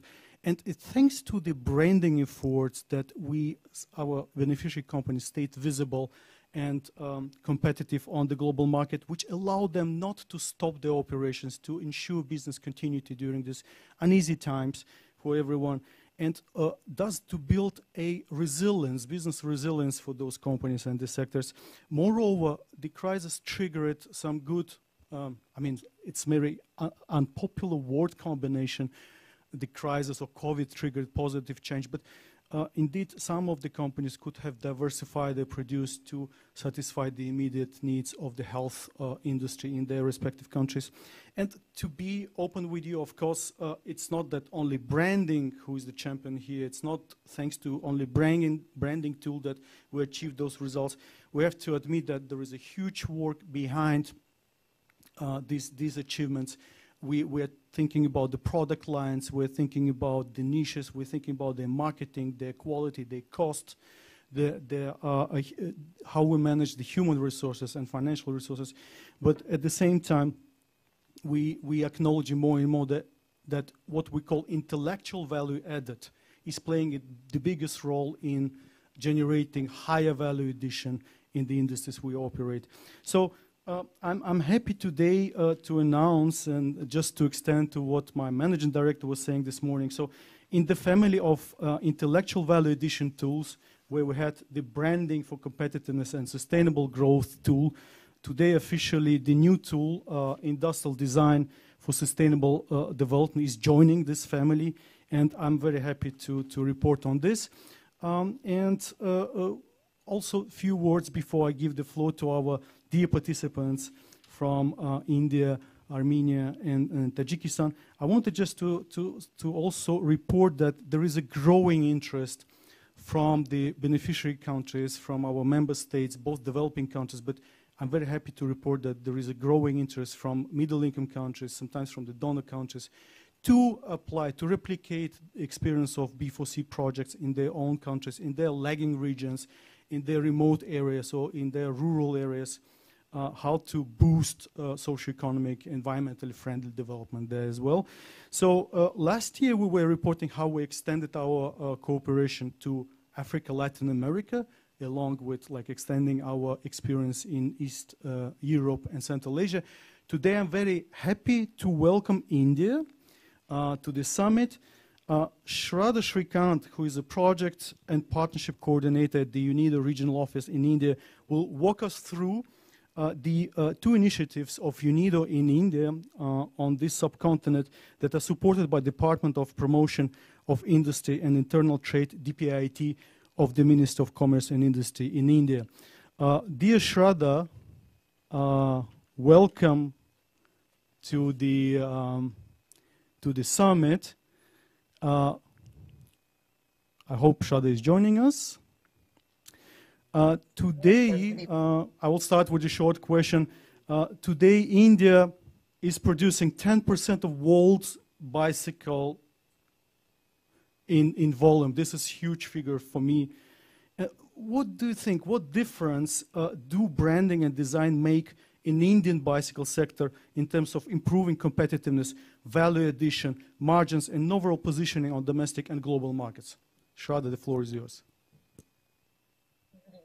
And a very good afternoon to all the participants that have joined today. My name is Shraddha, and I'm going to talk a little bit about what UNIDO has done for the Indian bicycle industry, and also how the Indian bicycle industry is evolving over in both its positioning in the domestic as well as global markets. So essentially, this project that we've done for the Indian bicycle industry focused on strengthening the meso level infrastructure. That means strengthening the nodal technical R&D institute and the industry associations on two counts. One is that we've tried to strengthen and facilitate testing infrastructure to meet domestic regulatory requirements, but also export requirements. But the more soft component, the training component of this project focused on technical capacity building for these institutions, but also for the industry, in helping them transition to making higher value bicycles, e-bicycles, and just all the associated technologies and production processes that are associated with these higher value products. There are some things that are very interesting about the Indian bicycle industry. The first being that about 90% of the production comes from maybe 10 to 12 players. And this production is supported by 4,000 plus component manufacturing MSMEs. The second interesting fact that I'd just like to mention for some context setting is that India has traditionally been known for manufacturing these black roadster bicycles. These are traditional steel bicycles that are known to be sturdy and that you would see almost everywhere on Indian roads. the idea is that, especially over the last few years, global bicycle markets and now increasingly even Indian bicycle markets has started transitioning towards premium value bicycles. So you're thinking mountain bikes, road bikes, or even racing bicycles that are, of course, of higher value and just greater value addition in terms of production vis-a-vis these relatively lower value traditional roadster bicycles. So the idea is that the project, of course, has been supporting units in adopting technologies to transition towards how to make such higher value bicycles. But what the strategic role that branding plays in this growth story of the industry is that manufacturers of largely traditional products have now had to position themselves as producers of high value products. And that is not an easy leap to make. But you see Indian manufacturers from the largest, most established players like, say, Hero, TI, Atlas, and A1, to even emerging large size domestic brands that are emerging, making this transition based on very, very targeted, segmented marketing and product positioning strategies. And this branding story and this branding as a strategy has proved to be extremely helpful to the industry at large, especially in the context of the past 18 to 24 months. The Indian bicycle manufacturers largely focused their sales channels through retailers that would then sell to individual customers like you and I.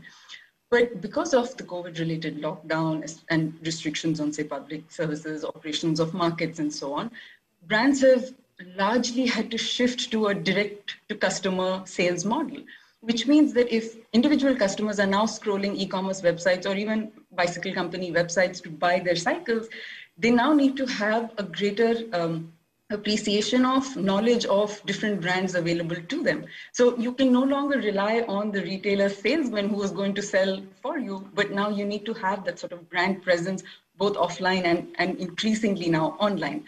So the growth story of this transition from a traditional cycle to a high value premium cycle has leveraged brand value in a great way. Coming back to the point that the structure of the industry has 4,000 plus MSMEs. So these are small players who make specific components or subsystems of the product at large. There is so much potential for them to position themselves, not just for domestic Indian-based brands and producers, but for global value chains as well, for global brands. In the sense that means components emerging from India, from these numerous small-sized brands, have to come together collectively to position themselves as suppliers of economical, of reliable, and quality-conscious components. That means this positioning of Indian production as a destination of component supply. And we did a diagnostic assessment of the industry at large in our phase 1 project that I mentioned earlier. And apart from things like recommendations like technical capacity building to make this transition to advanced products, advanced technologies, sourcing aspects like a common material bank so as to enable manufacturers to procure the raw material that these premium bicycle models require, like aluminum alloy or carbon fiber. But also for some sort of unified strategy for these MSMEs to come together as a brand emerging from India, so that they're able to pitch themselves based on their identity, based on their collective sort of manufacturing expertise, and also then collaborate resources to be able to meet large-sized orders, which maybe they wouldn't be able to individually. And this kind of unified strategy is something we believe could go a long way in terms of greater integration of Indian suppliers in global value chains. And just stemming from that, just pulling from that, phase 1 experience where we've tried to build technical capacity, but also recognizing how from factories you move to the markets. We're trying to develop a proposal for a successor phase 2 project that essentially talks about now hand-holding all these individual manufacturers, especially the MSMEs, in terms of, yes, technical proficiency, adaptation as well as adoption of technology, but also in terms of equipping them with market development tools. So I need to know what market requires what kind of product, and then work backwards to see whether or not I have the competency to produce what those markets require, number one. But number two, also then to be able to present this new and improved product with a marketing strategy and a branding strategy that conveys the true value addition that the manufacturing process is able to make. Thank you, Shada. Now turning to the updates from our famous success story in Tajikistan. Today we're having pleasure to host Takhmina Karimova. Takhmina, hope you are with us today. She's a co-founder and director of Ozara LLC, one of the brightest and successful women leaders. Welcome, Takhmina. And representative of the Tajik embroidery sector, beneficiary of the UNIDO project in Tajikistan. Dear Takhmina, once again, welcome. Happy to see you on the summit. So my question will be of twofold. For your company, what were the biggest advantages of joining Lal Textiles umbrella brand and adopting its collective marketing approach? And at the same time, what kind of challenges you had to overcome to introduce your own branding and improve marketing capacities at Ozara? You have 3-4 minutes, Takhmina. Thank you. Thank you, Farouk. First of all, I want to say that Ozara was established in 2014. And since from 2016, we start collaboration with UNIDO project. And cooperation with the project give us opportunity to increase capacity building of our company and also increase the knowledge and skills of our employees. I should note that we are working with more than 100 women artisans across of Tajikistan. And collaboration with UNIDO and being a member of national brand Lal Textiles give us opportunity to promote and present our products in international exhibitions and trade fairs. You all know that participating in such exhibitions and trade fairs is quite expensive, and not all the companies like my company can participate because it needs capacity, needs expert support, experts support, and also funds for participating in such exhibitions. But within the Lal Textile brand, we could present our products, and our products participated in several exhibitions in both in domestic and also international exhibitions and fairs. It helps us to find potential partners, customers, and also set up a business network, which is very important. Thank you so much, Takhmina. Very, very insightful inputs from your side. Now,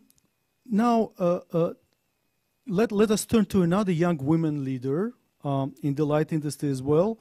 Saten Hoshoyan, she's Deputy Chief Executive Officer of Milanta LLC, one of our beneficiaries in our project, the pioneering project in Armenia.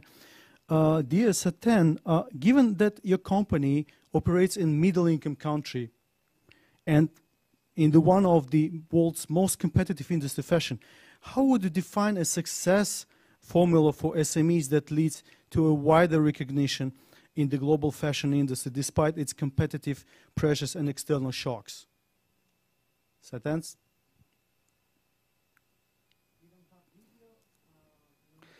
Seems like we do not have yet communication with Saten. Okay, Saten is there. Mr. Farouk, yeah, yes. I'm here. So, first of all, thank you very much for a very interesting question. I'm representing apparel manufacturing company Milanta. It's a family-owned and family-led brand, and it's kind of children for us and for my family.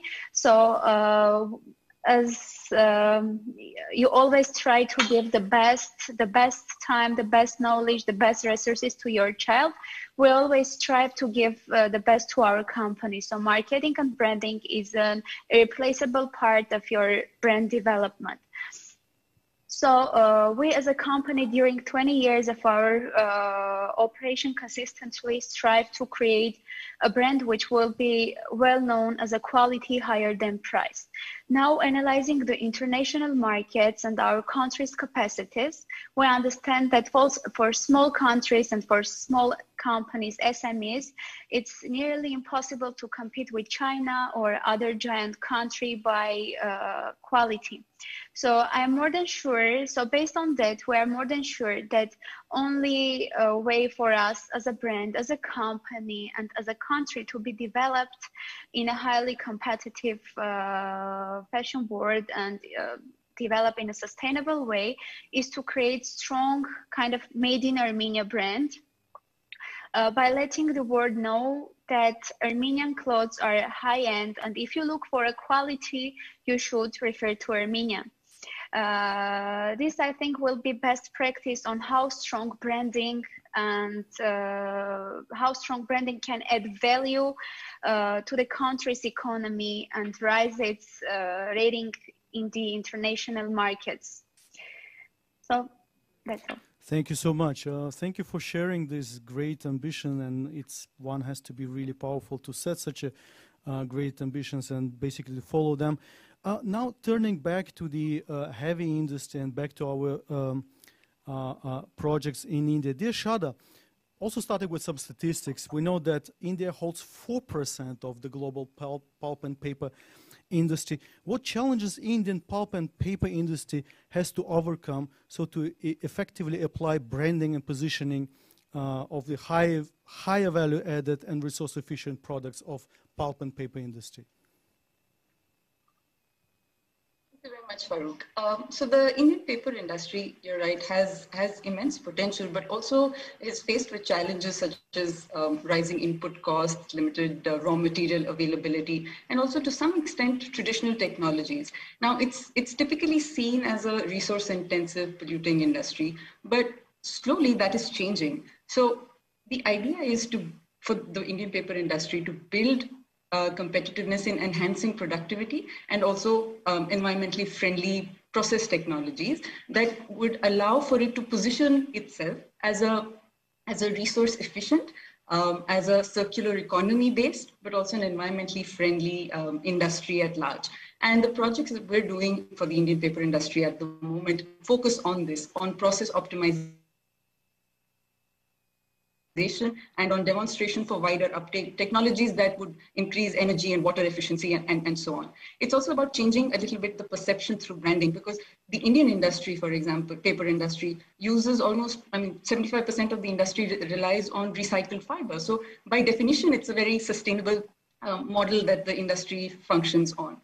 And just to sort of add a little bit, as an allied industry, we're also trying to work out a proposal for, say, the handmade paper industry, which in recent years has been suffering with a little bit of declining demand, because the kind of traditional stationery items that handmade paper industries make can be made more cost effectively by, say, paper emerging from mills. So there's definitely a lot of potential for such industries also to invest in design and development, of course, for value-added products, but also then to brand Indian handmade paper industries as a creative traditional industry that can now give you value-added products that you see on your screen, for example, like gift items, memorabilia, and drawing from, of course, similar experiences that UNIDO has done for countries like Vietnam. And I think there's a great potential to do that for India as well.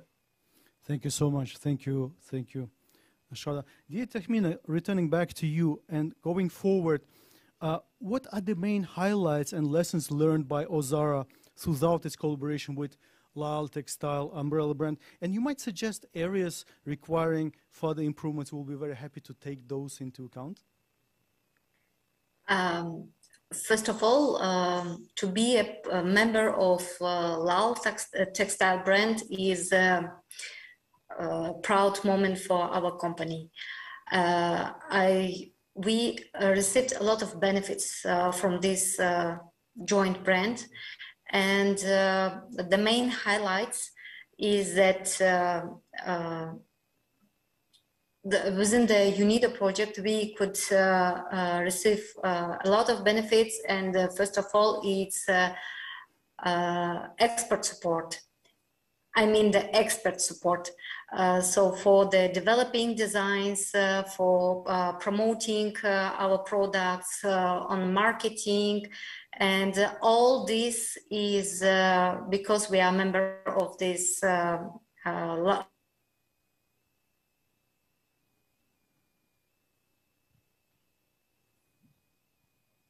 if as a small company, I would make all this by myself.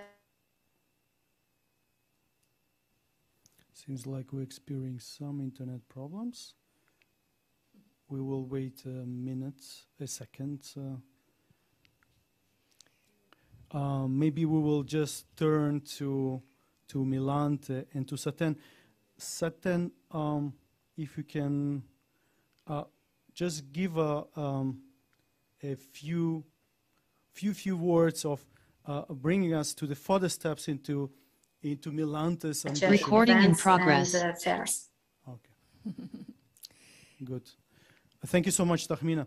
As Milante takes further steps into international e-commerce, how does its branding and marketing strategy evolve over time, Saten? And in what sense it is influenced by the post-pandemic context? Could you kindly enlighten us? You have 3 minutes. Thank you so much, Saten. Yeah, thank you so much. Here I should highlight the importance of strong cooperation inside your country.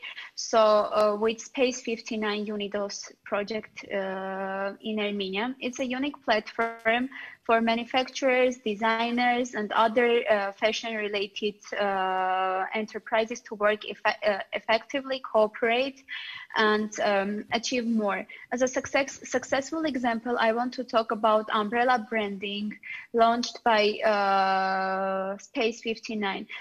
It's more than 4 years that we as a company, as an Armenian brands are represented in international exhibitions as one united brand. And this strengthens our visibility and help us to gain more visibility and interest from international leading brands. Also, the online courses of marketing and branding help us to underline one more time the importance of the branding in the scope of company development. So to sum up, though for SMEs creating their own brand is a hard, expensive, and sometimes long-lasting process, in a long-term perspective, it becomes a very valuable asset, which generates income even in the crises and hard market conditions. So we assured that during last year, during the pandemic time, this is very important to highlight one more time. Thank you very much. Thank you, Saten. Again, I'm being so young and being like a woman lead of your company. You're really encouraging all of us in this ambition to grow, to be more visible, to be better branded, along with, of course, Shada and Tahmina. Thank you so much, dear ladies. Your experience and passion in what you're presenting today, in what you're saying, and what you're doing on a daily basis is encouraging indeed. And I'm very happy to also report that we're starting new projects on branding in Indonesia and in China, hopefully in India very soon as well. So next year we'll be happy to even speak about larger geography coverage of our project, and we will be happy to support our member states in applying this intellectual value addition tool, where basically we see branding and industrial design going hand by hand together. Thank you so much. It's really fascinating to accompany that success story, Farouk, to see how, I mean, the importance of giving the brand the focus really is now moving into the markets. And those 3 ladies and 3 projects and whatever is going on behind the scenery as well is really giving hope. So thanks so much for sharing these wonderful stories from the UNIDO world with us, and we're now kind of ready to close this year's Brand Global Summit, and we will start closing this year's Brand Global Summit by words of Her Excellency Julia Villatoro. She is Ambassador of El Salvador to Austria, and as well as this, she is also Ambassador to the permanent representative, excuse me, to the United Nations. Yeah, Her Excellency is already in the house. I think she's just waiting to be asked to enter the stage, but on her way up, I just wanted to let you know that after her words of, well, kind of closing from the international perspective this year's Brand Global Summit, it will be Harald Katzmeier again, Managing Director of FIS Research. You heard him already at the morning, and it's of course Managing Director Bernardo Casadilla Sarmiento. He will also be with us, and of course it's Gerhard Rebicek to sum up from his perspective as the President of the European Brand Institute, and to hear their conclusions on what we were discussing at this 17th Brand Global Summit. And Gerhard is now joining me already. You need your microphone, my dear, otherwise we cannot hear you. Gerhard is also already joining me, and I also saw what you cannot see, that Harald Katzmeier is in house as well. So we try to sum up now, Gerhard, and let's collect those other speakers by just announcing them once more. But Gerhard, join me in to sum up this year's Brand Global Summit. I mean, we took quite a journey from just talking about the importance of brands for change. Then we had these really fantastic focuses on how important brands are for financing. And we also had, of course, these great examples and best practices where we all remember spots from big international brands like Nike, who showed us how important it is to have a multicultural and also an of course, global communication with the clients, but also with the focus of regional needs. And of course, now Bernardo is also with us, Managing Director. And he also, of course, viewed what was going on this year's Brand Global Summit. I think, Gerhard, I will start with you, okay? So to sum up this year's thoughts and also maybe give us some outlook also where the journey is going. I think it works. If not, take mine. I'll do that for you. It works. Yes. It works. Yes. Thank you very much. Also, thanks for a wonderful moderation. You're a real brand expert. I think when we tour around the globe, we take you with us. I don't want to preempt here the speeches of my colleagues and my friends. I think, yes, it was a wonderful summit. We, as Farouk said, we stopped a moment. We thought about where we are, what we do, where is the future going. I think we had wonderful presentations of projects. I also want to mention this magazine here, this Brands for Change. You can also have it online. We get this too. This is a documentation where you find many interesting articles, readings, where you can learn about brand management. You see our projects documented jointly with UNIDO, and you can get a little outlook to the future. Now, yes, as Barnabas said, the only constant in the world is change.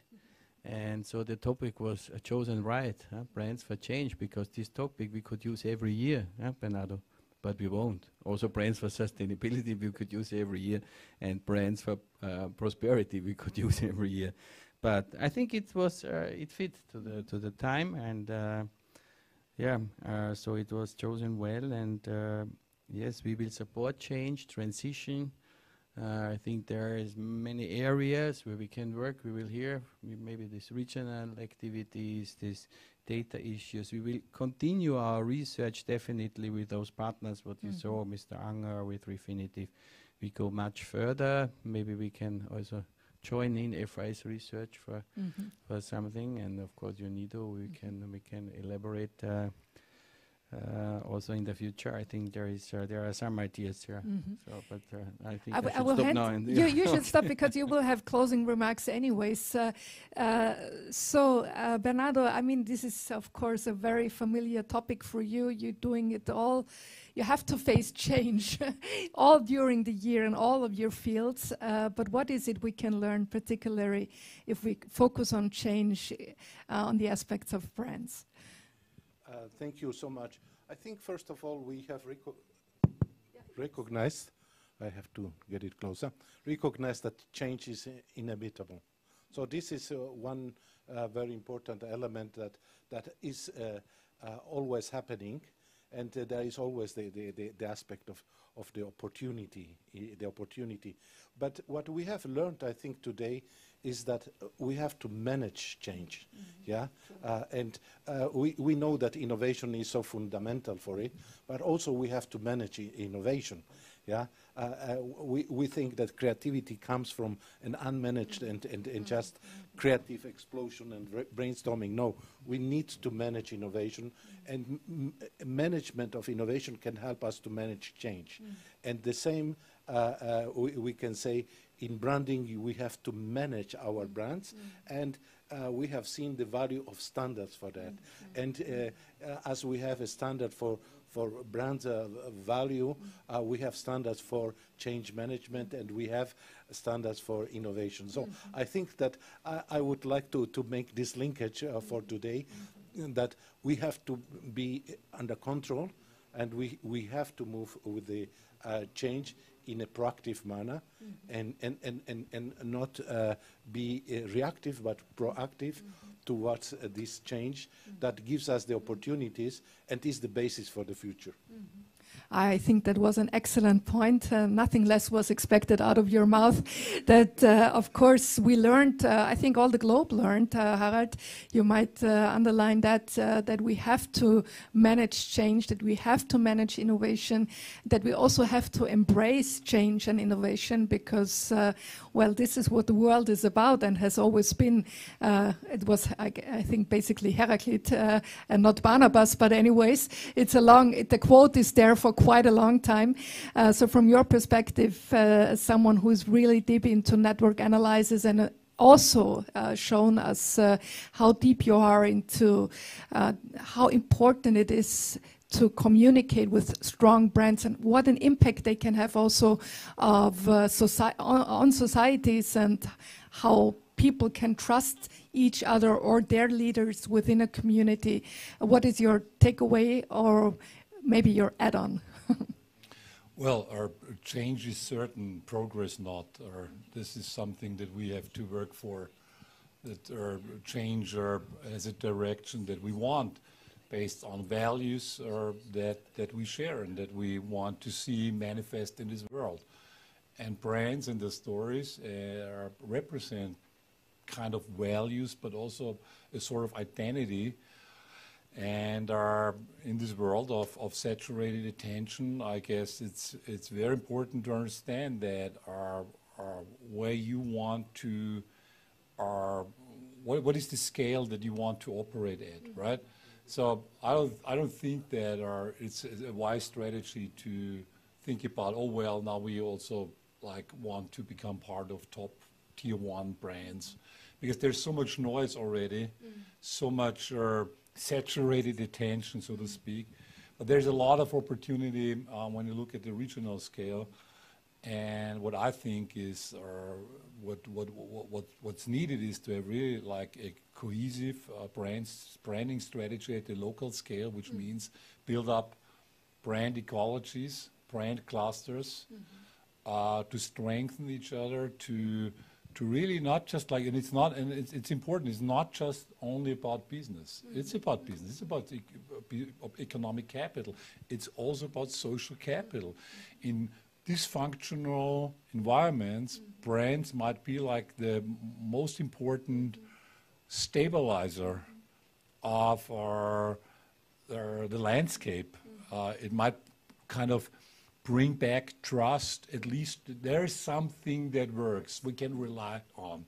That's like the message here, and for that our regional branding strategies, brand ecologies, brand clusters, create your own category, find your own voice, be really, don't compare yourself too much with others. That's what I would recommend. And but what we have heard today, it's just like, it's about brands are about relationship, building relationship, sustainable relationships in a world that's so much characterized by discontinuity, and sometimes we got the feeling things fall apart, right? But brands can really be like the beacon in disruptive landscapes. Oh, thank you so much for your words, Harald. And I think this is kind of the light it might that we might go with the next, the 18th Brand Global Summit, to focus more on the social impact of brands and how they can really stabilize communities, countries, how they can maybe also interact in conflicts. And I think this is quite an issue for an international organization.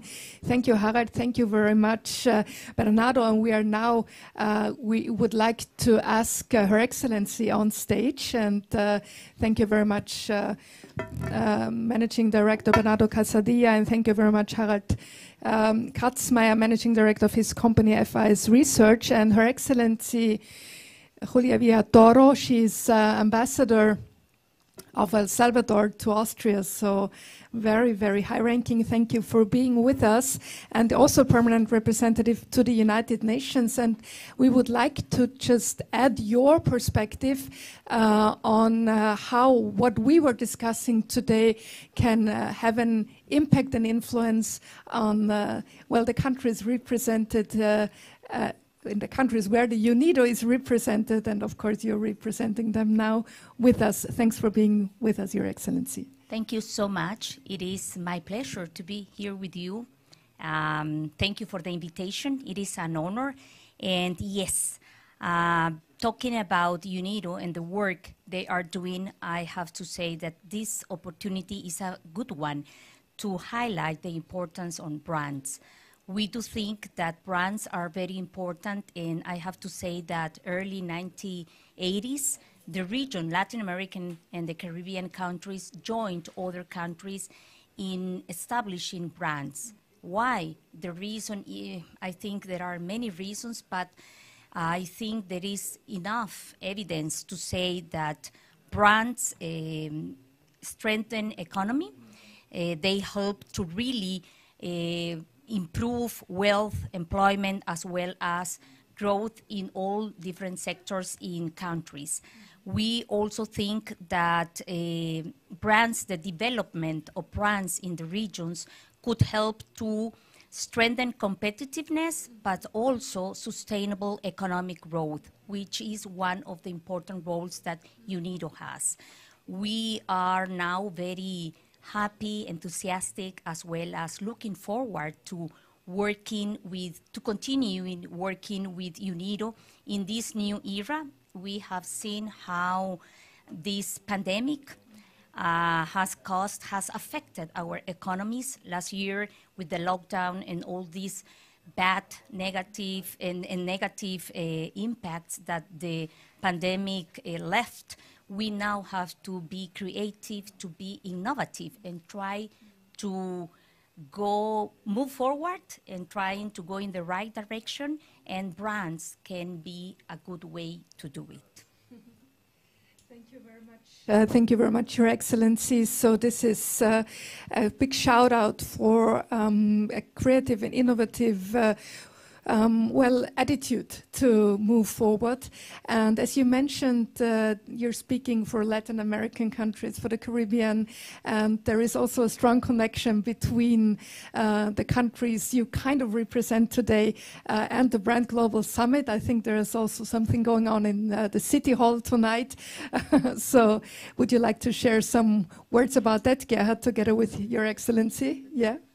But yeah, I don't know. I think there is some information still waiting for us. Thank you so much. Yeah, no, but of course, I have the honor to chair GRULAC, which is Latin American and Caribbean countries at the United Nations, at the multilateral system, but also as a representative of El Salvador.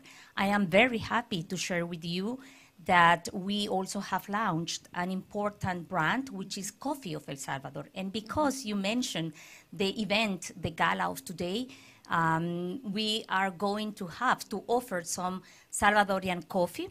And indeed, happy to see that the new magazine, here you can see, there is an article related to the brand that we have launched. And the reason is because the government of President Nayib Bukele has decided to try to be creative, innovative, and try to recover one of the most important sectors in El Salvador, which is related to coffee. So that's the reason why we are very thankful also and pleased to have this opportunity today. And we think that this could be just an opportunity to open abroad, because this event we know that is very seen and attended by people from different countries, not only here in Austria, but also in Europe and in the world for sure. So thank you so much. But please, So I just have to interfere. This is the presentation of El Salvador Coffee, the new brand at the Vienna City Hall, which claims itself to be the capital of coffee houses. So this must be a fantastic night, right? No, it's really true. We cooperate with LAC countries, with GRULAC since 17 years, I think. And that was also the reason how we came to UNIDO here, to United Nations. And we are very proud that this happens, and we have a wonderful evening tonight. Yes, I think we will continue to work definitely in this area of brand projects internationally, also in your countries. I think there can be done more. I think it will be done more. We have several projects where we talk about Latin American brand projects. We will work with the brand as asset class, of course. We should establish it so that we also get financing for companies through the brand, that we work on the social activities for brands, on the responsibility. As Mr. Katzmeier said, the regional brands, they can really develop a strength and a pride for regions. They give an identity, so it's important not only for business but also for the people and for prosperity. Yeah, we will have the next Global Summit in October next year, so we keep it, right, Farouk, at this date. And I want to thank all the teams, especially the team from UNIDO, from Farouk, for the organization here. It's really fantastic. You can't see it, but maybe we have a making of then also in the internet, how this studio here is very professionally run. So thank you very much for this. Thanks also to our EBI team, Maya, Renate. They did a wonderful job in preparing, coordinating the speakers, organized this event. Also the evening, of course.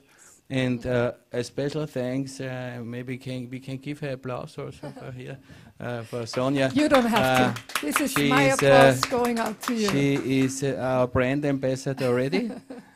We take her with us for when we do road shows. We invite her to Russia, to Dubai.